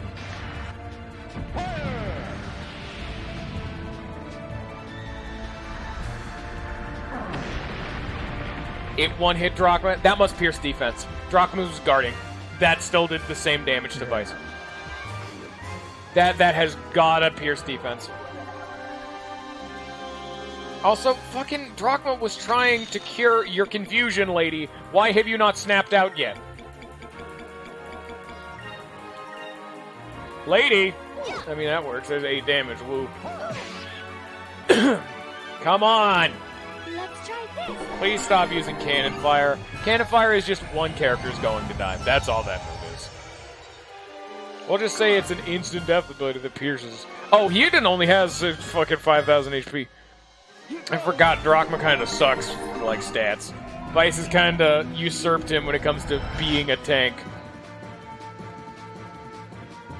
Oh, this is AoE move.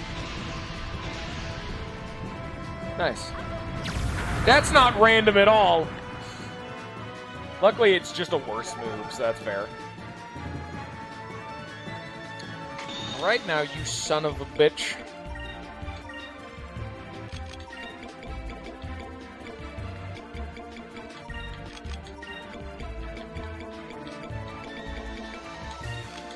Don't go first, Drachma.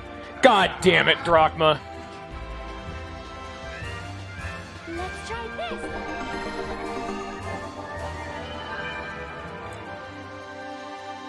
This is gonna be the long-ass stream. I have actually had streams that have gone on for 7 hours. Paper Mario. Fucking Paper Mario Master Quest. Pit of 100 Trials. That went on for 7 hours. So... at least I have a precedent for being able to go for defensive abilities. Yeah, they typically do have stupid priority. Sometimes they, okay, that's great, now thanks, that's great, Joe. They both take damage. Eat my dick, fuck you. Son of a bitch. You're a real pain in my ass right now, Vigoro. At least now I can attack him. Thank you, for the love of Jesus.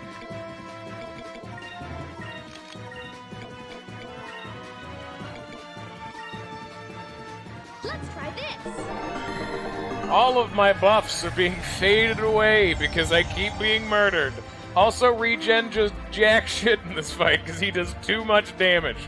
We are now at endgame where 200 HP a turn doesn't mean shit, and my swords are gone. I'll watch it, you know, we'll have some fun. First time actually, like, hitting Vigoro in this fight. Because Vice isn't being gunned down every 2 seconds.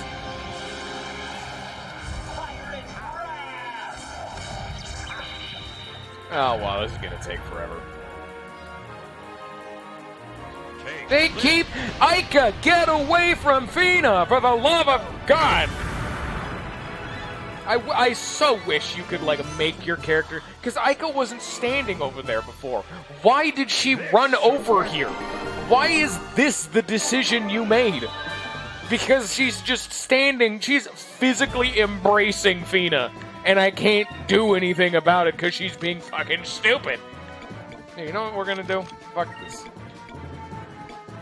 Ah, shit. Oh, yeah, fuck this. Fuck this. Blam. Full HP. Alright, I fixed the problem. You stupid bitch, Ica, run away. Vice and Drachma are too close together, but that's because they're physical bullies. That's because Vigoro parked himself right next to Drachma, and Vice gotta get close, so...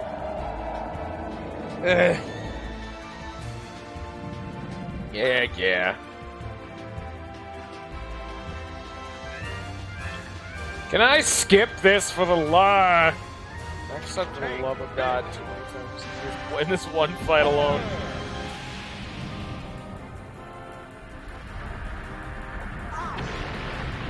Bye-bye!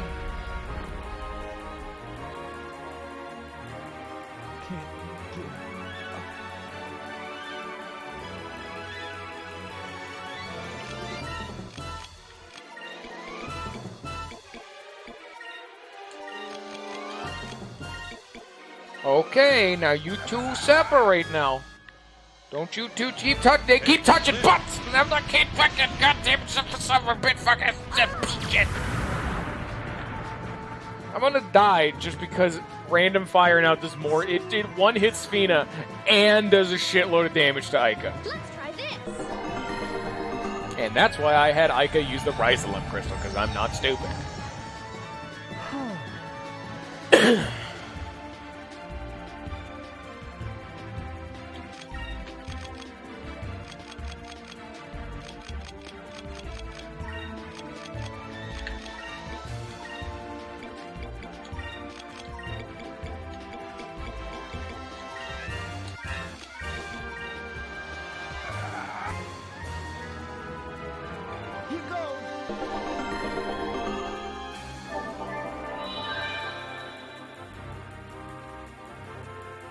Let's try this. I think I've sufficiently proven I can beat this fight, and I can use Prophecy now. Like, you guys can see, it's literally just Increm Vice, use Pirate's Wrath.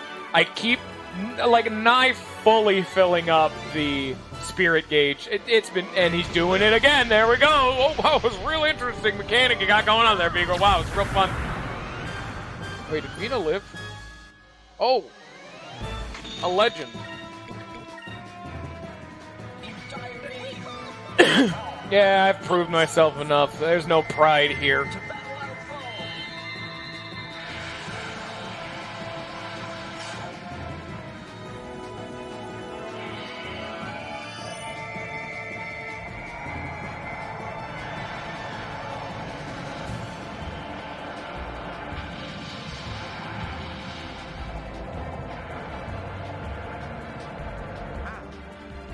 It barely did more damage than Pirate's Wrath.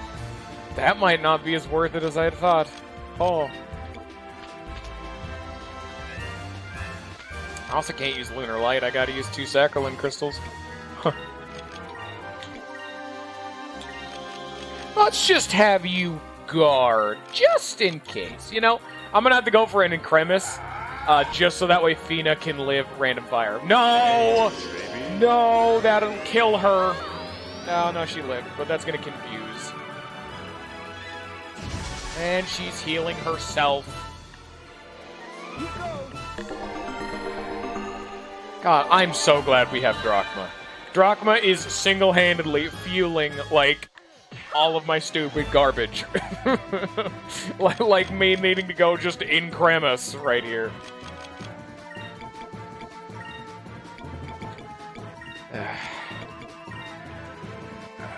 There's not an Incremis item, unfortunately. Give me strength.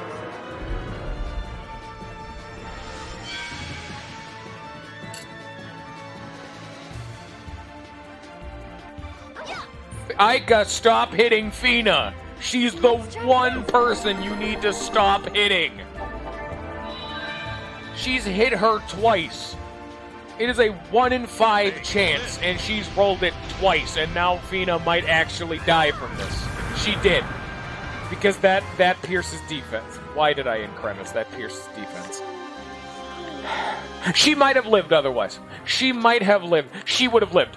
Her max HP is 37. She took 34. She would have lived had Aika not been a stupid bitch. Aika, get your shit together. Run away from her. The only reason they're standing close to each other is because Aika got confused and decided to, instead of doing the throw boomerang attack, she meleeed Fina, which is the worst, like... Let's try this. Because your characters can't decide to run away to do their ranged attack. They will either do their ranged attack or run close into melee range to do their melee basic attack. However, once they're in melee range, they'll never do their ranged attack.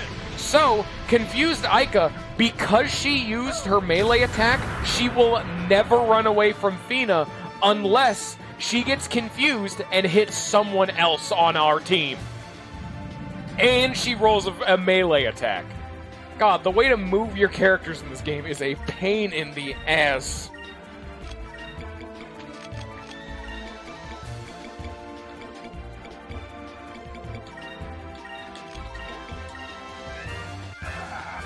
See, like, Drachma is literally just a spirit charge. That's just all. Why are you faster than me? Stop that. Hey, And you may say it's a redundant roll, but Aika, Fina, and Vice, I only need 3 turns every, well, turn.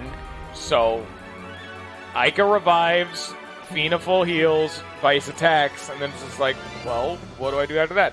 Generate a shitload of spirit. I mean, I could have had Drachma use a Saccharine Crystal on Fina, but why would I do that?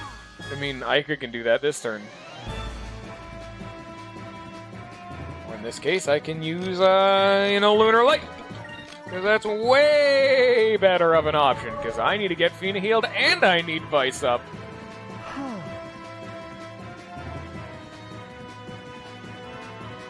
Drachma has been encremmed forever. He's just...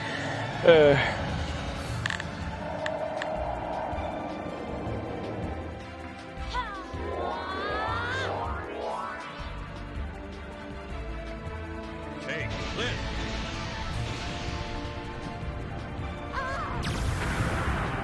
Living again, baby.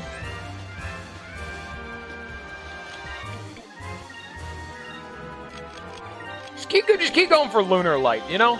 I have enough spirit to fund Lunar Light and Pirate's Wrath because Ika's allowed to focus and Drachma uses Spirit Charge.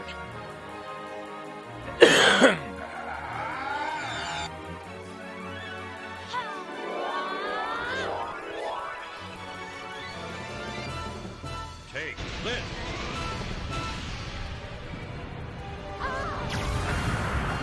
I'm amazed Fina's able to live that.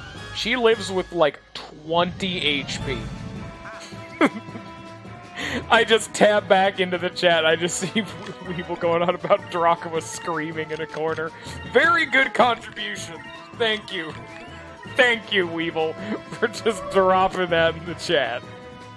I'm over here skimming the fucking, like, wiki, like, reading about titles and shit, and I'm just like, okay, well, no one talked in chat.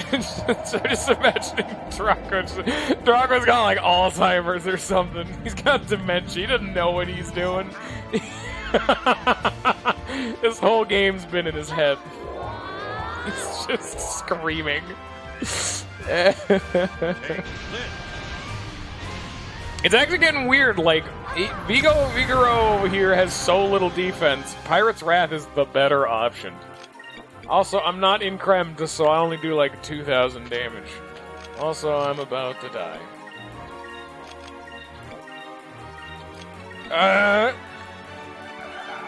Thank you, Drachma, for screaming.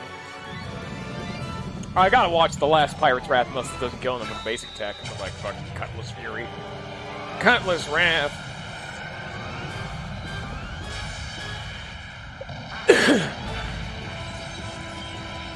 I lean my head to the side when I cough to be like, hey, oh man, I don't want to cough right into the mic.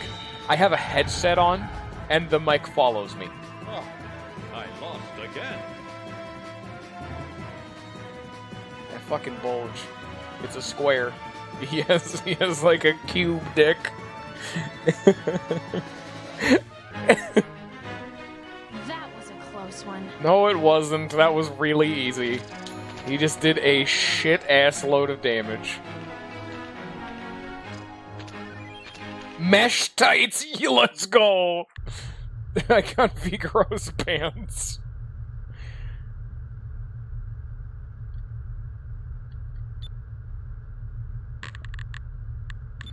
It's because you only got one. Frankly, Vigoro was probably the closest to have beaten me in the game, but he's just one person. If there were two Vigoros, I would have lost. Because he nearly one-hits, like, sometimes he one-hits Fina, does a shitload of damage to Ika, and he could one-hit a random party member. If he could one-hit two party members, I would lose that fight.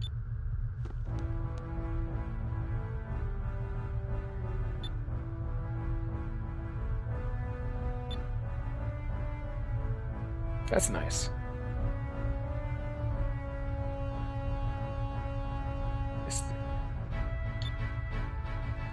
Uh-huh.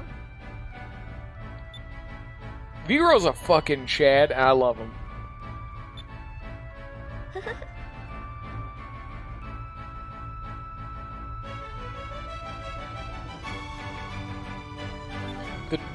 Oh, he still has the Draco.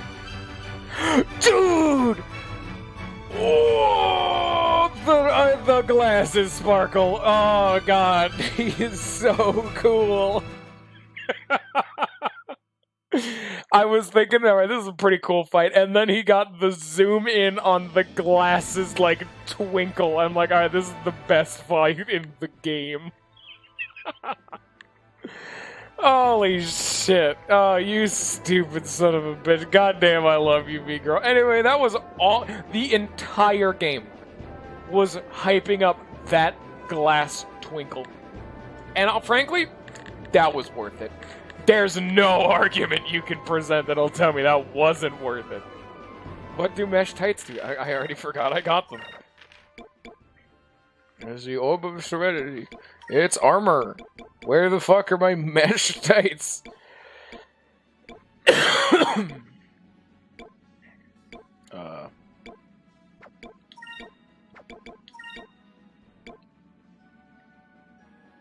Given to Ica by a secret. Is Ica the one who can equip this?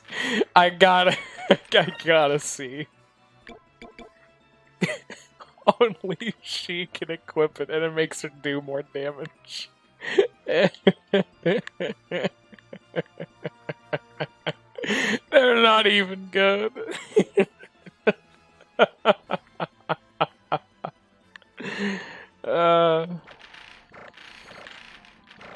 And only she can wear them.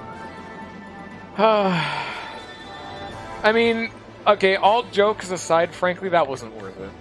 Like, that reward for 100%ing a game, you need it to be nutty. Or have it be nothing, you know? Like, the reward, like, the accomplishment, if it's nothing, then clearly it's meant to be you just did it because you loved the game. But if they're gonna give you an actual reward, I mean, I love the Vigoro fight, but it's one fight, you know? And it's literally just Vigoro again. He did not have a new move. I still loved it, but the other two rewards, I like seeing Piccolo again, but, you know, it's only okay, and an ultimate weapon is kind of expected. I know it's not a 100% completion thing, but like an optional super boss, what I always compare it to, Tales of Symphonia. Again, that game has many optional super bosses, and I do mean super, that they are harder than the final boss, to the point where the final boss becomes a joke in that game, just because there's so many bosses in this game that are stronger than him. And each one of them is unique, to the point where the hardest boss in the game has an entire side quest around him. And when you beat the hardest... Okay, let me actually ask you this question. If you're 100%ing a game, or at least fighting the hardest boss in the game, especially if it's optional, what would you want as a reward? Or what do you think would be a good reward? Fucking controlling. So we're going to fight the final boss, and that was talkie time. We're going to have a little chat on the way. I'm actually going to equip the white map while we're traveling. Make enemies fuck off a little bit. I mean, yeah, it depends. Let's just say it's an RPG. But yeah, I guess it depends on the game. Typically, what I'd like to see is maybe bonus a little bit of content. I see a lot of the times it's like concept art for completing the game. But typically for like super bosses, it's typically something stupidly... Yeah, something that trivializes Moog fights, something super strong. I loved Tales of Symphonia's method, a way of doing it, because in that game, to 100% it, you need to beat the game multiple times. The reward for the hardest boss in the game is a weapon that has a unique method of dealing damage. Because in that game, whenever you kill an enemy, it's tallied. So you've killed one enemy, so, you know, the number goes up by 1. That weapon scales its strength explicitly based on how many enemies that character has killed. And you can carry that information over between game to game. So in your first playthrough, the weapon won't even be that good. In fact, it'll be slightly worse than your typical endgame super mega weapons. But on a second playthrough, it'll start doing some serious damage. And on a third playthrough, it will nearly one-hit any Mook enemy in the game, and you'll start reaching... Assuming you use the same team. But the more you play the game, the better the reward actually is. And I thought that was genius. Because if you're doing a super boss and are trying to 100% the game, you want to play the game more. So it being a super weapon that gets better and rewards you for playing the game, the thing you're already doing and want to do, that should be the obvious solution. It rewards you for playing the game with making the game easier if you want to opt into it, because you still have to go through the because they don't give it to you at the beginning of the game. You have to like unlock it, you know, but even still, you know, I thought that was really, really cool. And there are other awards too. I mean, there's a bunch of optional super bosses, and each of them are unique. One of them is the more traditional, strongest weapon in the game. One of them is a unique summon you can only get from that one fight. One of them is a unique dungeon. It's like anything you can think of. One of them even has a side quest tied to it, so you can get more actual, like, gameplay content out of it. It's like each of the super bosses has their own, like, unique thing, you know? Oh, and one of them, because this is a staple of the Tales of games, one of the super bosses is a reference to previous Tales of games, where you fight the protagonist of previous games. That's one of the super bosses. That one is a reward for, you know, fans of the series. It does every single one you could possibly think of as a reward for a super boss, because it has, like, 7. It's kind of ridiculous. And all of the rewards are great. They're all the good ones. A super weapon, a traditional super weapon, a unique mechanicked weapon that rewards you for playing the game, a unique dungeon, a unique side quest, like fan service, a unique summon, so a new move. Good shit right there. God, I love Tales of Symphonia. Play that game, everyone. It's money. That is still my favorite game of all time.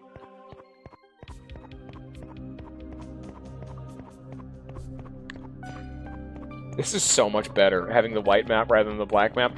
Look how we have fought like 4 enemies in here.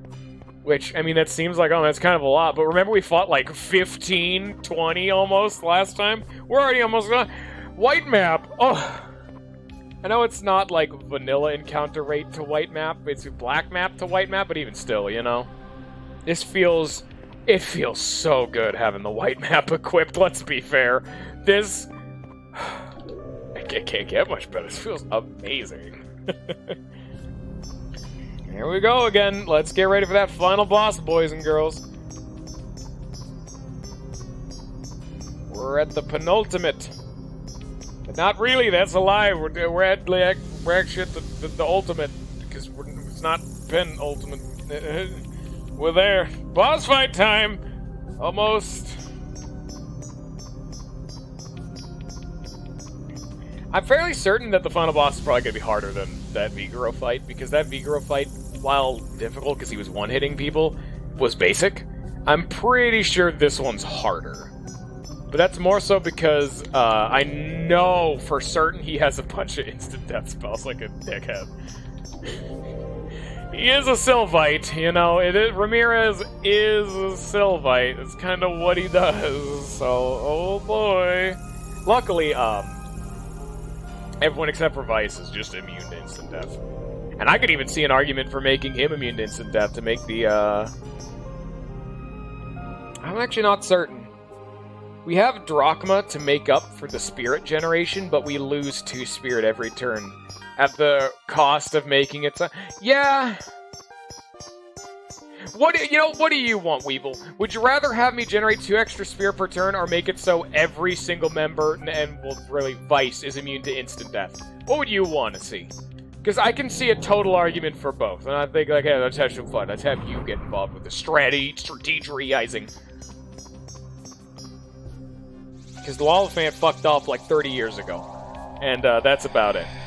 You're kind of the one here. And so that, alright. I'll rip Warrior Heart. I love you, but do I actually even have enough? I should have another Sylvite ring. Yeah.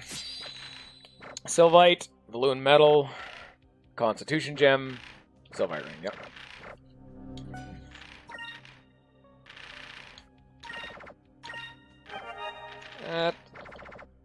Well, 4.5 hours in, and we're coming knocking, Ramirez.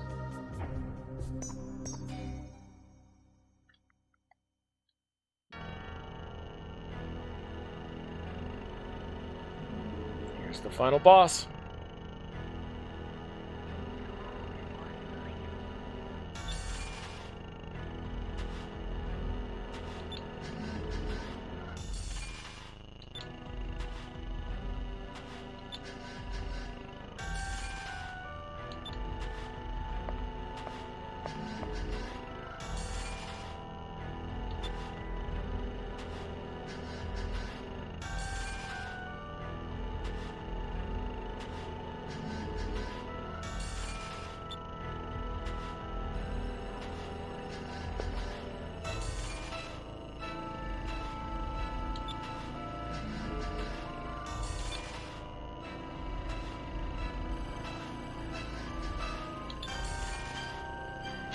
Die.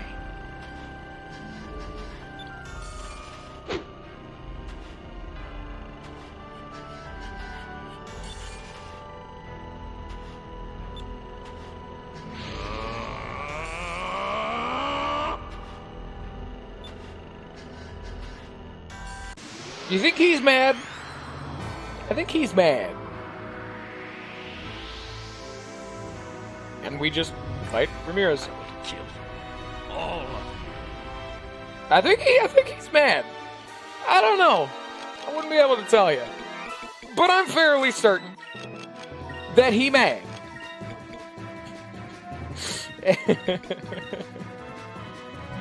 Oh, he mad. Alright, here we go. We actually get to fight Ramirez. Wow, it's not a force loss battle. Yeah, dude, put him in a corner. He's literally baby rage. It's just his character. He's just mad. He's just real upset. You go. I'm fast now.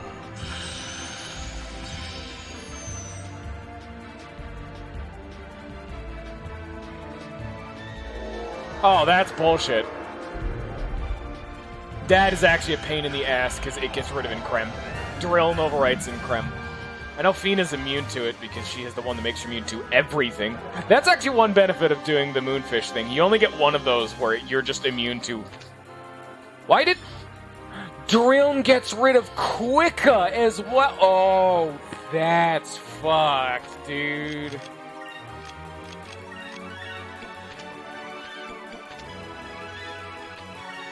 Oh, I didn't know that. Wow, Drill's even less fun than I thought it was. Get rid of that, reapply it next turn, yada yada yada, then we can attack.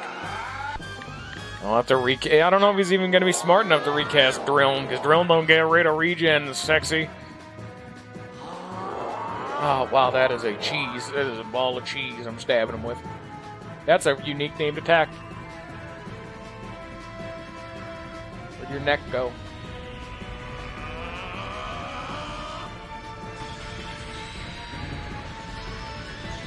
But that is the same attack Galcian did, just named differently. It also does more damage. Does that get rid of buffs? Yes, yes it does. Okay, so he has a stronger version of Galcian's debuff skill. Interesting.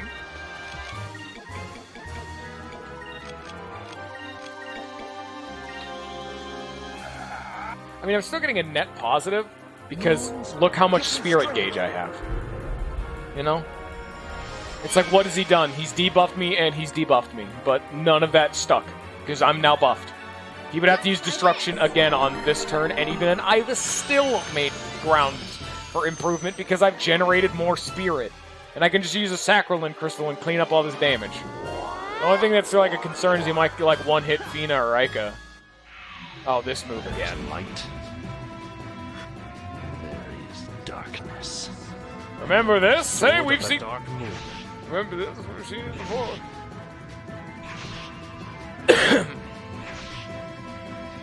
Oh, the Dark Moon.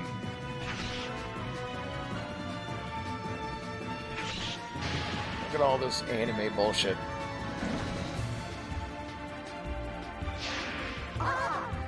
That did jack shit for damage.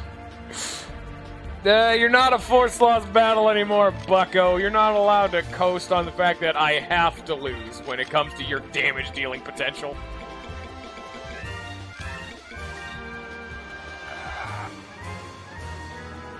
Let's try this.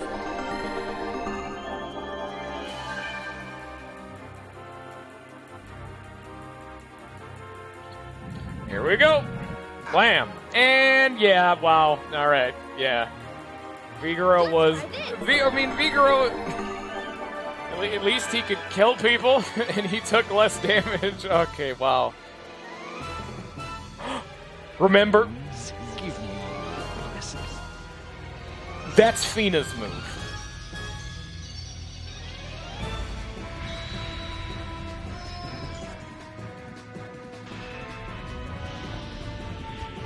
Only way edgier. Alright, okay, no, that was actually kind of cool. Alright, you can get it this time. Oh, great, he has regen. I give a shit. Oh, wow, ooh, it's 600 this time. I'm scared. Time to do 7,000 damage.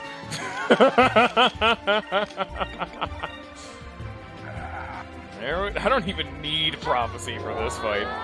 He's gonna have to debuff me at some point, but really, like, come on, man. Like, oh wow, a nice 600 regen.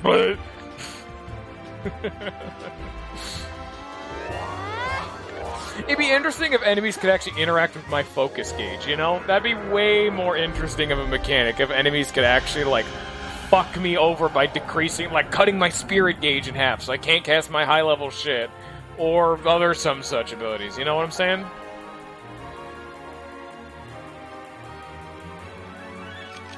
Okay, I'm gonna need her to cleanse all of us, so I'll just do damage.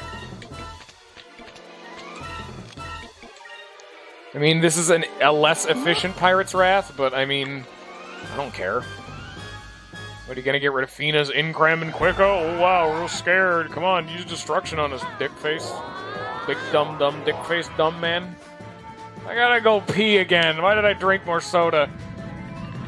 You know what? While these animations are playing out, I'll get right to the bathroom. I want to see how fast I can go. I'll be right back!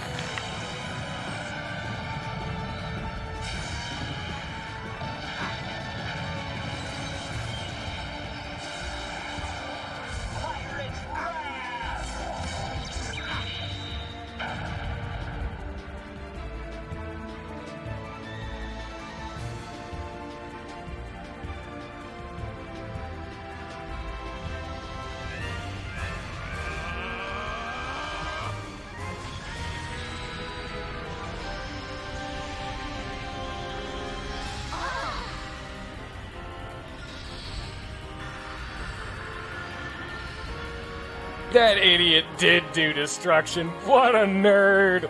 I don't know how much damage I did, but I know he's a nerd. That's a real nerd thing to do. Destruction? Yeah, that's a standard nerd play. Common nerd move right there.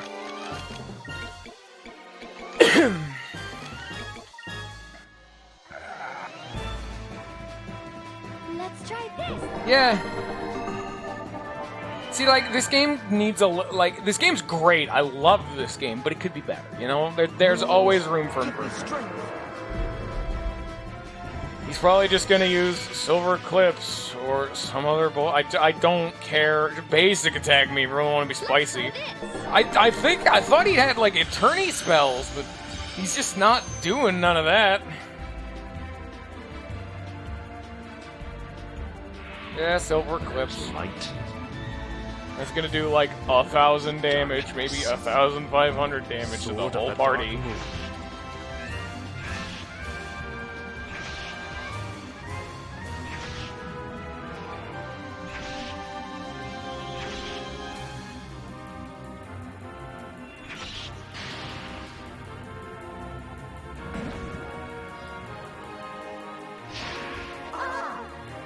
Yeah, I'm afraid to tell you that you're about to get bodied, son! Let's go!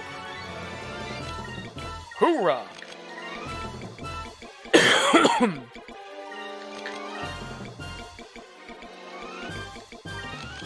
Yeah, see, seriously, it's Drachma just screams. I'm gonna have him tackled. You know what? Fuck it. Drachma just screams. No, Big Hand doesn't do damage. Big Hand just insta-kills. It doesn't, unfortunately, it doesn't actually do damage. No, Weevil, it doesn't do damage! And I doubt I can instant-kill Ramirez.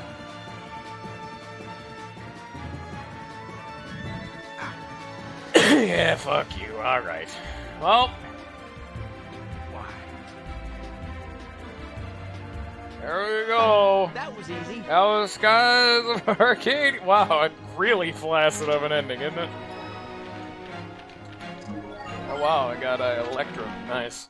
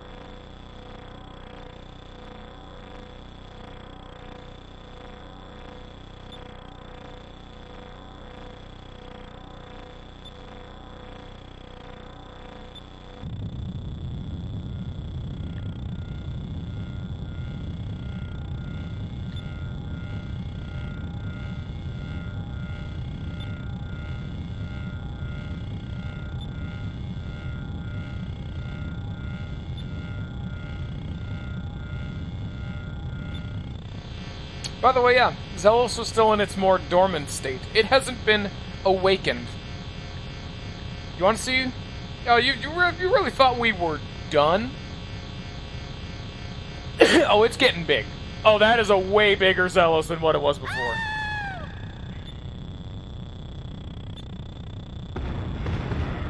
Oh, that's weird. I think we need to leave.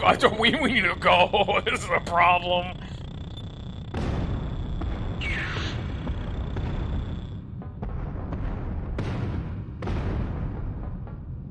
Oh, that was really fast. And we got out of there real for like lightning quick. Did you really think we were gonna get out of this without fighting Zelos? Awakened Zelos. Oh, hey Ninja, how you doing? Say hello to Zelos. Hey Dank, did you have fun getting kicked from the Discord again? That wasn't even me, that was Johnny.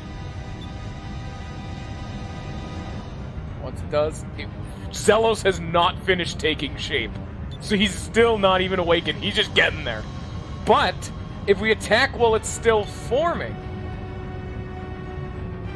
So, I talked about it earlier on in the stream, way earlier on. There was one ship battle when I was young and actually played this as a kid I could never beat. This was that battle. The final boss of the game, because I was a dumb idiot and could never actually fight the final ship battle of the game, Zelos. Because this one is actually difficult. No, I mean, Ninja, at least you're getting to see Zelos.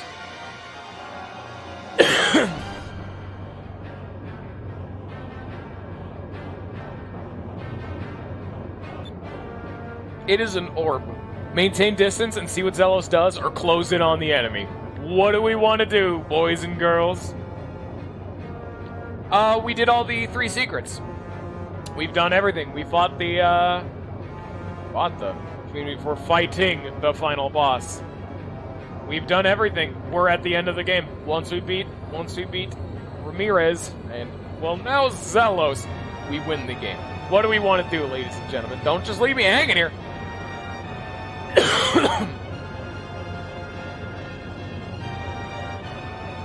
Okey-doke. So, how do you want to close in?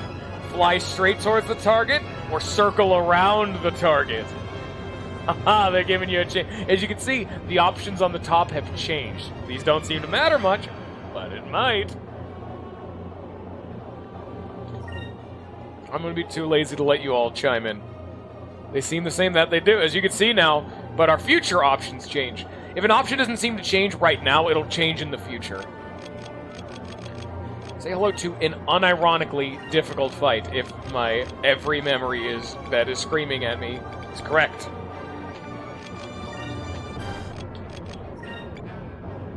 Ah, that's right. My weapons have been massively increased in quality.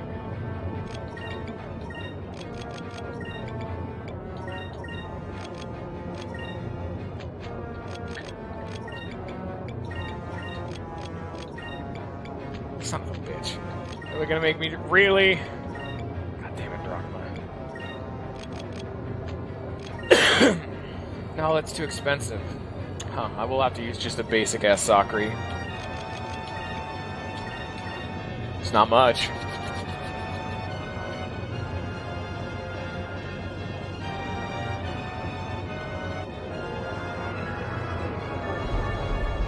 Yeah, wow, really putting in the effort on healing there.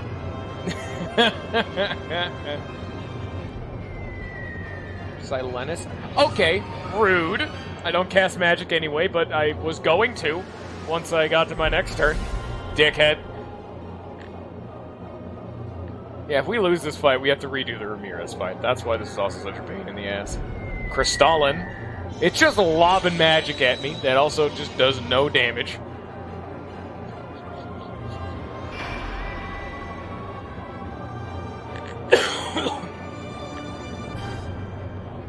Also, Zelos is following us. Moonray. Great.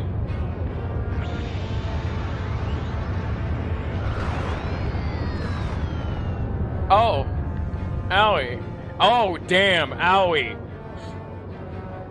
I was guarding. I don't have increm, but I was guarding for that. That did hurt like a son of a bitch.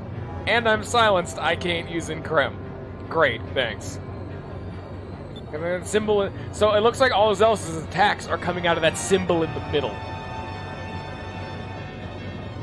You can kind of tell because one of them is more dangerous, but we get more chances to attack. But one of them is less dangerous, but we do less chance, you know, deal damage. What do we want to do? Front or the side? Cram. Side. You got anything to chime in there, Ninja? I like that option. I want to pick that one, but unfortunately, I don't have a choice in the matter. I need to flip the coin. Heads for side, tails for front. I dropped it on the fucking floor. It is... Ah, son of a bitch. It was front. You've been rused. It was actually the front all along.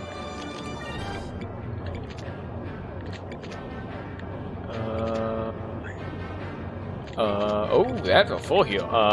Speed wax? Oh, that's one turn? That's bullshit. All of these suck. But yeah, I'm incremed. So, or I'm silenced, so I can't use increm, which also really fucking sucks. Actually, you know what? Do I want to... I do distinctly remember, do not let him get red turns off. I do have the item that gives full focus, but I don't have any way of curing myself. I can't cast fucking magic.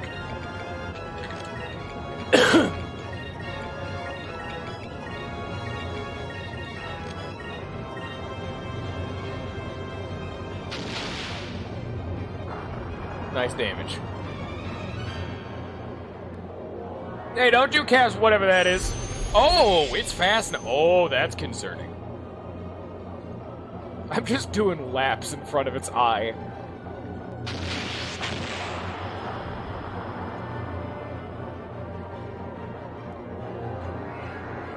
Again, secondary and torpedoes don't scale off of strength, Ninja. Maybe secondaries do, but I don't care. But the main cannon does.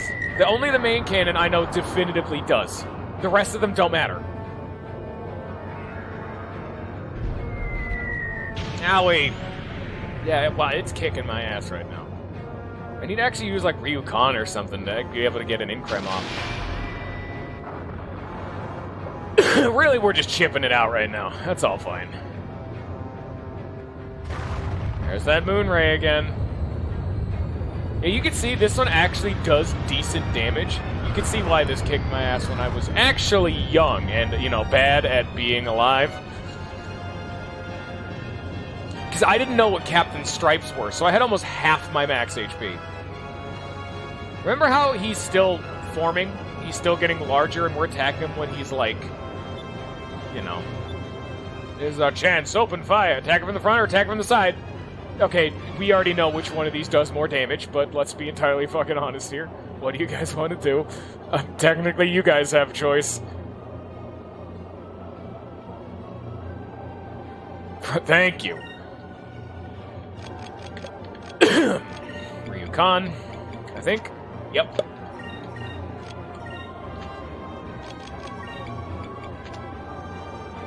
Reduce spirit point actions for a turn. You know what? I'll actually use that first, because, I mean, fuck it. Ryukan. Moonstone Cannon! And then I'm gonna just... Shit, I fucked that up. I need... Okay, you don't have one, so you'll use Robinson. What do these do? Let's be attack first, and this protects me from magic. Fuck him. You. There we are. That's what we like to see. Then you use Ryukan, and you use the Moonstone Cannon. Great. I'm only going to know exactly how good Robinson is when Moonstone Cannon comes up, because I know Moonstone Cannon is 20. Ryukan's 15, but that's harder to... That only went down by like 6, so I can already see that's good. Let's see how much it goes down for Stone cannon.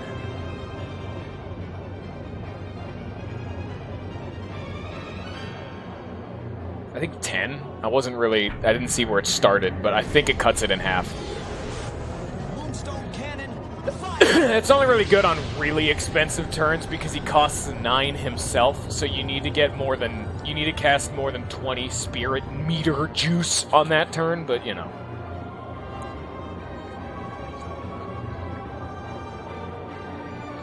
Yeah, Zelos is still forming, so we're actually attacking him when he's still in his, like, larval awakening state. So, that'll be fun.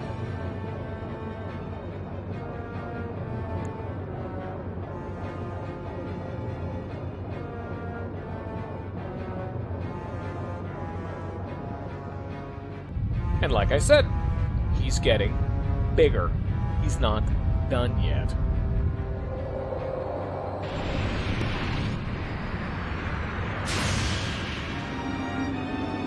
Well, that's weird.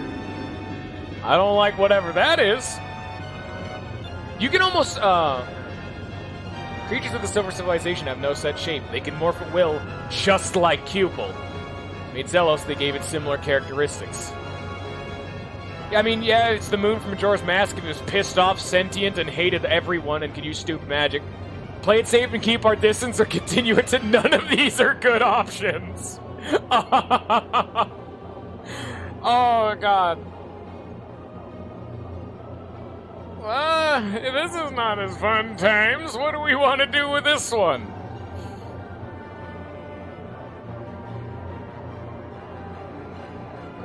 Play it safe, continue attacking. Alright, play it safe. Back off for a bit, see what the hell it's doing. To be fair, that's a valid... Oh, I'm not silence anymore. Now he's quicker, nice. Or I could just fuck it up, which is what I'm gonna do. Yeah! Guard on that turn, yeah! Wait, I have a better idea.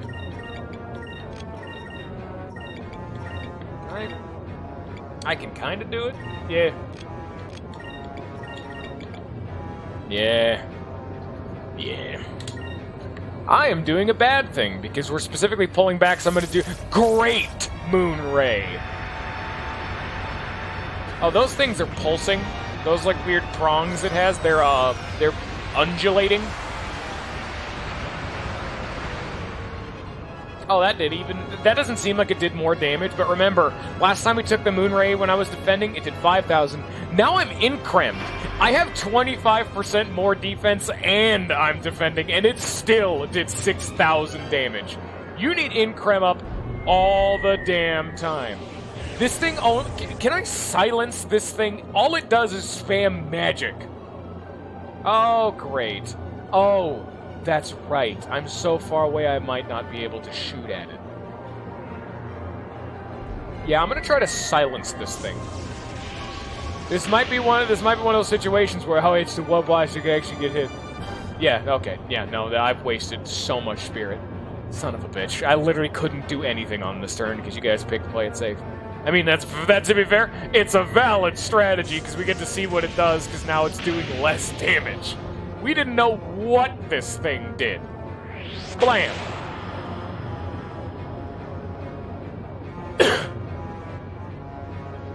Counting on you, what should we do next? Keep our distance or close in?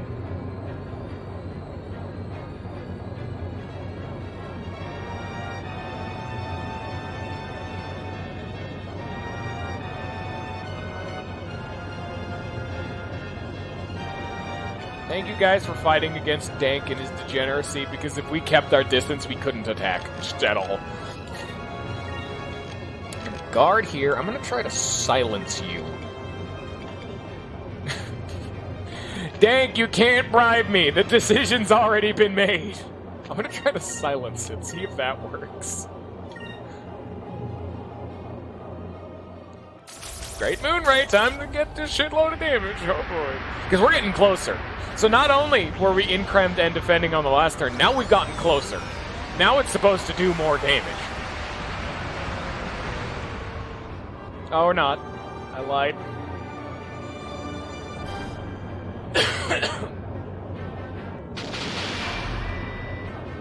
Nice. chip damage. I am not actually noticeably closer. This is bullshit. I am not nearly as close as I was before, where I was within touching distance. Yeah, it does just shoot more when I'm closer. Blam! Can I silence you? I can! Ooh, that's important information. Owie. I can't silence that.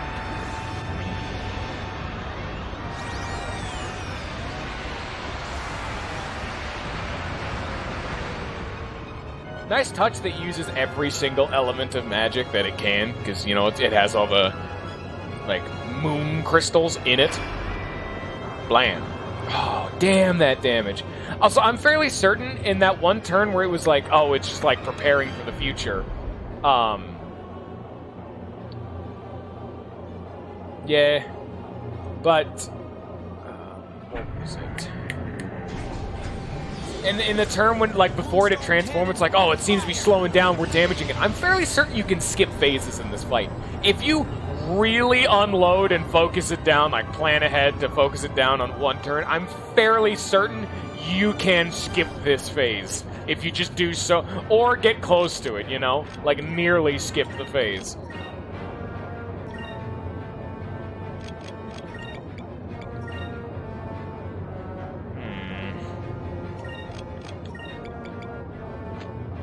Yeah, I'll do this here. Thermal Grease completely... Yeah, restores spirit completely. That supposedly fills up my spirit gauge 100%. Judgment! This is the move I definitively remember killing me. Like, once I got to this phase, Judgment would come out and it just did too much damage. Because you know what Judgment is? It's literally the Rains of Destruction. And we get hit. Son of a bitch. It's not fucking around when it's unloading a tiny version of the Rains of Destruction on us just casually. You can't cast magic, dickhead. That was so... Silence kind of breaks this fight, wow. His whole gimmick is, I spam magic. Oh, now you can't cast magic anymore. I'm using Delta Shield, effectively. Oh, okay. I thought I was able to cast Quicka through it because it did the whole animation. Thermal Grease. I don't want to be greased up. I have a greasy ship. Great Moonray. Judgment is his big boy fucking attack.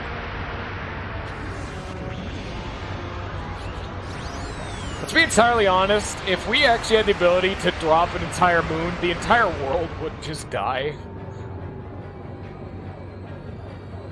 Weevil, you focused purple so much, my characters are starting to get maxed out on purple. Silenus was definitely not the rank 6 spell. Stone cannon, fire! Blam!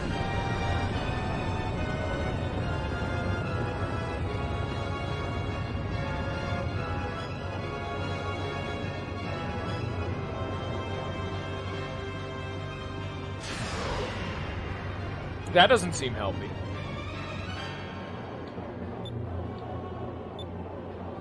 We need to be careful. Let's fall back or close in. We'll finish this for good. Both of them, it literally just flips. But typically, if you fall back, it means you'll miss more, and both players will do less damage, even if the turn order doesn't explicitly tell you. Close in, close in, close in! This is our chance. Let's finish this. Ready, the Moonstone? That is not what the turn said it was going to be. I'm being deceived right now.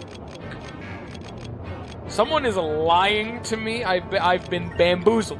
I can't believe it. How could they do this to me? A Vice Guard. Fuck it. Let's see how that works.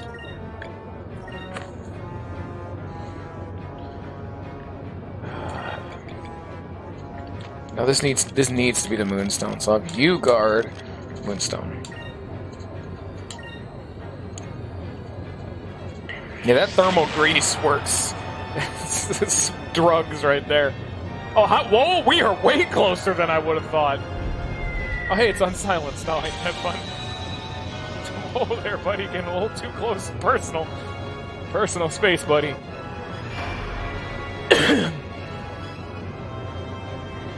Getting close, yeah. gotta see the whites of his eyes. Moon Lament. Can I just say this is a real final boss when it has 4 fucking super moves?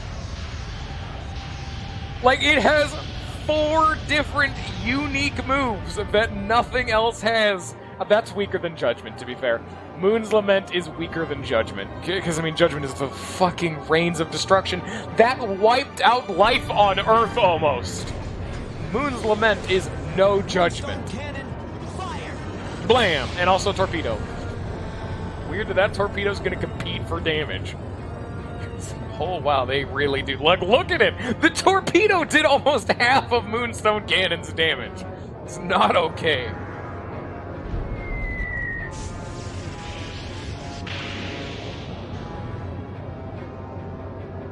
And yeah, that is true, Ninja, but just shut up.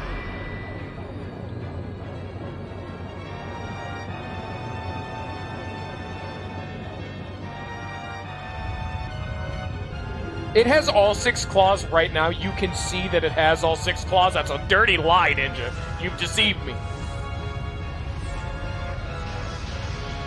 See, that's 6 claws stabbing me. 2 of them came down at the beginning. Then there was like a double tap.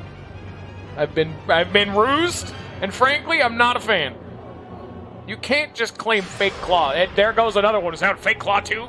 That was purely cosmetic. It's purely cosmetic. It's a flesh wound.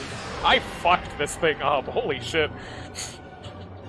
Need to be careful. Let's fall back or goes in. We'll finish this for good. For the 3rd turn and finish it for good.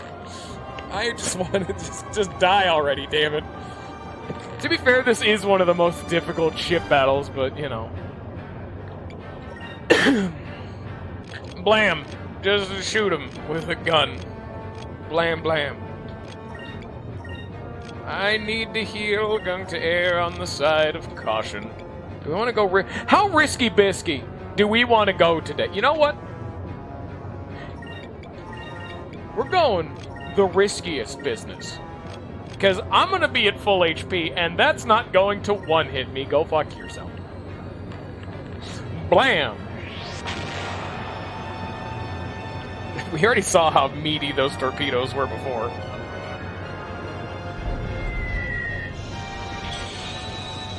Yeah, like, you can see why I had such a difficulty with this fight as a kid. I had almost half my max HP, and you can see just how much... So I have about 60,000 HP, I would have about 30,000 HP. And some of these attacks are doing about 10,000 damage. That is way too much damage for a weako, limp dick ship like that to be able to handle reliably. And I mean, to be fair, there are some Captain Stripes that are missable, like, you know, the giant looper or whatever can drop them, so there's some optional boss fights that can drop them, but even still. He running out of spikes, boy. Still not the hardest of the Gigas. Red Gigas and the Lynx follow-up fight are way harder. Just because they're unfair hard. Hey, increm yourself. You're gonna need it. In the pits of hell.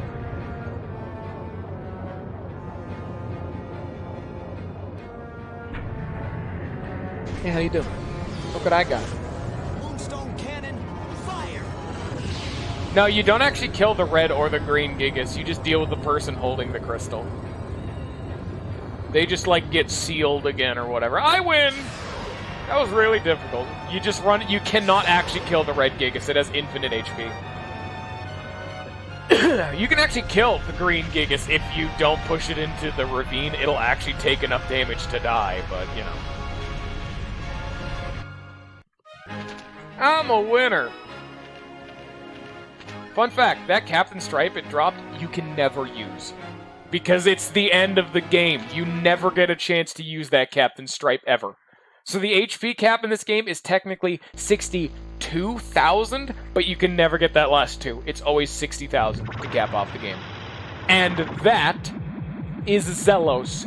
Go fuck yourself. Ramirez is dead, and now Zelos is dead. Go home. We win. It's an onion. It's got layers. Look at all these onion shavings.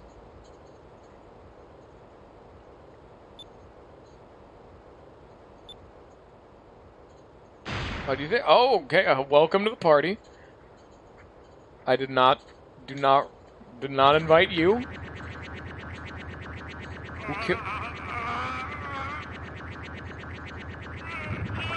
Ramirez isn't dead, by the way. You thought we were done? Yeah, surprise.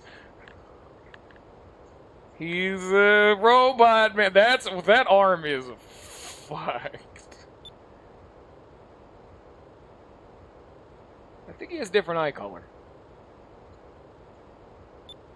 Die. Hi! Surprise! If we die to this, we have to redo the whole thing. Nice touch. They actually have a unique boss battle for the crater he left. It's like phasing in and out.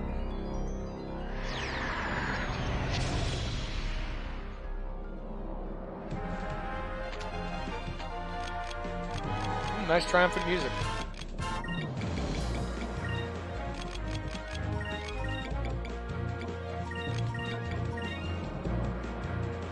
Silver Nightmare. Oh, yo, we're in the memory den area, if you remember, from the Sylvite chamber. I did not tell you to do that. I especially did not tell you to do that. Oh, that's not good.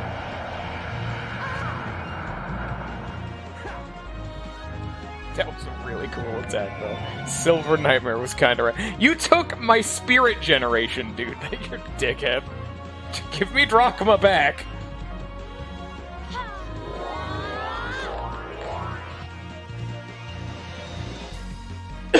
Also, yeah, that is the Sky Fang. It's Vice's ultimate sword, and it does look like piss. It's actually Gaussian sword, but the one he's holding in the other hand is unique. Can I have Drachma back? So I'm guessing Moon Nightmare just takes control of one of my characters for one turn. Hopefully one turn.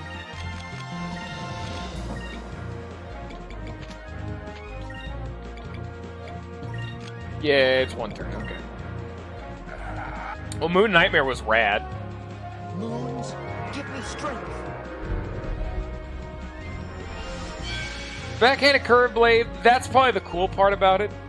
But the main one is like, it's too big. It's just like standard anime sort of. It's a large lad. Let's try this.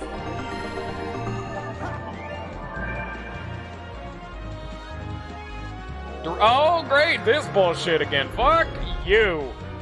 Oh, all that time buffing. You're gonna have destruction or destroy or whatever again? Wow, aren't you a fucking cool kid? Wow, I bet you get bullied in school a lot. Because you've earned it.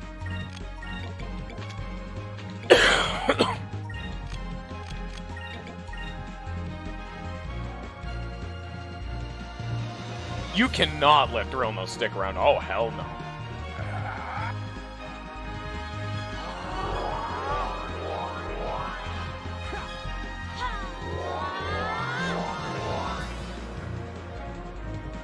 He does have destruction. Nice. So he has a double debuff.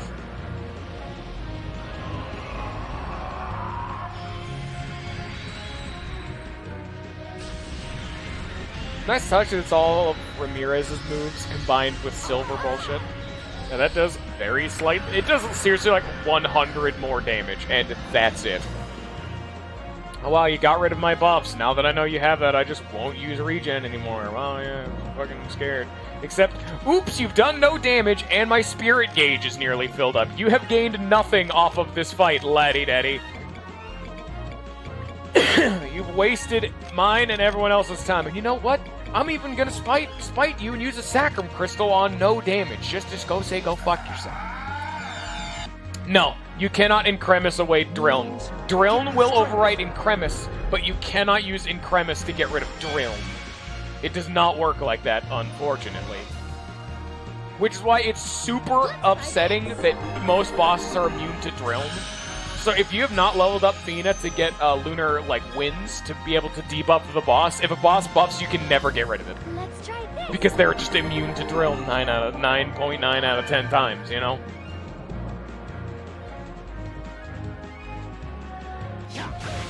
Wow, he's basic attacking. Nice. Yeah. Hey, you know, you could just not spit him out and we would have won the fight.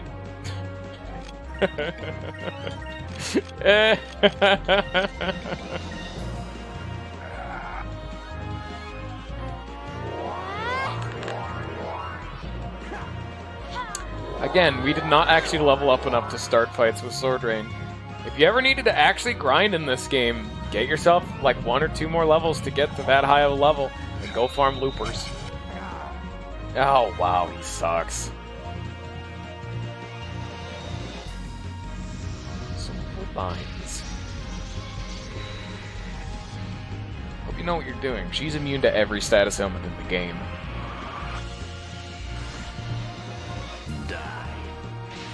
Oh, he's actually slightly paler than normal.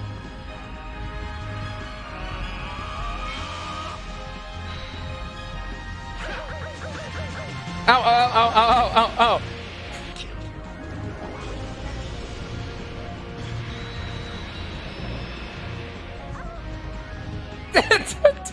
Oh my god, that didn't even one-hit her.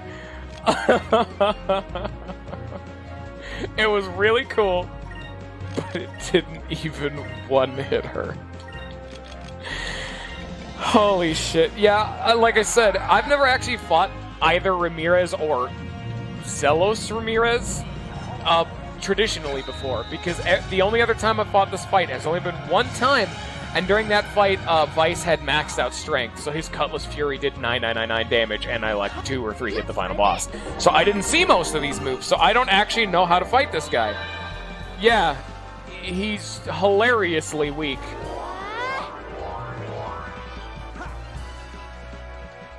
Except my entire party is immune to instant death.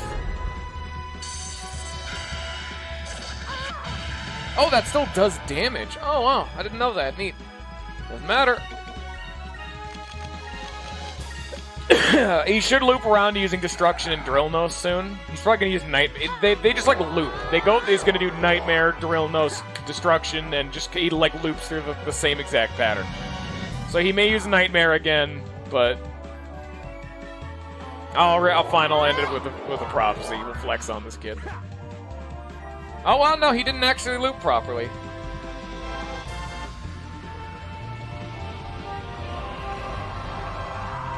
You guys are really being a pain in my ass, though, because I'm going to have to waste a turn just getting my spirit gauge maxed out to use prophecy.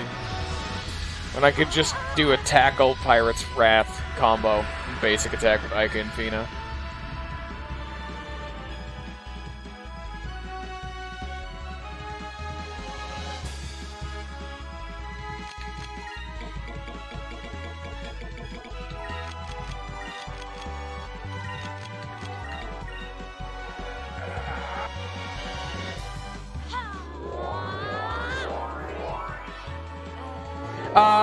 Ramirez 1 looped.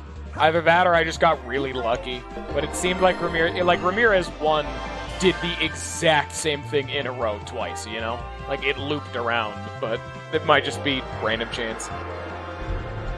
Alright, we win. The only problem is that this boss... The only problem is that this boss doesn't do drill nose frequently enough. Give me a sec, someone's knocking on the door.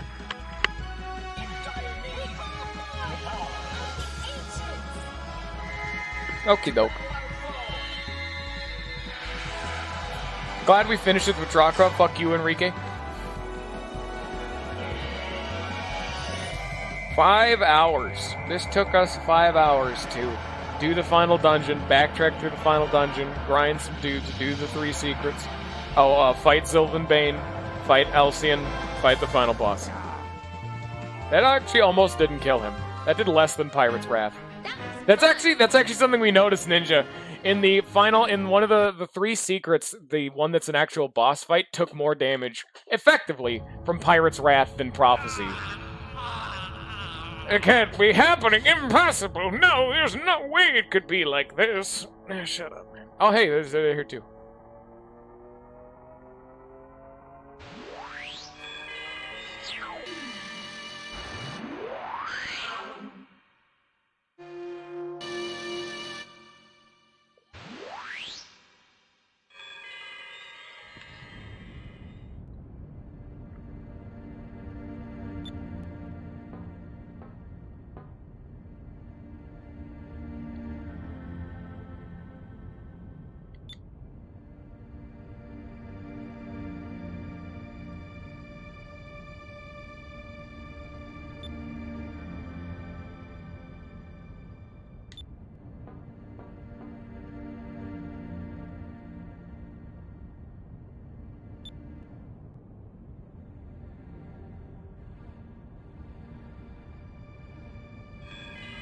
Damn, he's got an arm on him, doesn't he? You do realize that thing held nigh limitless power and could have been used as an endless energy resource until you figured out how to make another one. I understand the sentiments, but logistically, you effectively just threw away like ambrosia. I was like the Philosopher's Stone. And yeah, I did just yeet Ramirez's corpse into deep sky. There he goes.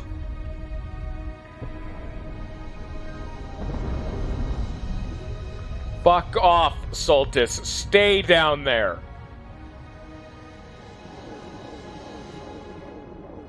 There's the vortex.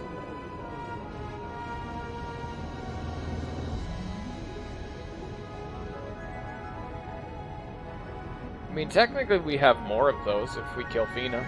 She actually, yeah, when Fina dies, the silver moon crystal is going to come back out. There's going to be another one whenever Fina dies.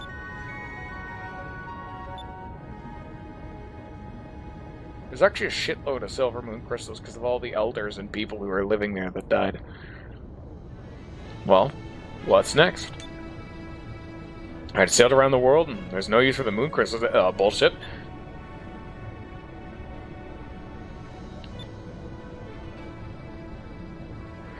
Look at this ending. We're still young. Who knows what kind of trouble we can still get into. So, Captain Vice, where do we go from here?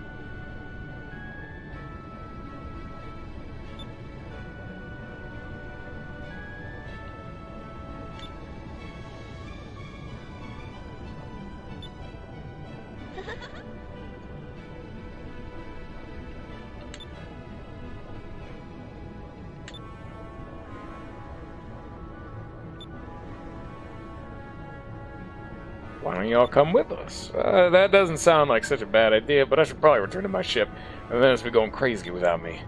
I'll return to the Claudia and continue my search for the good life. What a good character, a great character, great idea.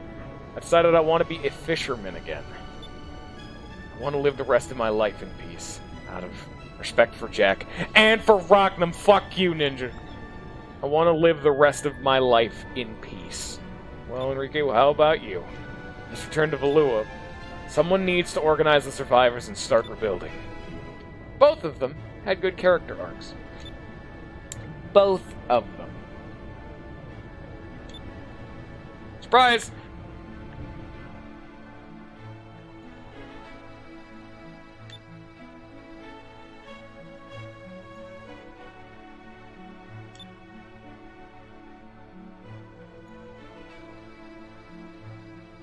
Aww.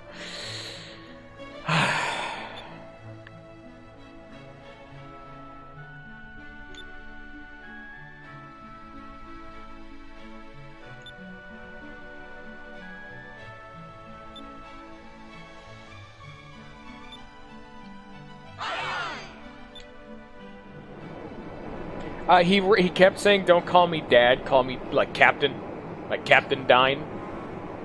And so, why is Baltor here? Because he, and I quote, hated Galcian more than he hated us, and, you know, he's saving the world. He was a cool guy.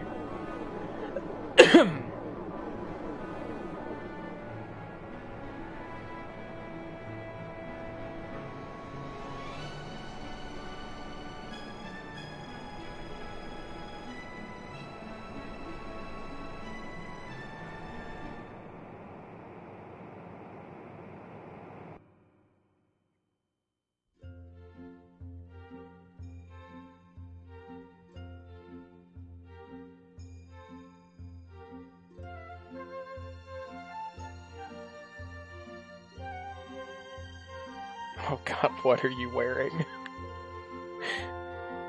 And you were right, as Ninja said earlier in Spoiled, Enrique's the only one to confirm to be in a relationship and get married, so he's the Chad of the group. Then again, Drachma had a son, so we can assume as much about him. Now, see your gut actually fixed.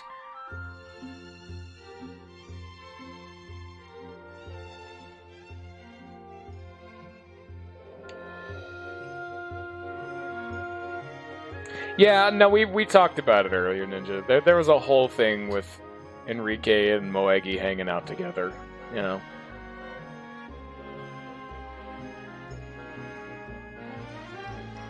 Oh shit! That was a small detail, but those are people from Esperanza.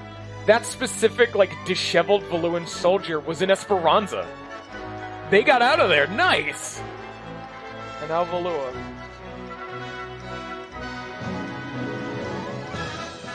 And yeah, you totally can, Ninja. You can see their relationship, but I never actually, like, brought folks to that because I forgot. Look at this! Look at Cupo! And they get a new ship, because technically it's Enrique's ship, you know? It's just the Albatross, but blue.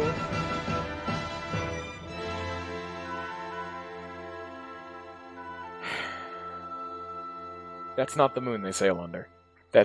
That's objectively not the moon they're sailing on. No, wrong.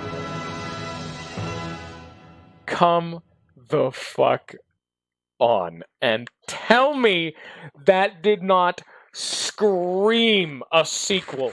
It literally ends with them sailing off into the distance looking for more adventure. Oh, Dine, he's retired as captain of the Blue Rogues, but his old crew refused to call him anything other than captain.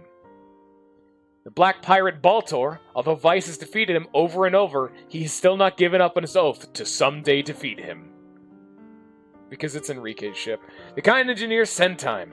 Sentime's 3 children all left home to fulfill their own destinies. He has since then adopted 4 more. The retired gourmet Gordo. Gordo's bistro has become world famous for its gourmet cuisine. Gordo has never fired a cannon since. The pirate in love, Clara. Clara has set off once again in pursuit of the one she loves. Perhaps one day, she will find true happiness. The redeemed prince, Daigo. Even since he succeeded his father and become king of Yafutoma, he still travels the sky in search of adventure. The twin pirates, Zhao and Mao. After Daigo became king, Zhao and Mao were appointed admirals of the Yafutoman Navy. The cold mercenary, Lawrence. He disappeared after the battle was over. It is rumored he's been seen in Valua and is looking for his next job. The reborn sailor, Dawn. Being chosen as an admiral for the new Esperanza Navy, he established a safe route through the Dark Rift. The old engineer, Brabham. Brabham became the head of Valua's new shipbuilding facilities and Enrique's request. Brabham has never been happier. The young engineer, Hans. He now works side by side with Brabham and Valua. He would later establish a scholarship for needy students. The clumsy gunner, Belle. She returned to the Primrose, confident with the knowledge of cannonballs come out of cannons really fast. The intense gunner, Kazim. Having fallen in love with sailing, he and his men decided to become air pirates too. The lookout, Tika Tika. He received a hero's welcome upon his return. He has since taken a beautiful life and lives his days as a hunter. The treasure hunter, Domingo. He tried opening his own trade business, but it failed. He has since returned to the treasure hunting business. The greedy merchant, Osmond. She opened a shop in the newly rebuilt Nazrad and has since regained all of her wealth through trading with Yafutoma. The young seer, Khalifa. She has given up fortune-telling in search of a more exciting line of work. She grew tired of knowing everything. The great carpenter, Ismail. He traveled to Valua to help with rebuilding. He insisted that they would never finish without his help. The brash carpenter, Kerala. She is currently building a harbor on the expanding Crescent Isle, where she has taken permanent residence. The lovely cook, Polly. She returned to Sailor's Island to run the tavern alongside her daughter, Anne. The shy cook, Urala. She's currently living in Valua, supporting her beloved husband, Hans, who she met during her travels. The legendary smith, Ryu Khan. Returned to his island to fire up his forge once more. His quest for the ultimate blade will perhaps never end. The scientist Ilkness. He returned to Valua, where he opened a pharmacy to provide medicines for all the people of Valua. The streetwise kid Marco. He returned home to Valua to help with the reconstruction. Later, he became the first admiral of the new armada. The salvage sailor Robinson. He finally returned home for good. Now he has 10 children with Polly and is happily living with them. The loyal mascot, Pow! Even after the battle was won, he never returned home to Pirate Island. Pow continues to sail by his master's side. Fiery dancer Merida, she began dancing in Nasir and soon became an international star. She now spends her days traveling the world. The noble princess Moegi. She's working hard to rebuild an entire nation with her husband, Enrique. She's become no shit. The little sailor Pinta. Pinta continues his search for rare treasures from all over the world. He plans to someday visit the moons. The old fisherman Drachma. Soon after the battle, he died a happy fisherman. Even now, the story of Drachma and Rachmim is told in ports everywhere. The hopeful Emperor Enrique. Enrique is building the new Valuan Empire, together with his wife, Moegi. They rule with compassion. The whimsical pirate, Gilder. Sailing where his whims take him, he and the crew of the Claudia continue on their search for the good life. The good life? Shit, I fucked it up at the ending. Vice, the bounty king. It didn't give me the legend title. Fuck you. Vice Icon being a young boy had a dream, grow with a passion, mysterious stranger from a musician world to serve now their story. They never actually gave me the title Vice, the legend. It never updated to be legend. Can I fuck up this ending anymore by dropping my headset on the floor? Yeah, I unlocked the 3 secrets despite the fact they're prerequisite. Oh, as long as there is the thirst to discover the unknown, the world knows stories to tell, the adventure, there are the new adventures to be had. What did I miss? Nothing.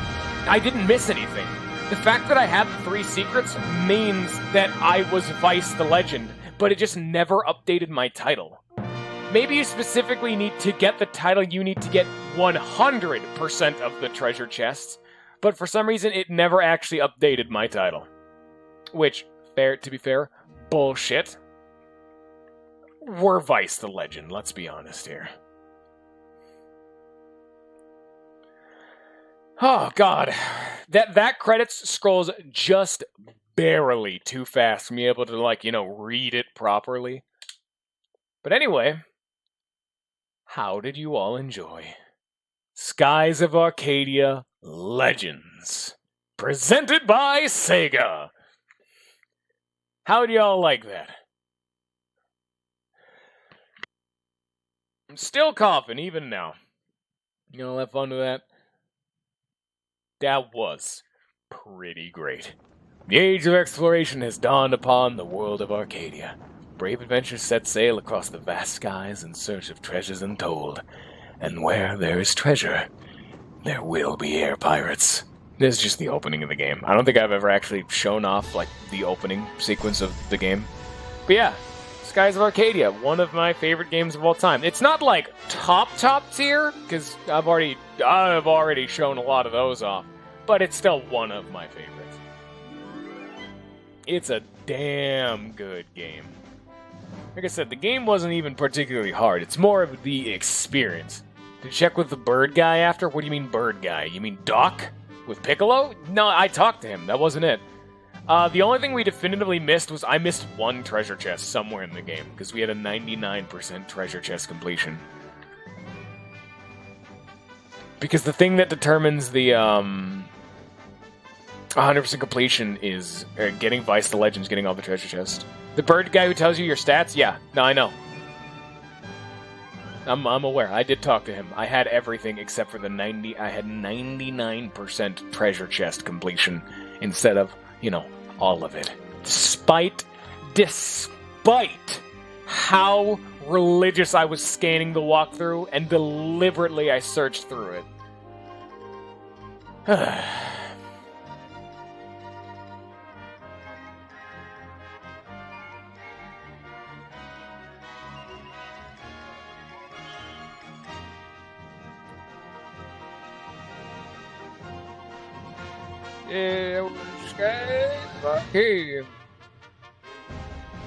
Yeah. Either way. But treasure chests and battles are not directly tethered to one another, you know? Also, nice touch that they use the albatross in all of the intro, despite the fact you sail on that ship just for the tutorial. So anyway, hopefully tomorrow I should have my stream set up, if I can fucking get Endroll to work. But anyway, I hope y'all have enjoyed. I hope y'all have a good rest of your day. I hope y'all have enjoyed all of Skies of Arcadia. And peace. Thank you all for watching, including you.